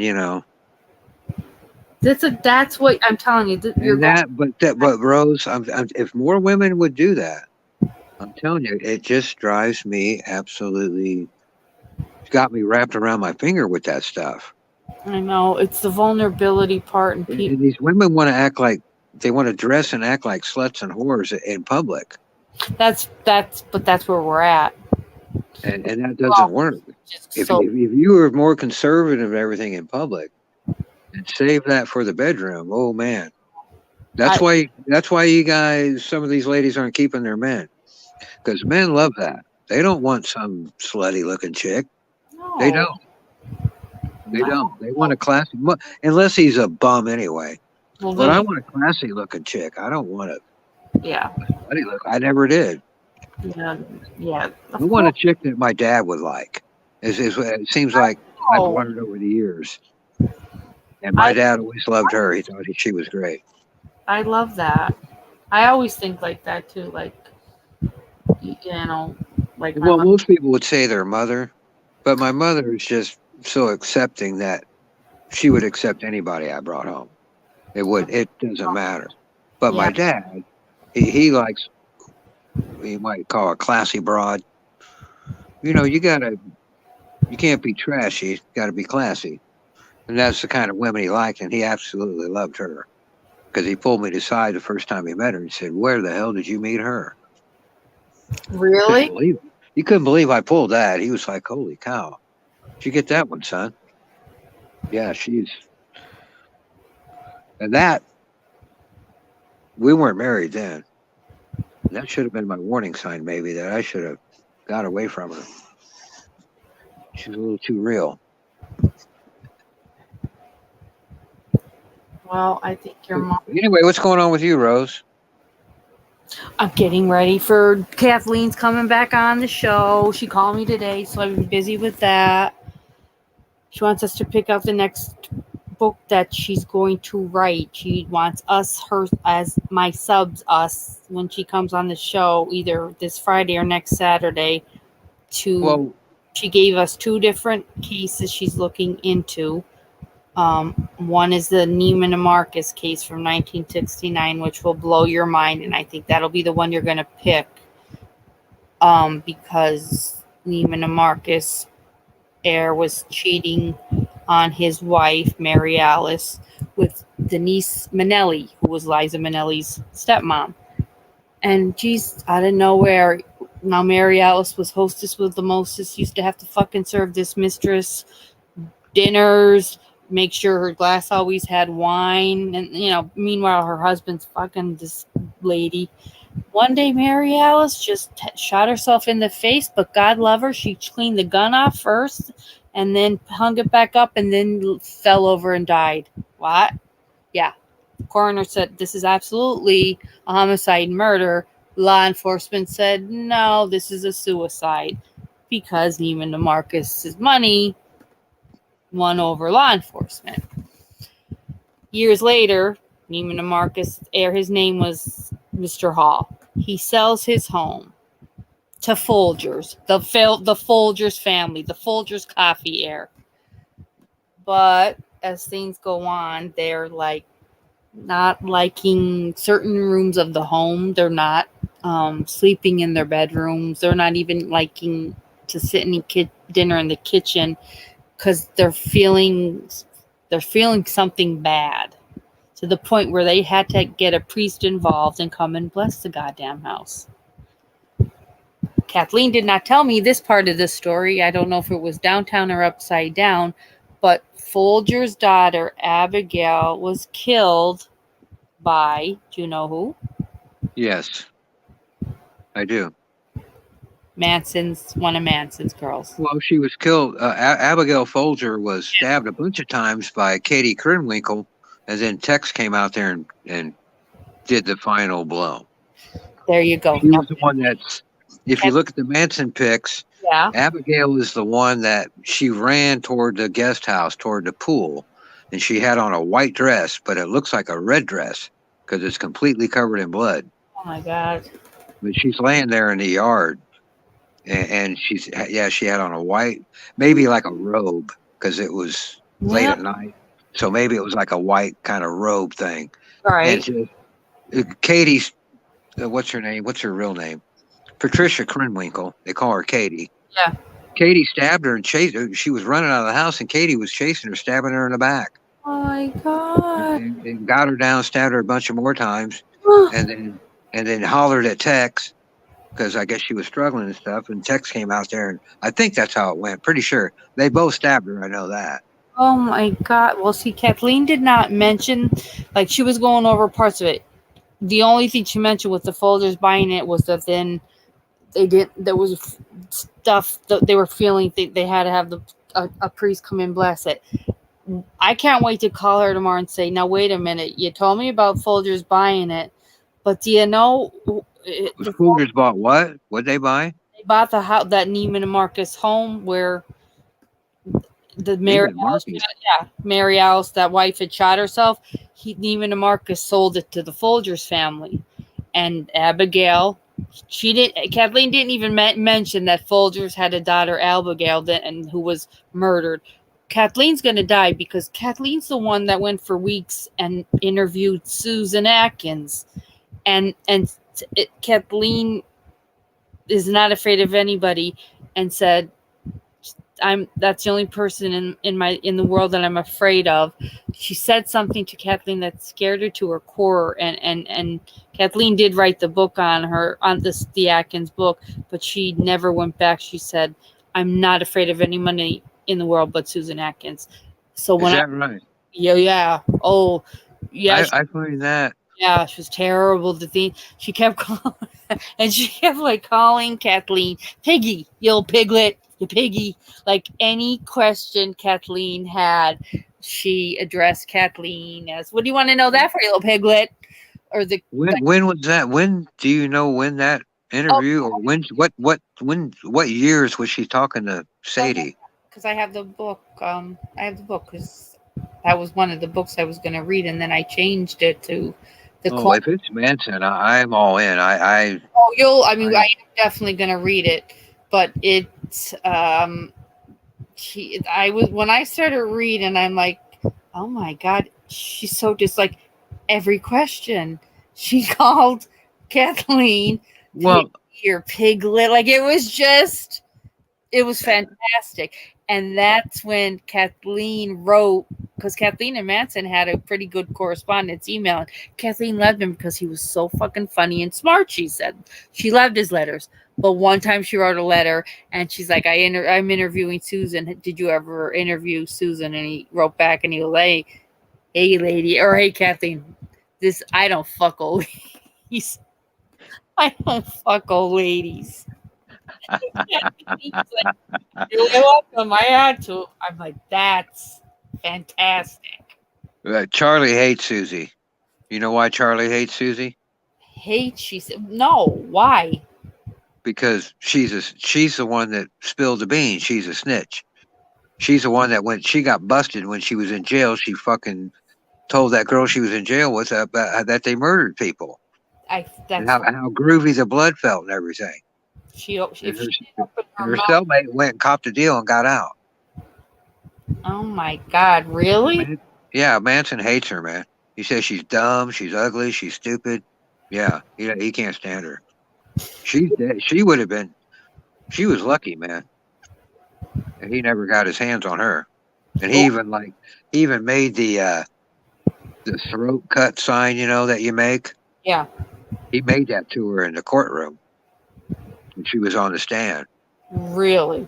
Yeah. She snitched. Susie Atkins is the one that broke that whole case open with her big mouth. Because the murders happened in August, and shortly after that, there was a raid at Spawn Ranch, but they didn't have any idea that the Manson family had anything to do with that, and it was for stolen cars and stuff, and everybody got hauled in. Everybody. And the murders had already happened. Yeah. And I don't think, and even Charlie, and I don't think Tex was there. But the girls did, and a couple of the girls did, but I know Susie did. And then they got released. Right. And they were out till about That's when they went to the desert after that bust. That was right after the murders at Spawn Ranch. Yeah. Charlie said, "We got to get out of here. It's too hot, and you know, from the too much heat from the police." So they went to. That's when they went out in Death Valley. Oh, And it's actually the valley right next to it, and that's where they ended up getting busted in December. And that was for something else again. That was for they set a rotor grader on fire that Charlie said was out there destroying the desert and shit. The government was, and so they set it on fire. And so they got busted, and the cops came out there and hauled them all back in again. And that's when Susie got in that cell with that girl. This was December. yeah. So September, October, 4 months later, they're still, L.A. is locked down. Steve McQueen left. People left. They were scared. They didn't know who was going to get murdered next. People forget that went on for 4 months. Those murders were unsolved for 4 months. It wasn't. That's right. That's right. And then Susie, when they got busted that second time at Barker Ranch, that's when she spilled the beans to that. And I forget the woman's name. I think she even wrote a book. But she went straight to the cops, the cellmate. Oh, okay. I didn't know that. But Susie was saying stuff to that cellmate, things like, "Have you ever killed somebody? I have. You ought to walk around in their blood. It's really groovy between your toes." And stuff like that. She's a whack job. Yeah, here it is. Okay, so the name of the book is Family Matters by Kathleen Hewtson. Some Nightmares Never End. Based on the real-life meetings in the Chino Corona, California Institution for Women between the author Kathleen McKenna and Susan Atkins of the Manson family. And so let me see if it just... Okay, that was later. She got moved to Chino later. Because then she wasn't at San Quentin for Women or whatever. So as she's also at this place interviewing fucking Susan Atkins, Kathleen's in line at a commissary, and that's where she fucking runs into Betty Broderick, and then wrote the Betty Broderick excerpt. Can you come on? How crazy is that? Betty, whew. I read Betty for the group last night or the night before.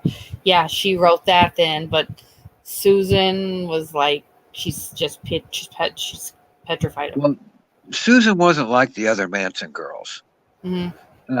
She was the second one, I believe, that Charlie met. The first one he met was Squeaky. And he and Squeaky got in a van and they drove up to San Francisco. That's where they met Susie. And she was a stripper and whatnot. And she had already been, by that time, she's in this movie that you can look up. Does Kathleen mention that? She's in this movie, that satanic movie. Ew. She's a human sacrifice. Oh, God. In this like underground 60s movie, and it's by that guy, that famous Satanist in Los Angeles or San Francisco, I think it is. Wow. But she's from San Francisco, and she's a stripper and stuff. But Squeaky was a college graduate. Sandra Good was a college graduate. Who was the other one? Patricia Queenly, I think, had one of them only had 3 years, but the other two girls had 4-year degrees. And that's why Charlie said every one of them was smarter than me. He didn't have any education. Oh, really? Yeah, he grew up in prison. So Charles Manson was in the institutional system from the age of 9. He had the mind of it. You couldn't reform his deviant mind. Yeah, he grew, that's what he said. I grew up in prison. He said convicts raised me. I didn't have parents. Because that was the 50s. It was even he would have been 9. You're looking at about 1940. So it's not like it is now. He's going around, and he was even in Indiana, and he ran away from there. Ew. He had just a horrible childhood. She named her autobiography Child of Satan, Child of God. What the fuck? Yeah, she's ate up, man. She was into that satanic thing long before she met Charlie. She'll try to say Charlie put all that on her. Susie. You were already in that movie. And I forget that guy's name that wrote that. He wrote the Satanic Bible. He's from San Francisco, real famous guy. I never can remember his name. But that's who she was running around with. Jeez. Who? So And who? I think you can see those clips on YouTube if you want to watch them. I think this. Did Charlie name her Sexy Sadie? Yeah. Did he ever? She was already. Now listen, she was already. They were already calling her Sadie before the album came out. Oh. And that was part of what Charlie used to trip him out with. That there's Sexy Sadie on here. They're talking about Sadie. Talking about Susan. They'd already been calling her that. She didn't get named after the Beatles song. Okay. Charlie made everybody forget your parents and you get a new name. That's why everybody had a nickname.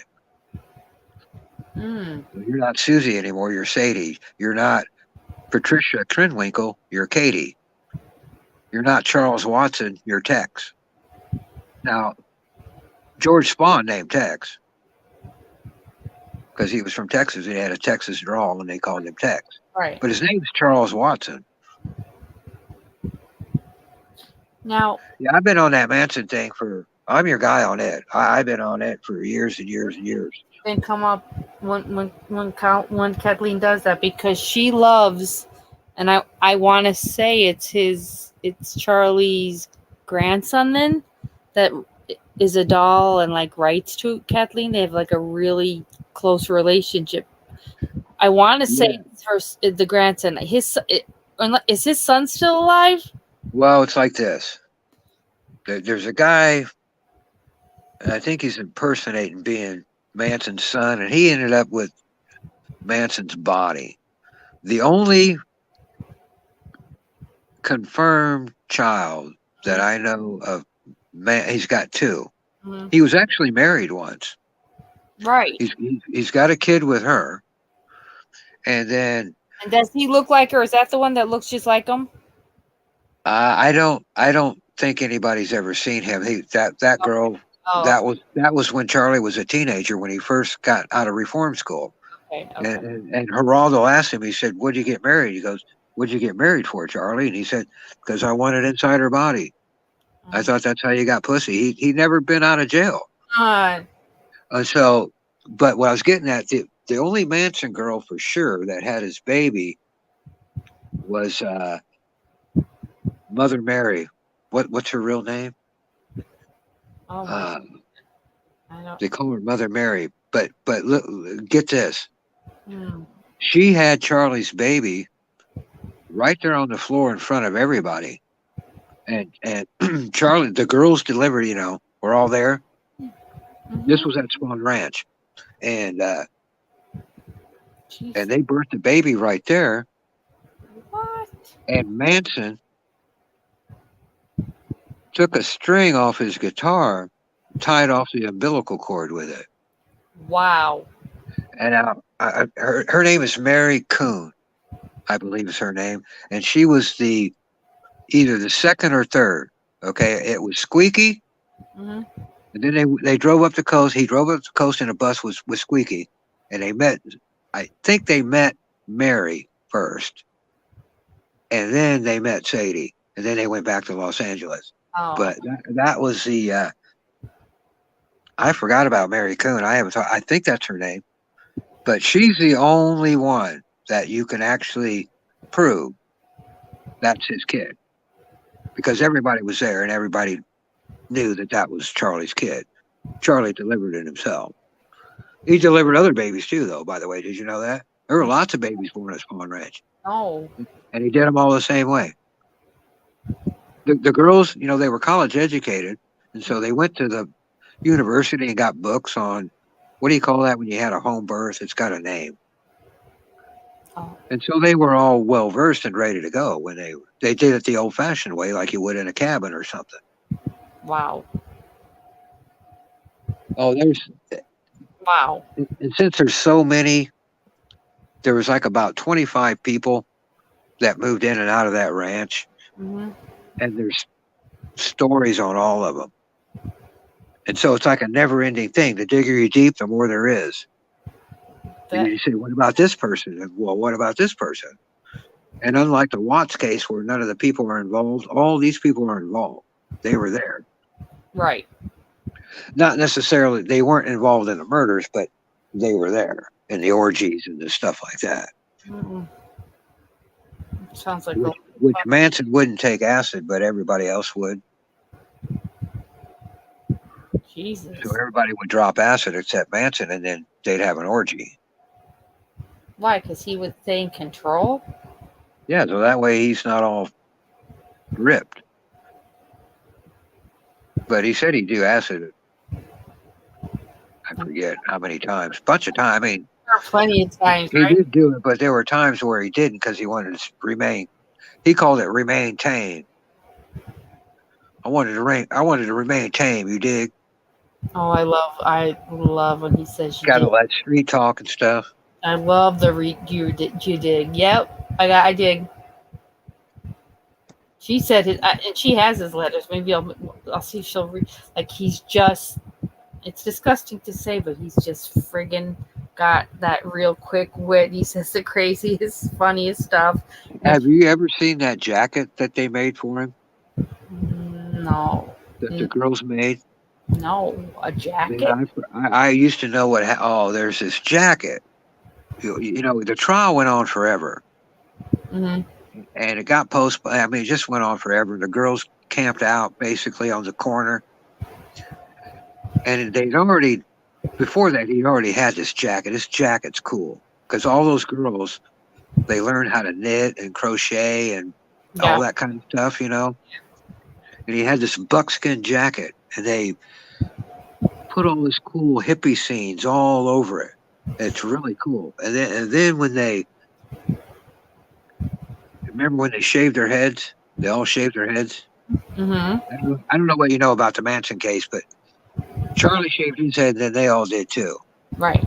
Well, they took their locks of hair and wove them all into this jacket. Jesus. It was awesome, man. It was. I don't know. I think somebody bought that and burned it. I think is what happened.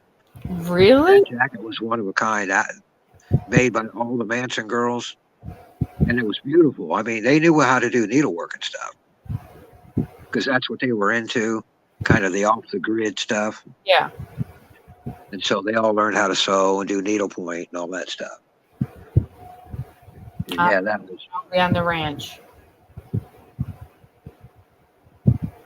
Yeah, there's pictures of that when they're downtown having their little vigils, and they've all got bald heads and they've all got X's on their foreheads. Mm-hmm. That jacket's around because they're working on it out there. What was his name? The guy that owned it? The jacket? No, the ranch. What the hell was his name? Oh, George Spawn. Right. They'd all have once a It's week. an old movie ranch, and by the time they got there, they were just using it to ride horses. It was a stable. Right. And that's what Manson did, was that he went in there and told George, he said, hey, look, we'll clean the stalls and take the customers riding and stuff. You won't have to worry about anything. Mm. And George, like Squeaky, George is the one that named her Squeaky. Oh, okay. So because every time you pinch her butt, she squeaked. And so that's what they were doing. That was their excuse for being at the ranch, kind of their cover. Oh. It was like, look, we're just here helping this 80-year-old blind man. He can't run his business anymore. Right. We're scooping the stalls and washing the horses and taking the people for rides and stuff. Right. But really, they're stealing cars and doing all kinds of other stuff. And all the girls were whores except for Squeaky and maybe Sandra Good. All the other girls were prostitutes. Charlie's a pimp. But Squeaky's his girl. And Sandra was very, very reluctant. And so she didn't like the others. But all the other ones, Katie and all the other ones you can name, they're all whores, Jesus. prostitutes, not whores. They're prostitutes and going on dates and bringing Charlie money. Of course, he'll say bringing the family money, right? So that we can all split it up. All right, you got to do right for But Charles Manson is a low-level pimp. First time he ever got busted was for being a pimp. Or the second time. The first time was for a bounce check. And the second time was, or not a bounce check, he stole a check and he forged a signature. Oh. And then he learned pimping when he was in prison, and he started. He's always been a pimp, and that's why this whole Manson family and all this stuff is a joke. It's not what he was doing. Sandra Good and Squeaky, Lynette Fromm, that's Red and Blue. They're what pimps call your frontline girls. Okay, they were kind of the prettiest ones. You have them out front to attract the guys, but the prostitutes are in the back. And so that's Katie and all the rest of them. Katie and some of them were underage even. The Bunny Ranch. Remember the Bunny Ranch? Yeah. Wow. Now, that's what Spawn Ranch was. And that always gets overlooked because the prosecution didn't bring that up. That wasn't part of their narrative. Their narrative was this is a hippie guru cult. That's not what it was. It was a whorehouse. And then they were stealing cars, everything. Jesus. He was like a little mafioso guy. Yeah, like not a cult leader. Right, low level, but just deviant from when he was a kid. Yeah, the only girl. Well, I don't know. I don't think they were going to let Leslie out, and I don't think they did. The only person that ever got out was that dummy, Clem. They call him Clem. Also, a guy. And the judge told him when he let him out on parole that because he was blaming Manson just like everybody else tried to do.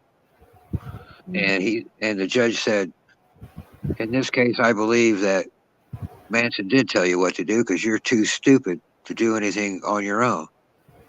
Because I read the judge's record, and that's what he told the guy, and he let him out. He served like 10 or 15 years. Wow. And in fact, he was back playing in bands in Southern California.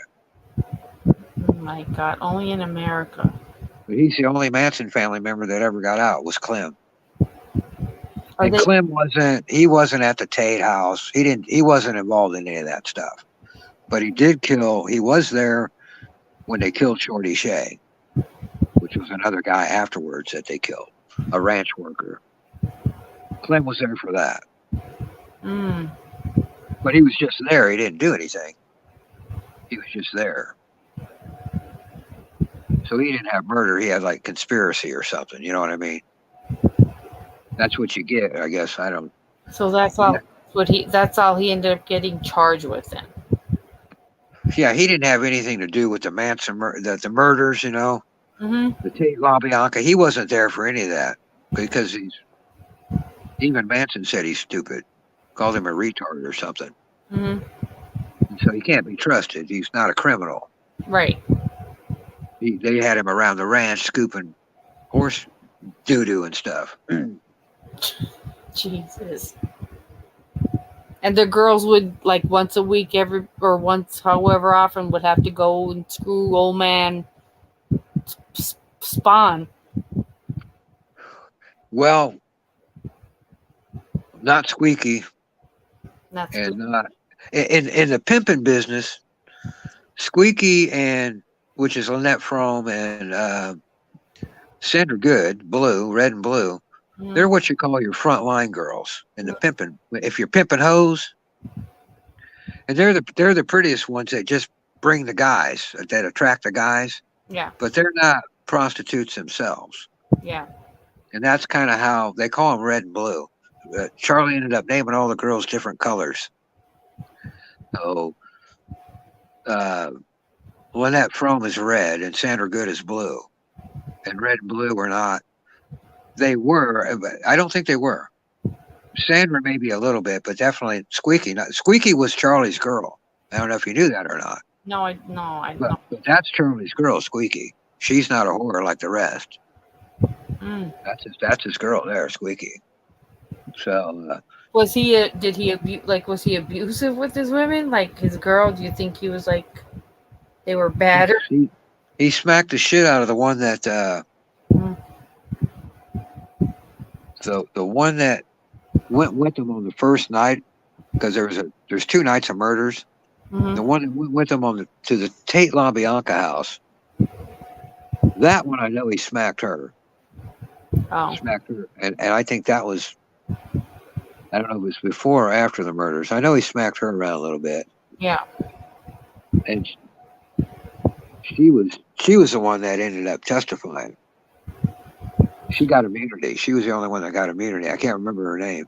And she had just got to the ranch. She's not one of the Manson girls. She had not. I don't know why he even took her along that night. But he did. That's crazy, though. Not Leslie. The hell's her name?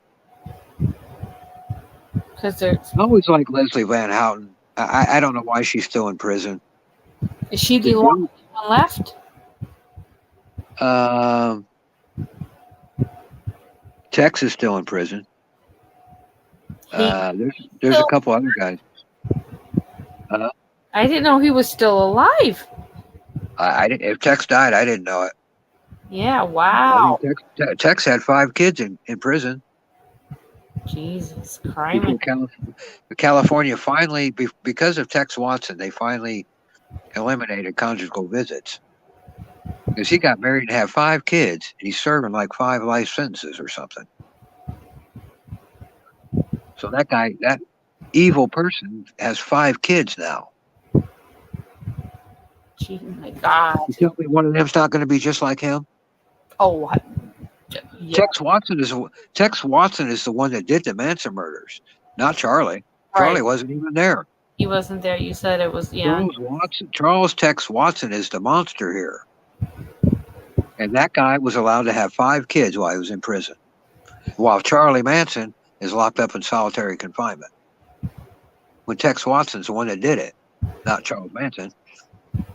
Tex Watson's the one that stabbed all those people and chased them all around the house and terrified them and stuff. That was Tex. That wasn't Manson. Manson wasn't even there. Jesus. That's what's so annoying about that case. Manson took all the blame and he wasn't even there. And they said, well, he masterminded it. Well, they never proved that. Everyone denied that he did. So how did he end up in jail forever? They all got the death sentence. Did you know that? No. The 3 girls, and there wasn't even a death row for women in California at the time. They had to build one.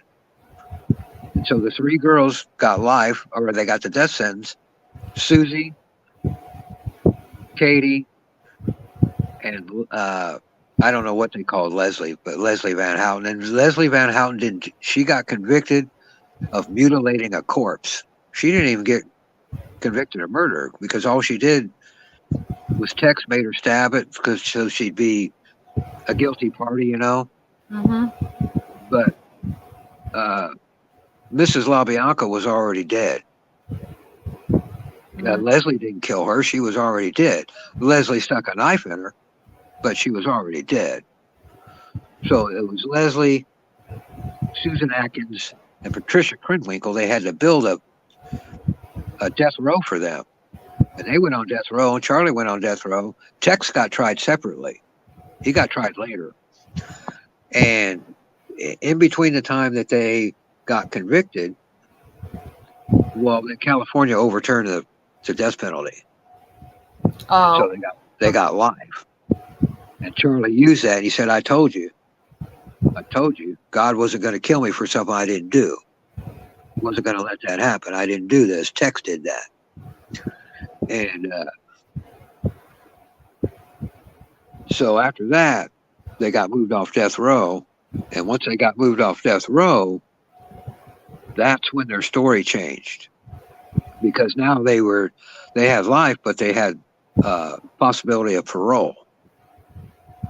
So all the stories that they told during the trial, which were true, now they flipped it and they blame Charlie. Now it's all Charlie's fault, because that's what their lawyers told him. If you're going to get out on parole, you're going to have to blame Charlie and say he was controlling you. You see what I mean? Yeah, yeah. You were under his influence. He was controlling you. That's what we got to tell the parole board, or you're not getting out of here. And so that's when they all turned on Charlie, and all of a sudden it's Charlie's fault. Before that, it was never Charlie's fault. For 5 years, it was never his fault. That's craziness then. I mean, from their point of view, the girls never blamed Charlie. And Tex never blamed Charlie either. But when he found out, shit, they're not, if I just take responsibility for this, they're not going to let me out. They're going to keep me locked up. I got to shift the blame to somebody else. And that's what they did. Charlie wasn't even there. He was there the second night, but he left before the murders happened. But he went in and he tied up. I can't remember her name. The guy's name is Leo and Lena, maybe that was it. Oh, okay. The LaBiancas. Yeah. I got. Because what happened the night before at the Tate house, it was mayhem. The Tex went in, the people woke up, and people were running around with crazy.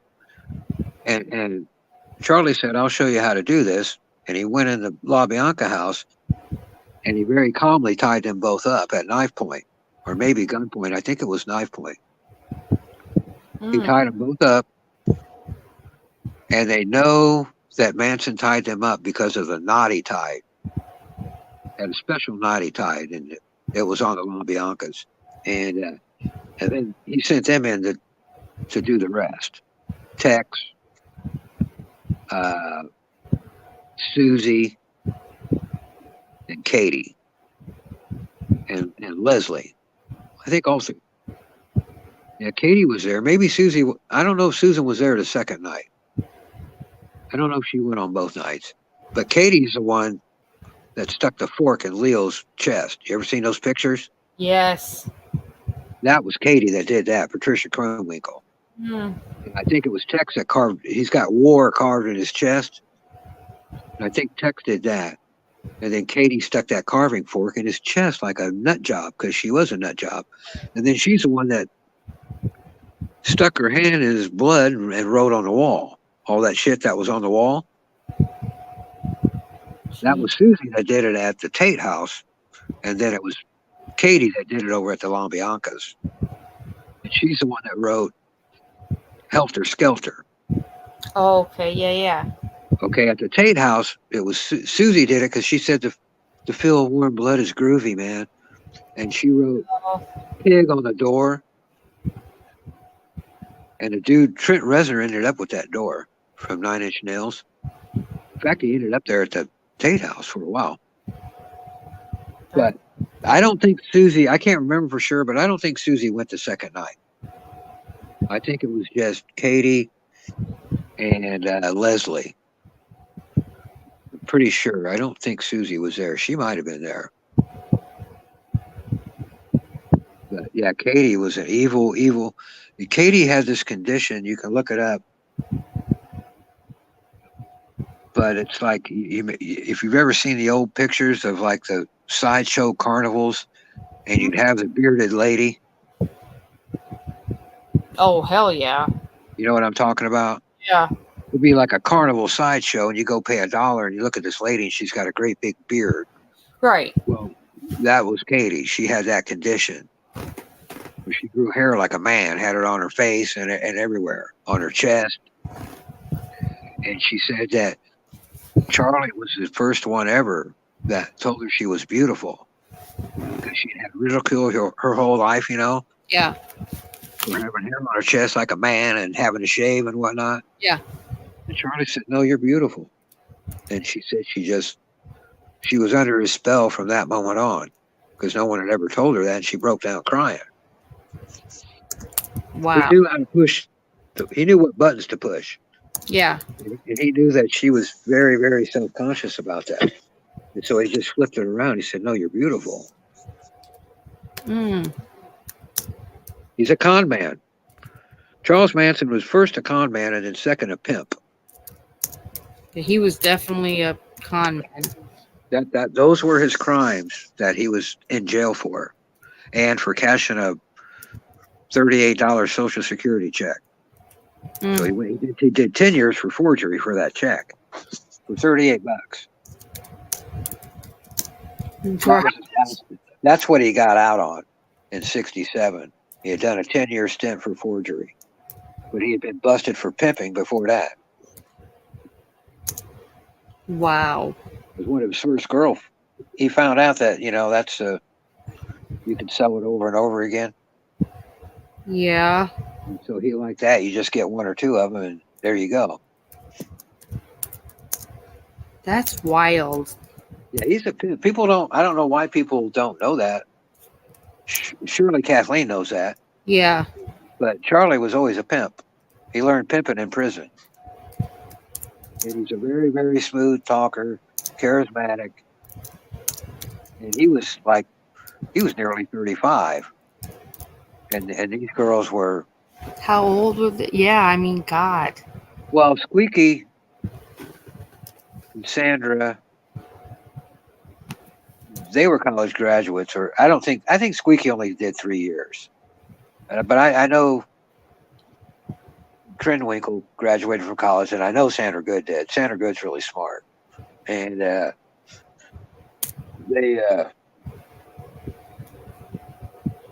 but the other ones, and there's this other girl who's really, really militant, and I can't remember her name. But you'll see tapes of her with guns and stuff after they went to prison. And now she's out there, and she's still like a Manson girl. Jesus Christ. I cannot remember her name, but she's...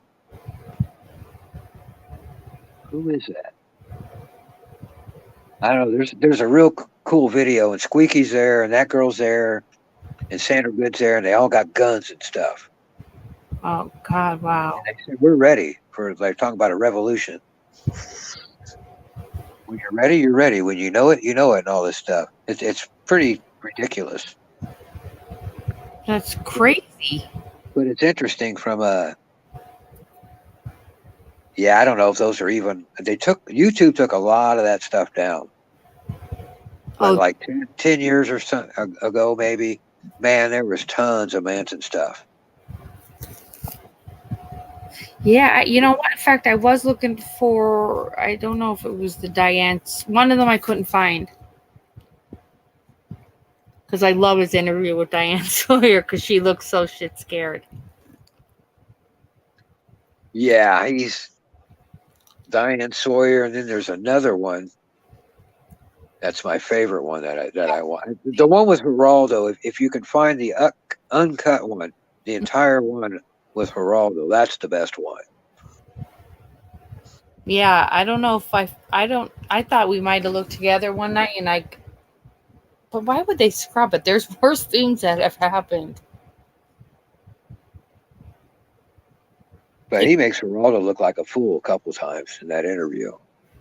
Oh, when he interviews people, he kind of wipes the floor with their asses a lot of times, because he just either he'll say crazy stuff that makes you think, and it's like, oh my God, I can't believe this guy's making me think. But yeah, Geraldo tried to twist something he said. He tried to twist it all around. And Charlie said, "Oh man, I didn't say that. If you're going to do that, I'm not even going to talk to you." And Geraldo knocked it off. But he gets away with that shit with a normal person, right? Right. Charlie said, "No, man. If you're going to do that, I'm not even going to talk to you." And he's like, and Geraldo's like, "Okay," because he wanted that interview, But he also wanted to try to pull that shit. He wasn't. I mean, really, what an actor. Oh, I found Geraldo. I found it with the book, Kathleen's book. I found the chapter where she was granted, Susie, Sadie, whatever, agreed to have Kathleen come to her cell, and she would answer questions, and she agreed to it. She wrote it because they were thinking she was playing games but it worked. So it's not a big chapter, but it just says, a door opened in the far corner of the room, and a woman started walking through. She was the fourth in line, and despite the large number of people already there, her eyes found me immediately. She gave me a dazzling smile, one that made my heart pound in my chest. She began walking delicate towards me, leaning on her cane with a little wince, which I noted because many to look at her with sympathy and affection from that little wince that she gives. I wanted to knock it out of her hand and watch her sprawl on the floor. I didn't get up when she came to me. I just sat there and thought, come on over. I'm here and I'm going to act stony. She continued smiling as she settled herself across from me. Good morning, Kathleen. Aren't you cold? I was worried you might be when I saw when you picked out a tank top this morning at home. Okay, so just remember that. Sadie's in jail, but she's already letting Kathleen know. I was worried when I saw you at home picking out a tank top. She's pulling some Manson crap on her. And it keeps going. I was actually prepared for her to say something like that, Kathleen says. It was still my interview, and she wouldn't ruin it. I leaned my head back, closed my eyes, propping the chair on my legs. She tried again. Didn't you just hear me, Kathleen? I said I saw you this morning. Do you understand me? I didn't move or react. When she spoke next, she was clearly angry. Little Easy sure has, and this is instead of saying Kathleen did not want to include her child's name, but she says Kathleen's child's name. Little Easy sure has grown up pretty, hasn't he? I think he looks just like his daddy, don't you? That's when it really gets freaked out. I had no idea that she was even talking about what I now think she was talking about. I wasn't particularly interested in her ramblings. I sighed, I sat back, and I closed my eyes, trying to keep an expression of boredom. She was a woman who could not bear to be ignored. Though I kept my eyes determinedly closed, I heard her making some small shuffling movements. She even tried humming for a few seconds. Still, I ignored her. She broke first, as I expected she would. She was crazy. It wasn't much of a contest. In a whiny voice, she started speaking again. Listen, if you're not going to talk to me, why the hell are you here? On cue, I leaned forward quickly so that the front of my chair slammed down, and she found herself looking suddenly straight into my eyes with her wide eyes open, with a smirking gaze. Why am I here, Sadie? I'm here because your fuck of a husband contacted my agent, said you'd be willing to do an interview. An interview, Sadie, not a visit. That means I ask the questions and you answer them to the best of your abilities. If I wanted to listen to crazy people, I could have just stayed at home today and watched One Flew Over the Cuckoo's Nest. If I wanted a fucking comedy routine, I'd go to the Comedy Store. But I'm here, Sadie, here at this crappy hole called a jail. This prison where you will doubtlessly die for an interview. That means if I ask you a question, you're going to answer it. None of your extraneous bullshit either. Otherwise, I'm out of here. Unlike you, Sadie, I have much better places to be. Oh, I had gotten her. Her wide eyes with her usually unfocused expression narrowed in shock and slightly narrowed with anger. So, Sadie, are we or are we not? Because if not, it's a nice day and I'd really like to get some pool time. It's kind of dismal in here. Sadie, don't you think? I grinned real widely at her. She drew in a deep breath. Dismal? No, I don't find it dismal at all. I'm in the Lord's arms here as well as I would be anywhere else, and nothing in his sight is dismal to me. I yawned and I started standing up. She remained silent until she saw me reach down to pick up my writing pad beside the chair. Where are you going? You can't leave me yet. You haven't even asked me questions. I looked down at her. I can't leave? Oh, Sadie, I fear you are a tad confused. I can leave at any time I feel.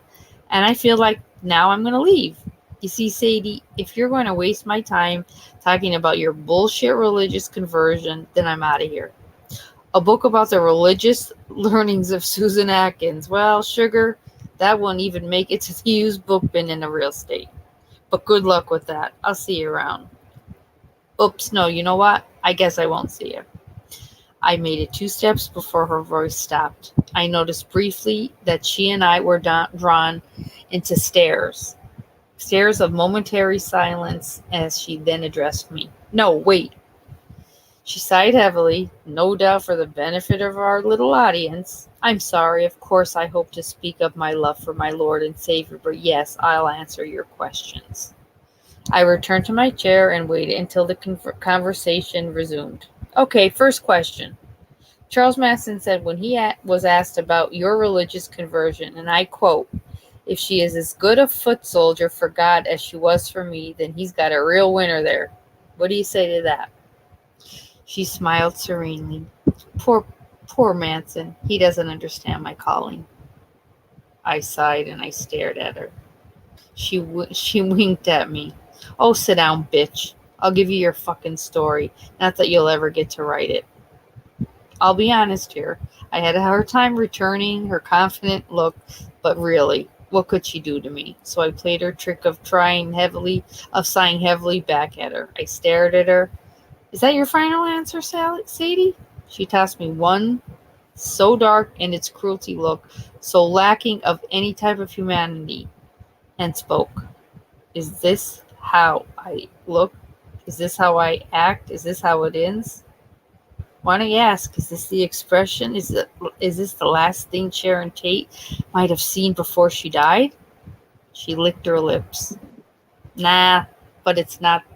That poor little piggy, the last thing that poor little piggy saw before she died was me licking her blood off of her mouth. Next question now. She had won. Why? I know, Kathleen said, but she won. She could tell from my breathing. I spoke faltering. Miss Atkins. She grinned at the more respectful form of her dress. Miss Atkins, can you tell me how you first became involved with Charles Manson? She yawned and twisted a strand of her hair. Now it was her turn to be bored and unresponsive. Speaking in her Hart Street voice I had not heard her use before, she began telling. I was 18 doing a little dancing in San Francisco, doing a little acid, doing a little fucking and a little sucking. And one day I went by this house in the, I don't know if it's house, right? There he was. He was so, oh man, he was just everything. He was fucking everything. When I saw him, I knew what he was, and he knew that I knew what he was. I was relieved by her words. I felt a little better. She was just another crazy convict, that was all. But she knew somehow, I swear she knew what I was thinking because she leaned forward, her eyes intent, focused, and said, I know what you're thinking right now. You're thinking, just another hippie chickhead on acid. But you know what? You're wrong. You're wrong, Kathleen. Oh, there you are. Good, you're listening again. I see. That's real good. Because you need to listen to my story, okay? So, right, when I saw him, I was him. You see, Charlie, well, he was mine too. Did you read Buglio's book? I don't know who Buglio's book is, Kathleen. I nodded dumbly. He's an idiot, but even he started to see. Do you remember about the clocks, Kathleen? I shook my head negatively. It was a lie, but I was desperate to regain some control. I shouldn't have wasted my time. She knew it was a lie, too. She looked pointedly at my Jaguar watch, a beloved anniversary gift. What time is it? What time is it, Kathleen? I didn't want to look, but I had to. My own voice when I spoke was unrecognizable. It's 11:30. She smiled. That's what Charlie says, too. Her tone was chatty and friendly. Now, where were we? Oh, yeah. Well, Charlie fucked me for a long time that first night. And then he spoke to me. That was when I first heard him. He said, she tapped the side of her head. You see, he began to teach me from the start that our words are only necessary in the piggy world. The piggy world. Your world, Kathleen. After that, oh, I guess it was a couple of months, he took us all, me and the other girls, to a special place, and we began the transition. What special place was this? Or does this special place really even exist in this world, Sadie? And wait, before you answer me, tell me what your transition entailed. Was that when he helped you transition from just a garden variety psycho to this psycho murderous freak of nature you've become? She kept her smile, but it was a little fixed. Our physical location, well, your people called it Spawn Ranch. Charlie called it the place of beginnings. And no, Kathleen, the transition I'm speaking of was how Charlie taught me and a couple of the others how to travel with him outside of our shells, or as you would have it, outside of our bodies. I was beginning to feel much more relaxed. She was obviously completely insane. I'd let my fears get the best of me with her. She was more to be pitied than feared, though personally I couldn't pity her. I smiled, feeling confident.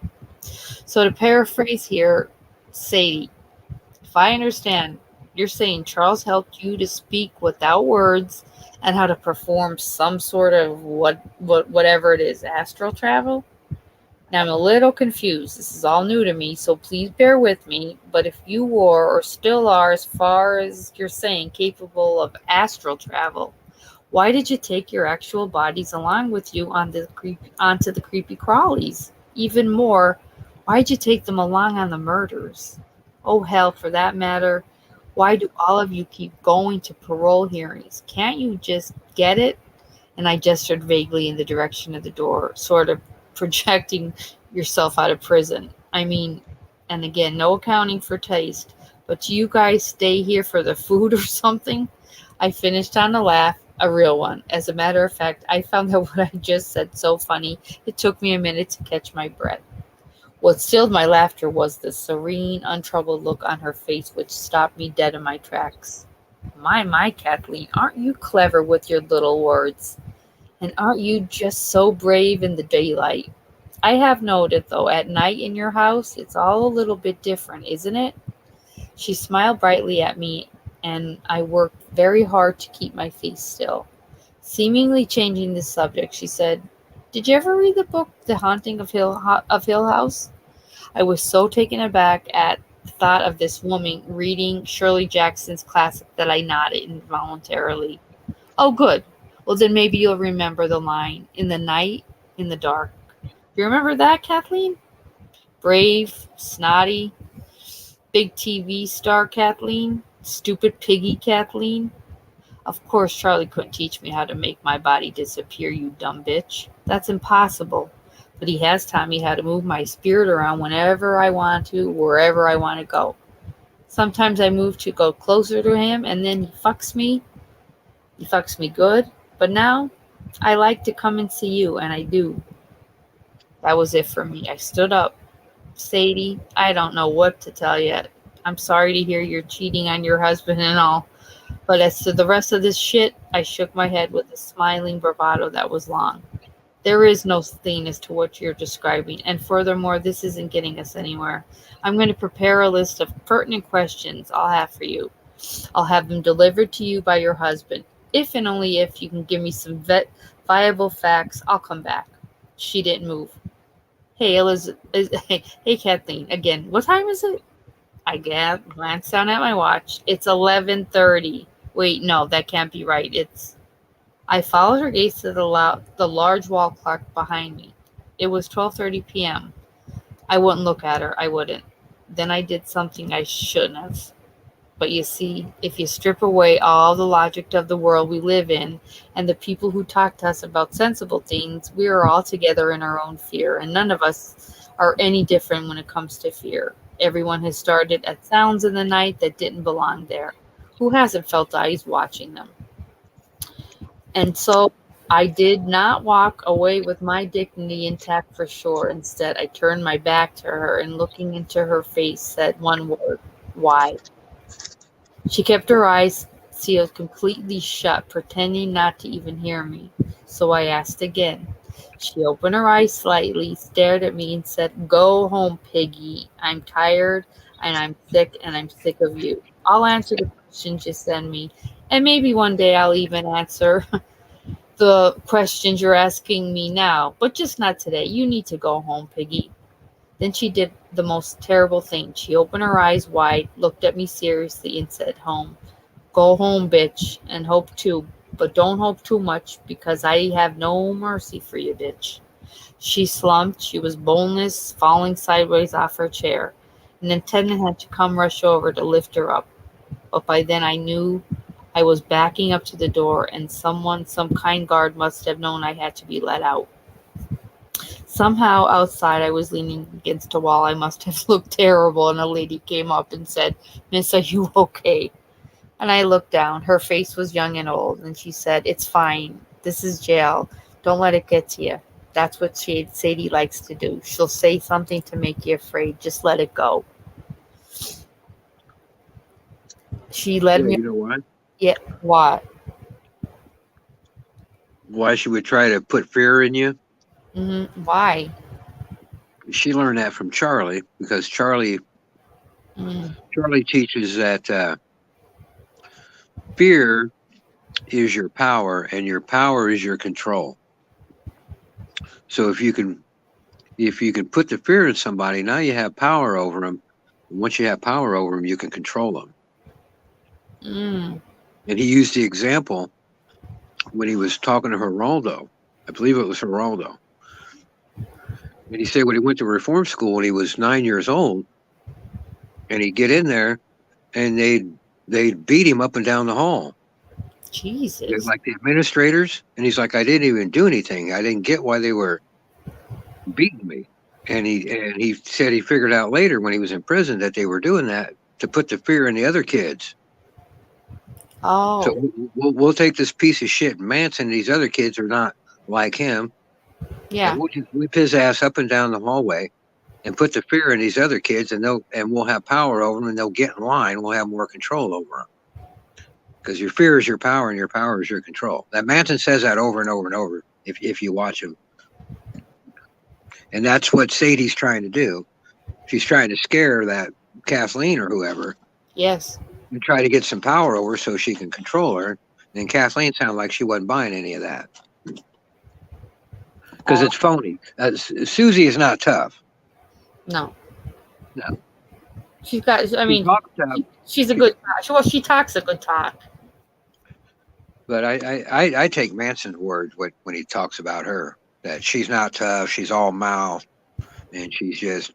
Yeah. He didn't like her at all, man. He didn't, because Kathleen said in the letters, like, he let you know straight out, like, he cannot stand her. Yeah, and she should probably know then that Squeaky is the one that's Charlie's girl. Where that from?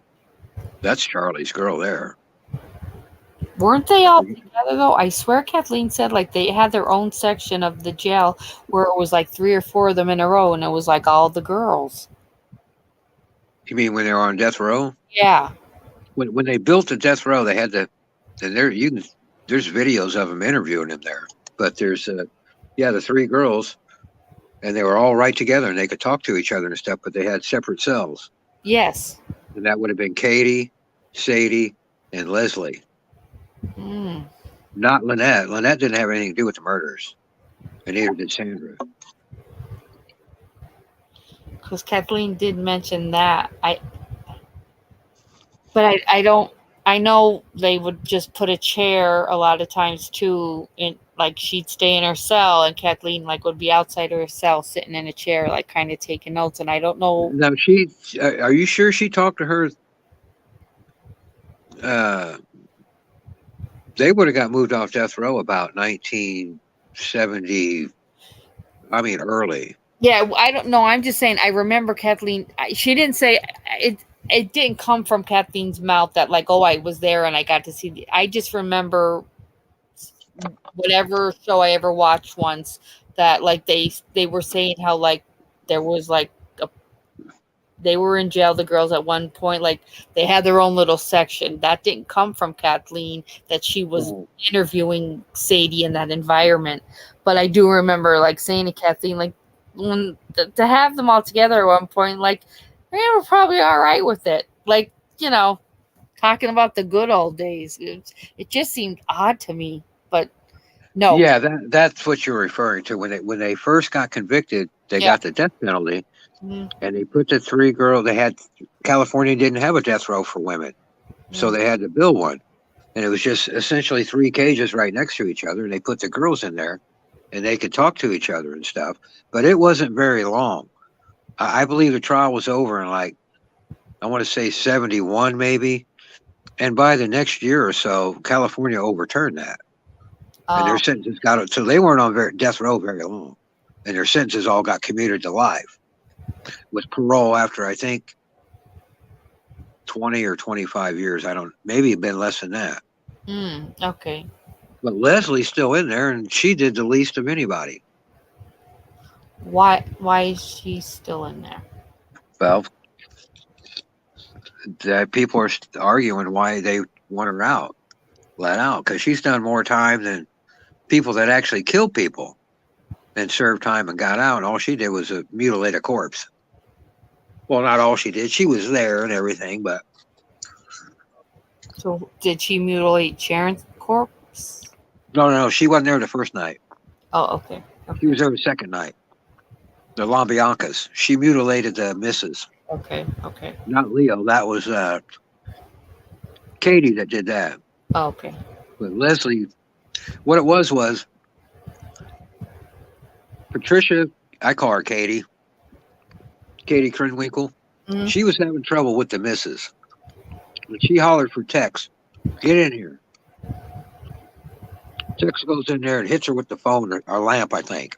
Oh, Jesus. Hit her with a lamp, knocked her out or something. Jesus.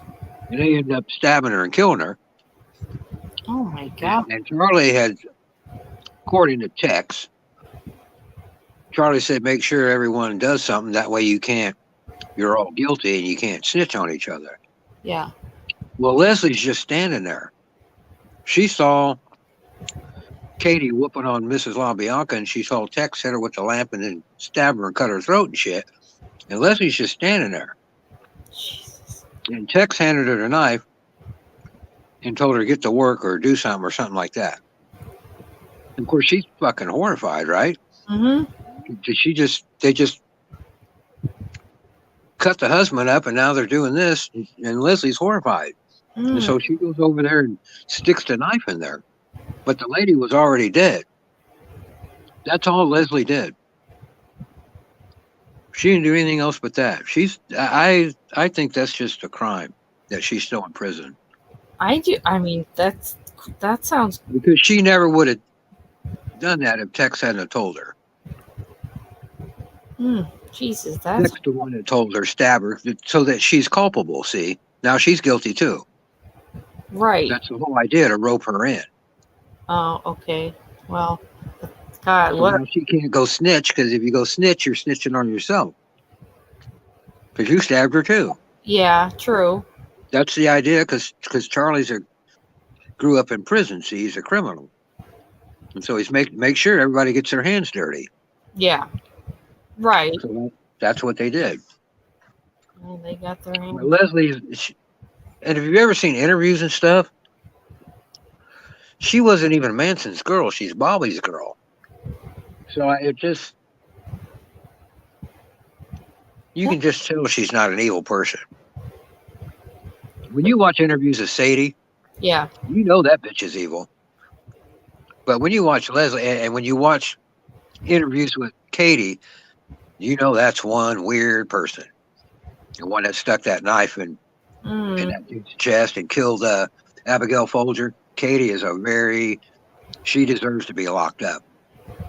And Susan's just a satanic freak, but Leslie isn't. Leslie she comes from an upper middle class. Now, like I said, she's Bobby's girl, Bobby Beausoleil. Mm-hmm. That's the only reason why she was out there, to see Bobby at the ranch. Not out there for Manson. Yeah. How proud Have you ever looked at Bobby at all? he must have been. Have you ever looked at Bobby Beausoleil at all? Mm-mm. That's the guy you want to go look at. He's still in prison too. I don't think he's died yet. He's the one that started the whole thing. Yeah. Jesus. Yeah, the way that got started, it took me years, Rose, to. But what happened was, just real quick, if anybody wants to hear it, if you don't want to hear it, that's fine. They love because they're all like, we're so happy because we know you are the Manson guru. Well, what happened was, when Manson lived out there on the ranch, Mhm. and for various reasons I won't go into that because that's a whole nother story. Yeah. But he thought the Black Panthers were going to come out there. They threatened Charlie. One of the Black Panthers said, his name's Lots of Papa. He said, I'm going to come out there. I'm going to kill all you motherfuckers. Mm. And Charlie said, not out here, you ain't. Not out here at this ranch, you ain't. And the guy said, yeah, I am. And, that was, we're talking late 68 here, that whole racial thing. Martin Luther King had just been killed. Yeah. It's hot, right? So what Manson did was he brought in biker gang for protection. And that's when the shit started happening. And everybody got paranoid. Before that, it was all acid and love and sex and Right. and everything was great. But when that Black Panther threatened him, Charlie got paranoid. And he brought all these bikers in. You're not going to fuck with those bikers. He brought 30 of them.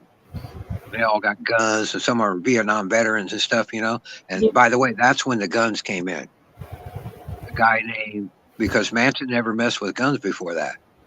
But there's a biker named Danny Donkey Dick DiCarlo. And Danny will tell you, I was just there for the girls. And there was one in particular, I forget which one. But I was just out there at the ranch. I love them girls, man. And then I showed Charlie a gun, and he got off on it and wanted me to bring these guns because the biker gang was running guns, see? Yeah. And because they were outlaws too, basically. Oh, yeah. And what happened was, I believe I heard Danny say once, and I don't know for sure. There's lots of interviews with all these people. Mhm. But I think Danny said that, hey, we didn't give a fuck, and the cops came down on us, meaning the bikers. Yeah. The cops came down on us for something, Wow. and we're going to bust us unless we gave them something. And so we gave him Manson. We said, hey, this dude's over here. That he's fucking stealing cars and all kinds of shit. Yeah. And they turned him in. But Wow. that's when they got busted that first time. But Danny got busted too. Tried to act like, but he got out. Yeah. There's pictures of him right there with Manson. But he's the one that snitched. Jesus. And yeah, there's a million stories like that. That's why that case it's like I'm surprised it's still not going on. Yeah. There are there's so many characters involved. There's so many ties to Hollywood and celebrities and Hell's Angel. It's so it doesn't get old. And every time I talk to you, it's like I learn something else. I mean, how about the Candice Bergen connection? well, really? You know who she is, right? Actress? Isn't that the what was that movie? She was a detective or something. Yeah, I didn't know she had. Don't tell me. Not Candice Bergen. Is that her? Who's the one that had the TV show? And she was like a lady detective. Not Sybil Shepherd. No, not Sybil Shepherd. Candice. I thought. Is that Candice Bergen? I thought Come so. on, chat. Help somebody out. I think no. Is that? Wait, Who am I thinking of? I'm trying to think. Well, hey, listen. I saw your comment about calling her piggy.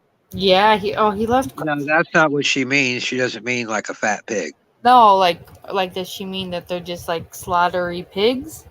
No, that's not what that means at all. What does it mean? Pigs are these. You may have to go listen to Little Piggies by the Beatles. Okay. But piggies are just these. What do you call them? They used to call cops that, but that's what it's referred to on the Tate House where they wrote pig. They're talking about police. The Popo. They're trying to frame the Black Panthers. Yeah, the Popo pigs. Okay. But the I didn't know that. But the piggy, they considered anybody that like wore a suit and tie and went to work and was like conformist and all that. They were little piggies. they were piggies. And I believe that's what Paul McCartney sings about in that song. I'm not sure. Hmm. And so that's where that pig. She's not calling her like because she's fat. Right. They're calling her a piggy. That's not what she means. And it just to me, and it sounds funny, and it shouldn't. But I don't know. They're comical, these people, like in a bad way. But I mean, yeah, Susie's the dumbest of the bunch and the most uninteresting of the bunch, unless you like the satanic part. no, I'm gonna pass on that. It scares the shit out of me. If you like that, she's like a supercharged NK. I mean, she was really into the satanic stuff. She was. But the other ones are all smart. They're college educated, or at least have some college. Not that makes you smart, but they're at least educated. No, but they got lost. Like people get lost in life, and then they end up. Oh God, it's a scary. Yeah, see, he was a con man. He was a con man first, and he was able to, and he's a really good listener, is Charles Manson. Yeah. And so he was able to listen to these girls, and it doesn't take him long to figure out what's wrong with this girl or where it makes her tick. Yeah. And then he knew she's got problems with her dad or something. And he'd somehow bring it up, and they'd be like, they think it was something mystical or something. Jesus Christ. And no, he was just listening, and he figured it out, and he took a good guess. And then they went, oh, wow, he really knows. You know. Yeah, he had them. He knew how to get them. He had, like you said, though, in this creepy way, he had that weird charisma. Yeah, he's got the. And by the way, lots more people knew him than even care to admit it today. But all the stars and stuff in Hollywood knew Manson, knew who he was. He was a fixture around there for a while. Like with Brian Wilson, is that how he first got into just getting to know celebrities? Well, that was, the way he met the Wilsons was that Sadie? It was Katie for sure, and I believe it was Sadie. It was Sadie and Katie, and they were hitchhiking, and Dennis Wilson picked them up and took them back to their mansion because he was a dog. Oh. And so once they got back to the mansion, and of course they're into all kinds of wild, kinky stuff, and blew his mind, Yeah. Even though he's a rock star, he even said, I'd never had like that. Yeah. And so, of course, one of them went and got on the phone and called back to the ranch, said, hey, come on up. Oh. And he went, well, no, that's not what happened. He went there they went there, he picked them up hitchhiking, and they went back and had like a three-way. And then they left. And Wilson was out of town for something. And when he came back, they were all in his house. Jesus. They moved in when he wasn't there. That is so scary. But he loved it because here's all these chicks, and they're all having sex with each other and with all the other guys. And he used it because see that sort of, and I heard this from Dennis himself, that it's a myth, that rock star lifestyle thing, and all these women and all this. He said most of the time that's not. He said the Beach Boys were all business. We weren't doing that. And so when he fell in with these guys, it blew his mind. He's like, this is the stuff that our record companies sell to the public that we do, but we really don't. And these people are doing the real thing. And that blew his mind, and he fell right into it. And there's even an article where he had an interview, I think maybe an English magazine or something. And he's talking about Charlie and how beautiful he is and stuff. So he had that guy totally. Dear Jesus. Charlie gave Dennis Wilson, I believe it's a $7,000 bill for VD treatment. And all the girls had, and they all got, it was all going around, Oh my God. They all got treated, and Dennis paid the bill. But Dennis is the one that ended up kind of fucking Manson. He stole the song from him. Excuse my language. I know not to talk like that. He was mad at one of the Wilsons, right? Well, they stole the song, Dennis did. And they changed the lyrics around. Mm-hmm. And Manson went back over there. They lived at Dennis's just for a short while. Mm-hmm. And then Dennis got wise and he moved out. He moved down to Santa Monica. Mm-hmm. Yeah, he was living in Will Rogers' house at the time. And then he moved down to Santa Monica. And Charlie went over there one day. And I can't remember if it was a housekeeper or one of Dennis's friends or something. But Dennis wasn't there because he got scared already and moved out. Yeah.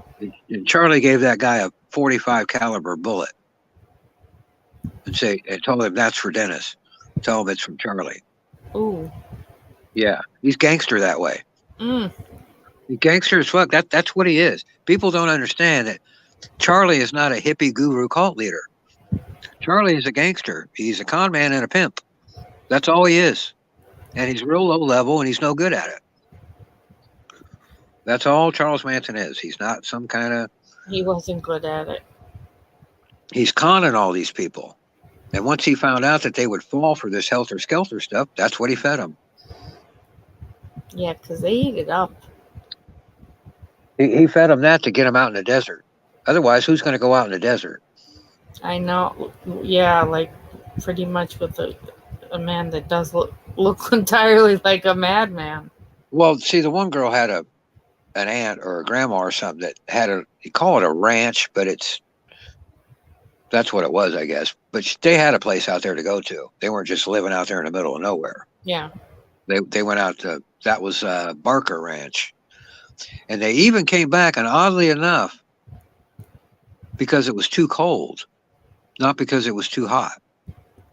Oh, okay. But they were out there in the winter of '68, and think about it, there's nothing to burn in the desert. You can't build a fire, and it gets cold at night in the wintertime in the desert. Yeah. And they didn't have any fuel. They said, fuck this, and they were like about an hour, excuse my language again, they were like about an hour or something or more from Los Angeles. Yeah. So they went back. They went to the ranch once, and then they went back. And then when it warmed up, they went back to the ranch. And there's pictures of Squeaky all really sunburned and stuff. They're all really sunburned. Mm. But that's when he went out there and laid that helter-skelter trip on. Just on the ones that would believe it, by the way. Not all of them. Okay. Most of them knew that was bullshit.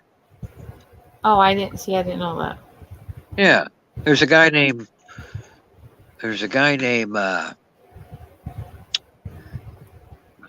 what's his name? Paul Watson is what I want to say his name is. Mm-hmm.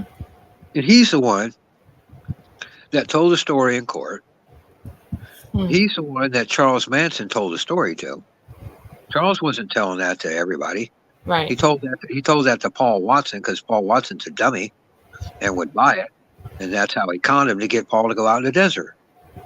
Oh. We got to go out here for helter skelter, man. We got to go out here. Blacks are taking over the world. We got to go out here. Da, da, da, da, da. And Paul tells all this. He was on Larry King before he died. He got leukemia and died. Mm. But there's an interview available with Paul. I think that's his name. Paul Watson. I think it is. I wrote it down because I'm like amazed by. Because he ended up becoming mayor of Inno, California. Really? Right there in Death Valley, yeah. And it was just a tiny little town of about 50 people. That's crazy. And there's also footage of him.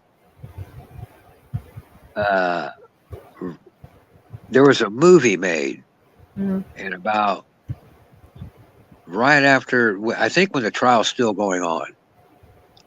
And there's a guy that plays Manson, and if you don't know what you're looking at, you'll think it's Manson, but it isn't. But all the girls are there, and Paul's there. Paul was described by Bugliosi as Manson's right-hand man. Oh. And the reason is because Paul was one of the few guys that would do the gay thing. Oh, really? Yeah.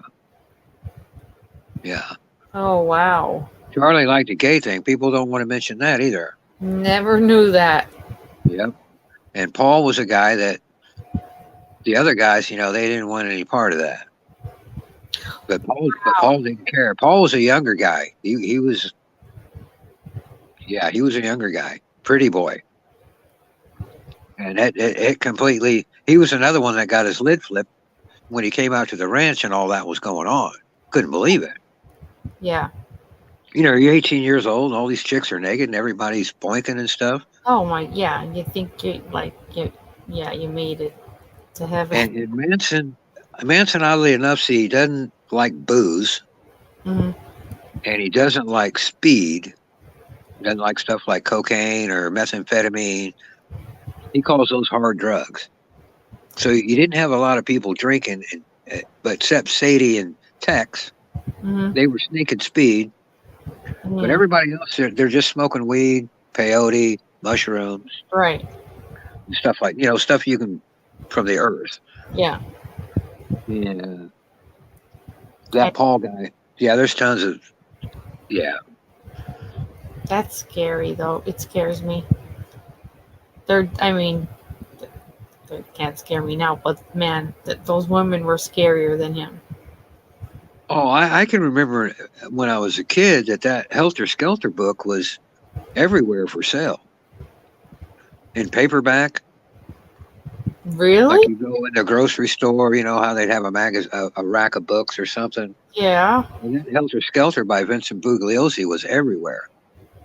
And Jeez. Vincent always complained about that. Yeah, he made $10 million off that, telling that lie. Mm. Because it is a lie. That's not what happened. Manson doesn't like liars. Well, he wasn't lying. Huh? I mean, he really wasn't lying. Like when he said, like, I'm probably one of the only people that's gone to jail for not committing a murder. Yeah, now he was at the La Biancas, but they left. But like I said, he went in and tied them up. Mm. He told Tex, because Tex fucked it up the night before. He said, I'll show you how to do it. And he went in there and tied him up. And then he went back out in the car and he told Tex and Katie and Leslie. And then he left with, who do you have with him? You know what? Sadie was there, but she didn't go in. She left with Charlie. Oh, okay. If I remember right. I think that's what happened. He sent Leslie in. Mm. And I believe Susan was there. Yeah, I think that, because he left. Yeah. And somebody was with him, and I can't think of who it was. It must have been Susan. And they just And then want it. after Tex and those, they did that. They walked. They walked down somewhere, and Charlie picked them up, I think is what happened there. I don't know that second night as well as the first night, but I think that's what happened. Because the first night they drove away in their own car. Jeez. Tex did. But the second night, yeah, they because Charlie had dropped them off. Or he was there and then he got back in the car and left. And so when they got done murdering the people, now they don't have a ride. So they took off walking and he picked them up somewhere. Oh my God, that's so scary. I don't know. Yeah, they got seen the first night from the Tate La Bianca. Mm-hmm. Because you got to walk on Cielo Drive. You have to walk down this long hill to get to where the car was. Yeah. And so they're all covered with blood. And so they're walking down the hill and they stop in this yard and use this guy's hose and start hosing off with it. God. And that guy comes out, hey, what are you doing over there, And Tex said, oh, just getting a drink, And it was dark. He couldn't see. And so they took off down the hill to the car and then drove off. And then they threw their clothes and stuff out the window down into a ravine. Did you ever hear about that? No. Well, they had blood on their clothes and stuff, and I think they brought a change of clothes with them. In fact, I know they did. So they're driving along, and I believe it was Katie that threw the stuff out the window down in this ravine, a few miles from the Tate house. And it was several days. It was a while, weeks, maybe days at least. And it was a news team that found it because they went and they backtracked everywhere they thought the killers might have went. Yeah. And they were looking for stuff, not the cops. It was the press. And they went down there and found all those bloody clothes down there. Oh, God. But you didn't have any DNA or anything in those days, so Oh, my God, no. it didn't matter. It was just, you can tell who the victims were, I guess. You could match blood types or something. You still couldn't tell exactly. Like, had they really mangled Sharon? Like what they said they did to her?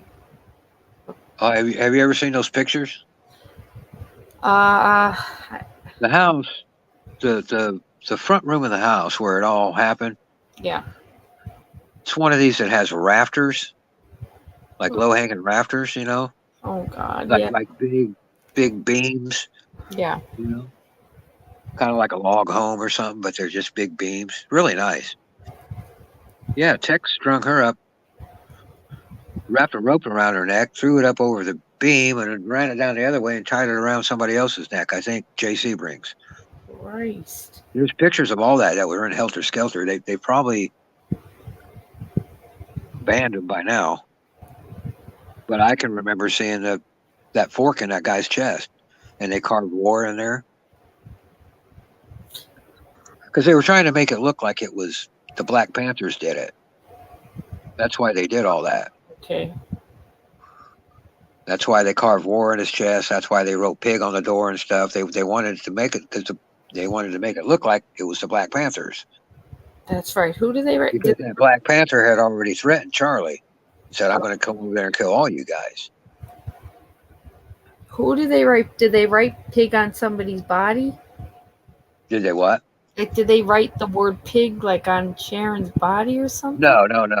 They Oh. wrote it in blood on the front door. Okay. And I think at the Tate House, they also wrote piggies on the wall. But there's no Helter Skelter there. That was at the La Bianca. And Katie did that after she stuck the fork in the guy's chest. She got some blood. And she misspelled Helter Skelter. I forget how she spelled that, but she spelled it wrong. Jesus Christ. That's where the DA got this whole Helter Skelter thing. Oh, okay. He made up this whole story. Oh, wow. Katie said no, Helter Skelter was just a song. It was the DA that made up all that stuff, man. That's why that case sucks. Yeah. He made up his whole. He did what he was supposed to do, which was get them all locked up where they belong. Mm. But he freaking made up a story to do it. Mm. And people. It took me years to sift through it and find the truth. Jesus, that's just nuts. Like Abigail's boyfriend. Yeah.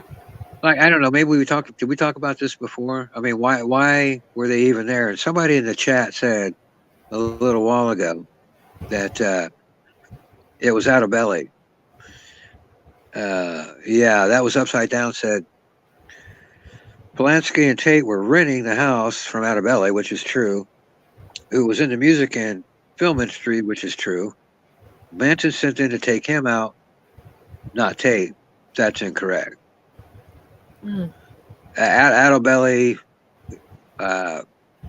Charlie didn't have a beef with him. The reason they went to the Tate house is because Abigail Folger's boyfriend, Fritz, whatever his name is, the Polish guy, right? He was an XTC dealer, and he was importing ecstasy from Canada. And they were there at the Tate house. Jesus. They were supposed to already have. There was going to be that somebody was going to buy 10 grand, and ecstasy was a new drug then, brand new. Yeah. And they were. J.C. Bring was there, who's a hairstylist / drug dealer a drug dealer to the stars from his hair salon. He cut Steve McQueen's hair and everybody. And so what was going down that night at Sharon Tate's was that there was supposed to, Abigail's boyfriend was going to have 10 grand worth of XTC, and somebody, believe it was Sebring, somebody was coming to get that and was going to have the money. And Charlie got wind of it and knew that the money and the dope were both going to be there at the same time. So we're to go rob them right then, right? Jeez. So we get the 10 grand and we get the dope. And that's why they got sent up there. It was on some gangster shit, not on some helter-skelter stuff.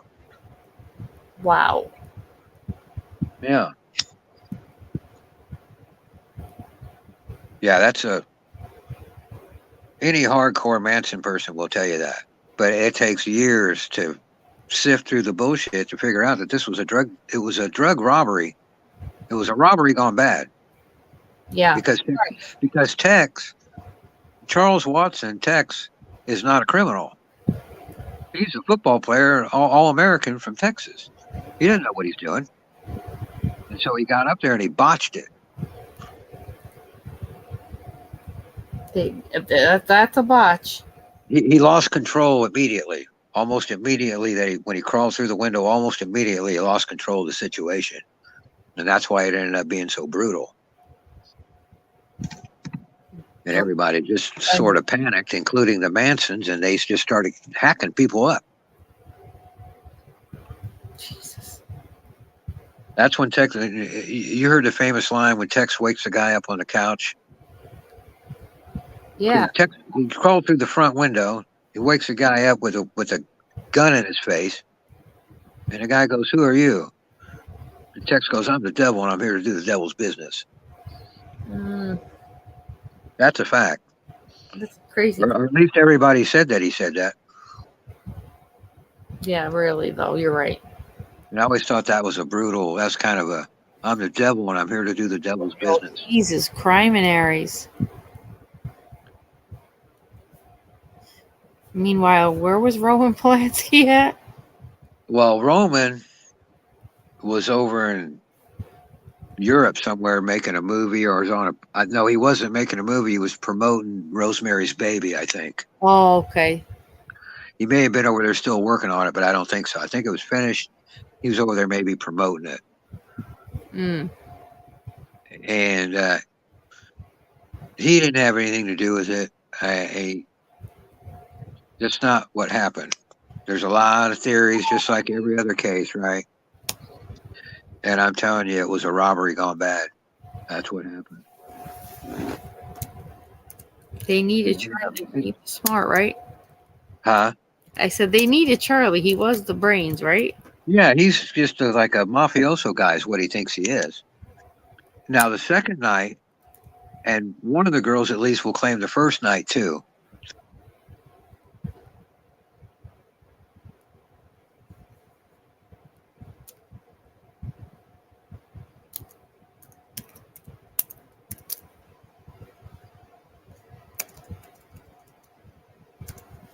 Oh, no. Did this freeze?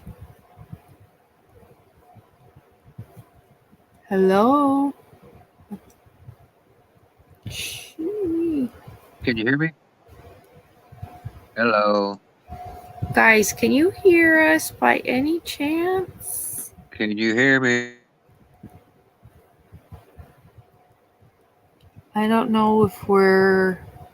Yeah, I can't move the chat. Well, I was on mute. Oh, there you are. Okay. StreamYard just went... It froze up. I didn't even know I was on mute. I'm like, hello? Hey, it's interesting, Rose. Can you hear me? Yeah. Where you said poor Sharon was so beautiful. She was beautiful. Well, Manson said something like, well, did you know that she was making all these porno films? Oh, Sweet, God. beautiful Sharon. She's making these porno films. What else did she say? She was doing something else. Really? Said, sweet, beautiful Sharon making all these porno movies, laying there all butchered, and you think I had something to do with that? That's what he says, something like that. But he was saying that I believe there was a film of her or something. I forget the whole part. I think that's bullshit, maybe. But the reason they did the second night was because there was already a murder before this that Bobby Beausoleil committed. And Bobby got locked up for that. They already caught him for that. And they were trying to make these murders look like they were a copycat. Mm. Right? I didn't know. He wrote Pig on the Wall, too. Oh, okay. See, I didn't know that. Yeah, if you don't know who Bobby Beausoleil is, you don't know the Manson case. No, like not like, and there's so many names and players. Well, see, Bobby was a musician. And he was not one of these guys that was there all the time. He's one of these drifters. And so he's playing music up and down the coast and stuff when he needs a place to stay, or he's in the LA area, he goes out there at the ranch. And Leslie was his girl, Leslie Van Houten. And Charlie tell you that he said, Leslie wasn't even my girl, that's Bobby's girl. And so with Bobby, the reason Manson had him run it, that's where the music part comes in. Is because Bobby is a real musician. And he also, when he was in prison, he's got all kinds of artwork. There's interviews with Bobby Beausoleil. You can go look it up. But he's what happened there was he killed Gary Hinman. And he went, and you know, I told you the bikers were out there at Spawn Ranch. You know, that Charlie brought him in for protection after he got threatened. Yeah. Well, okay. So Bobby Beausoleil, he went to go score some drugs for the bikers, and he went to Gary Hinman's house, and he got all this mescaline. That they try to act like Gary Hinman was innocent, but Gary Hinman was just about to complete his master's, I think it was, in chemistry. He was over there making mescaline and selling it because you make mescaline out of cactus. So that's what he was doing. And apparently, I think it was mescaline, maybe something else, but something like that. And apparently when it sits on the shelf too long, it degrades and it's like poison. And it sat on the shelf too long. Bobby went over there to get it, to go. The bikers gave him money, right? Yeah. Go get us some of this shit. He went and got it, brought it back. Everyone got all sick and fucked up from it. And he said, motherfucker, you're going to go back. And it was a lot of money or hits or whatever. You're going to go back over there and get our money. Yeah. Right? Yeah. So Bobby goes back over there. And Gary Hinman's like, I don't know what you're talking about. There's nothing wrong with that dope. I'm not giving you anything. And Bobby Beausoleil is another guy that's not a gangster. He's not a criminal. He's a musician. And he's only about 19 years old. So he's like, look, man, you're going to give me, I got to have this money. And the guy's not cooperating. So he calls Manson. Wow. So Manson, and Manson knew Gary already. They bought dope off Gary tons of times. And so Manson comes down there, and that's the dude that Manson cut his ear off. Did you ever hear about that? Yes. Yes. And Sadie, he didn't actually cut it off. He split it kind of down the middle. It wasn't like it fell off his head, but he split his ear down the middle. And Sadie sewed it up with a needle and thread that she found in the apartment. Believe that? No. I mean, nobody would. No problem, Gary. Shut up. I'll stitch it. I'll sew it up for you with no anesthetic or anything. Sewed up his ear with a needle and thread. Wow. And then he still wouldn't come up off the money. And he was claiming that he didn't have any money and stuff. So they stole his cars. He had 2 cars. They stole it. They had the titles there. He stole them.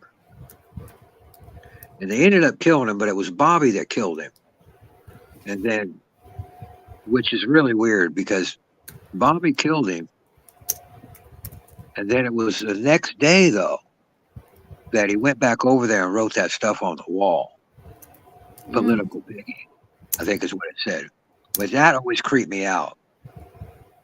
that he went back over the next day, and he said it smelled. There was maggots already, and it smelled.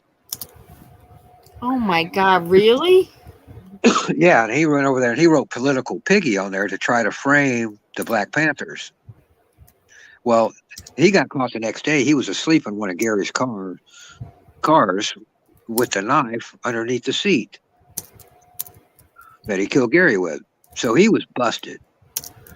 And the girls will tell you that that's why they concocted this story or these crimes, was to make it look like they were copycat crimes and that Bobby didn't do that. See, the murderer's still out there. They're the ones that are writing the same kind of stuff on the wall, you know. That was the plan, was to make it look like that. No, you got the wrong guy. Bobby didn't. He's locked up and these murders are still happening. The writing's still on the wall. You know what I mean? Oh my You God! got the wrong guy. Bobby was just driving that. He was just in that car. He stole the car. He didn't. You know, that's what they were trying to do. Jesus. That was part of it. He just kind of co-mingled that in with the drug deal and stealing the money. The reason he went to the LaBiancas, though, was that LaBianca was a low-level gangster himself, and he had a little black book with a bunch of names in it. And whose names were in there and what they have to do with anything, I don't know, but Manson mentions it several times when he's asked about the LaBianca thing. Oh, really? Yeah, that guy was a gangster, that LaBianca dude. They were messing with some rough people.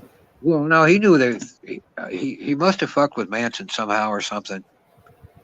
And Manson wanted that book for some reason, because there was wads of cash there and jewelry and stuff that wasn't taken. But they never found that book. Like a little tiny, like a personal little phone book like they used to have, you know. We used to call it a little black book. A guy would have a little black book and it'd have girls' phone numbers in it. That's what he's talking about. Jesus. And it had like, I don't know. I don't get I it. never did know. You like know it Pages all like that. so good. Do what? You know this so good. Oh, I spent way too much time on it, Rose. Believe me. Mm. If I'd study brain surgery instead, I'd be a brain surgeon many hours. But listen to all those interviews and just about everybody. You have to go to a website. I don't think they're on YouTube, but just about everybody involved got interviewed by the police, and all those interviews are available. Yeah, the interview. I could watch his interviews all day. Well, they're not. There's just audio. They're done on like a real tape machine that was in the interview room. And they got, I don't know if there's one of Dennis Wilson, but Out of Belly for sure, that Upside Down or whoever mentioned that in the chat, there's an interview with Out of Belly you can listen to. He was out of town and he was a homosexual and he had a young guy living there. And that's the one that got spooked and scared real bad. I forget his name. There was a young guy in the guest house, and he originally got arrested for it. Oh, really? Yeah. They say, how can you be right here in the guest house and you didn't hear any of this or anything? Hmm. And so they figured he did it, and he got arrested. And there's pictures of him, and he looks like he's shell shocked. That's crazy. But I believe what that guy said, that the guy that was living in the guest house, and he's only like 18 or 19. Yeah. If you don't know about Stephen Parent, okay, so this guy's living in the guest house at the Tate House, right? Yeah. On the night of the murders. And his friend, Stephen Parent, comes up there and wants to sell him a tape deck that he's got. And so Stephen Parent's, he's up there. I cannot remember that kid's name, but they hung out for a while, and the kid's like, "Nah, I don't want it." And it was late by then, like midnight. And Steve Parent left. Well, and there was a gate down here when you get down to go up to the Tate House. Yeah. There's a private gate down there, and Tex and the girls just his parents coming down. They see his headlights coming down the hill, and they had already jumped the fence and cut the phone lines. He came down there, and he can't get out because the gate's closed. And I forget what Tex said to him, but Tex just walked right up and shot him twice. Oh my He God. had the window down on his car, and Tex just walked right up and shot. He said something. That guy said, I won't say anything or something. And Tex said one of his weird things, and he shot the dude twice. And I pushed his car to the side of the road and walked on up the hill. So they killed him. They killed Parent before they even got to the Tate house, down in the driveway. You can't even see the house from where Stephen Parent got killed. You got to go up and around the turn. That's unbelievable. But that house has been torn down now. There's a different house there now. Yeah, I saw that. I forget who the hell had it on. Somebody from YouTube did like on the bike. Yeah, no, I forget. The dude from 9 Inch Nails. Oh, I love that. He used to rent that house. Mm. And it had he recorded one of their albums there. He put a studio in there. And then and that door was the front door that had the pig written on it. Yeah. In blood. I don't know how he got a hold of it. It was in the basement or something. And when he left, he took it. And I forget what he did with it, but he had it for a while, like in his apartment or something. But I was a little shocked that it was there because I guess it wasn't evidence at the time. But he ended up, I think he did. I think that's the story. I can't swear to that, but I know he lived there and recorded an album there. And he said the vibe got too spooky, he had to move out. That's scary. But if you can go to a bookstore or something and find you a copy of original Helter Skelter, it's got a whole section in the middle with black and white photos of the murder scene, both of them. You see LaBianco, you see him laying right there with war in his chest. I think it was Tex that did that. Did that with a knife because they found a carving set like you do for a turkey or something. They carved war with the carving knife, and then I guess Katie didn't know what to do with the fork, and she just stuck it in like you would a meatloaf or something. She's a psycho. Katie is a psycho, and so is Tex. Manson is a lightweight compared to them. They are absolutely nuts, man. They really were. Manson never killed anybody. No. Maybe Shorty Shea. Because see, there was a murder after that too. So you had Bobby Beausoleil murdering Gary Hinman, and then you had the Tate LaBianca murders, the 2 nights in a row, and then later on, before they got busted in December, they also killed Shorty Shea, who was a ranch hand out there at Spawn Ranch, and he was threatened to go to the because Charlie and them, they always stole cars and chopped them down. And the Shorty Shea was going to go to the cops and turn them in. So they took him out, and I think they shot him. Charlie did. I was, what do they call that guy? It's another guy that got life. He's still in prison, too.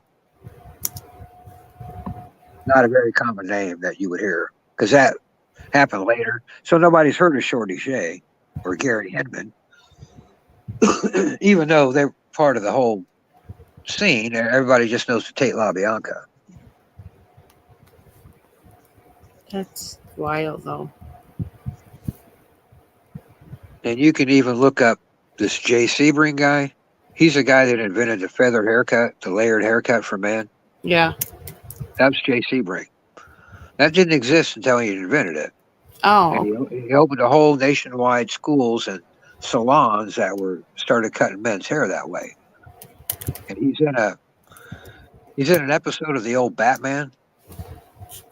Remember the old Batman TV series? I loved it, yeah. He's in it instead of Jay Sebring, he's Jay Seabreeze or something. But he was well known. He's not just some hairstylist on the corner. He was hairstylist to the stars. And he was a 2-bit kind of actor, and he was in that. And Sharon Tate was in a bunch of stuff. Yeah, she was so close to giving birth. Ugh. Yeah, what did Sadie say? She said, Sharon said something like, "Do what you want to me, but leave my baby alone." Right. Yes. And I forget what Sadie told her. She said, "Shut up, bitch," and then I forget what else she said. Mm. But Kathleen's right. Sadie, if anybody was satanic, man, it's her. She's got this like blood fetish and stuff. She's weird, really, really weird. She And sounds. she's got this, and Kathleen was right because I've seen her in interviews that she's got this. When she said that she changed voices, Susie did. Mm-hmm. Man, it's almost like that NK giggle. Ew. She gets this real high hee in his voice and stuff. Oh. Oh, it's evil sounding. Oh my God. That goes. Yeah. There's an interviewer probably from 75 where she's doing that. That's. Yeah. Yeah. There's That nothing, would scare me. no redeeming quality to Susie Atkins at all. She's total trash. Total trash. Yeah. She. I don't know. I guess maybe even just the look of her scare the shit out of poor Kathleen.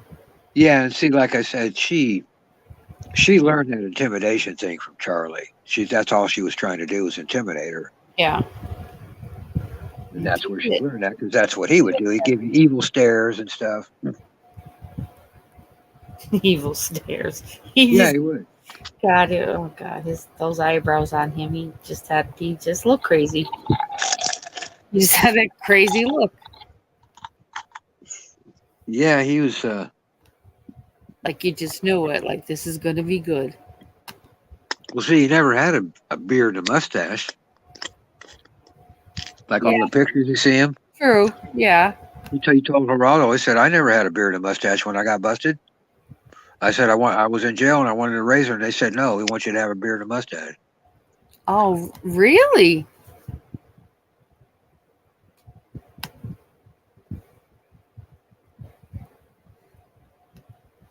See, I didn't know that.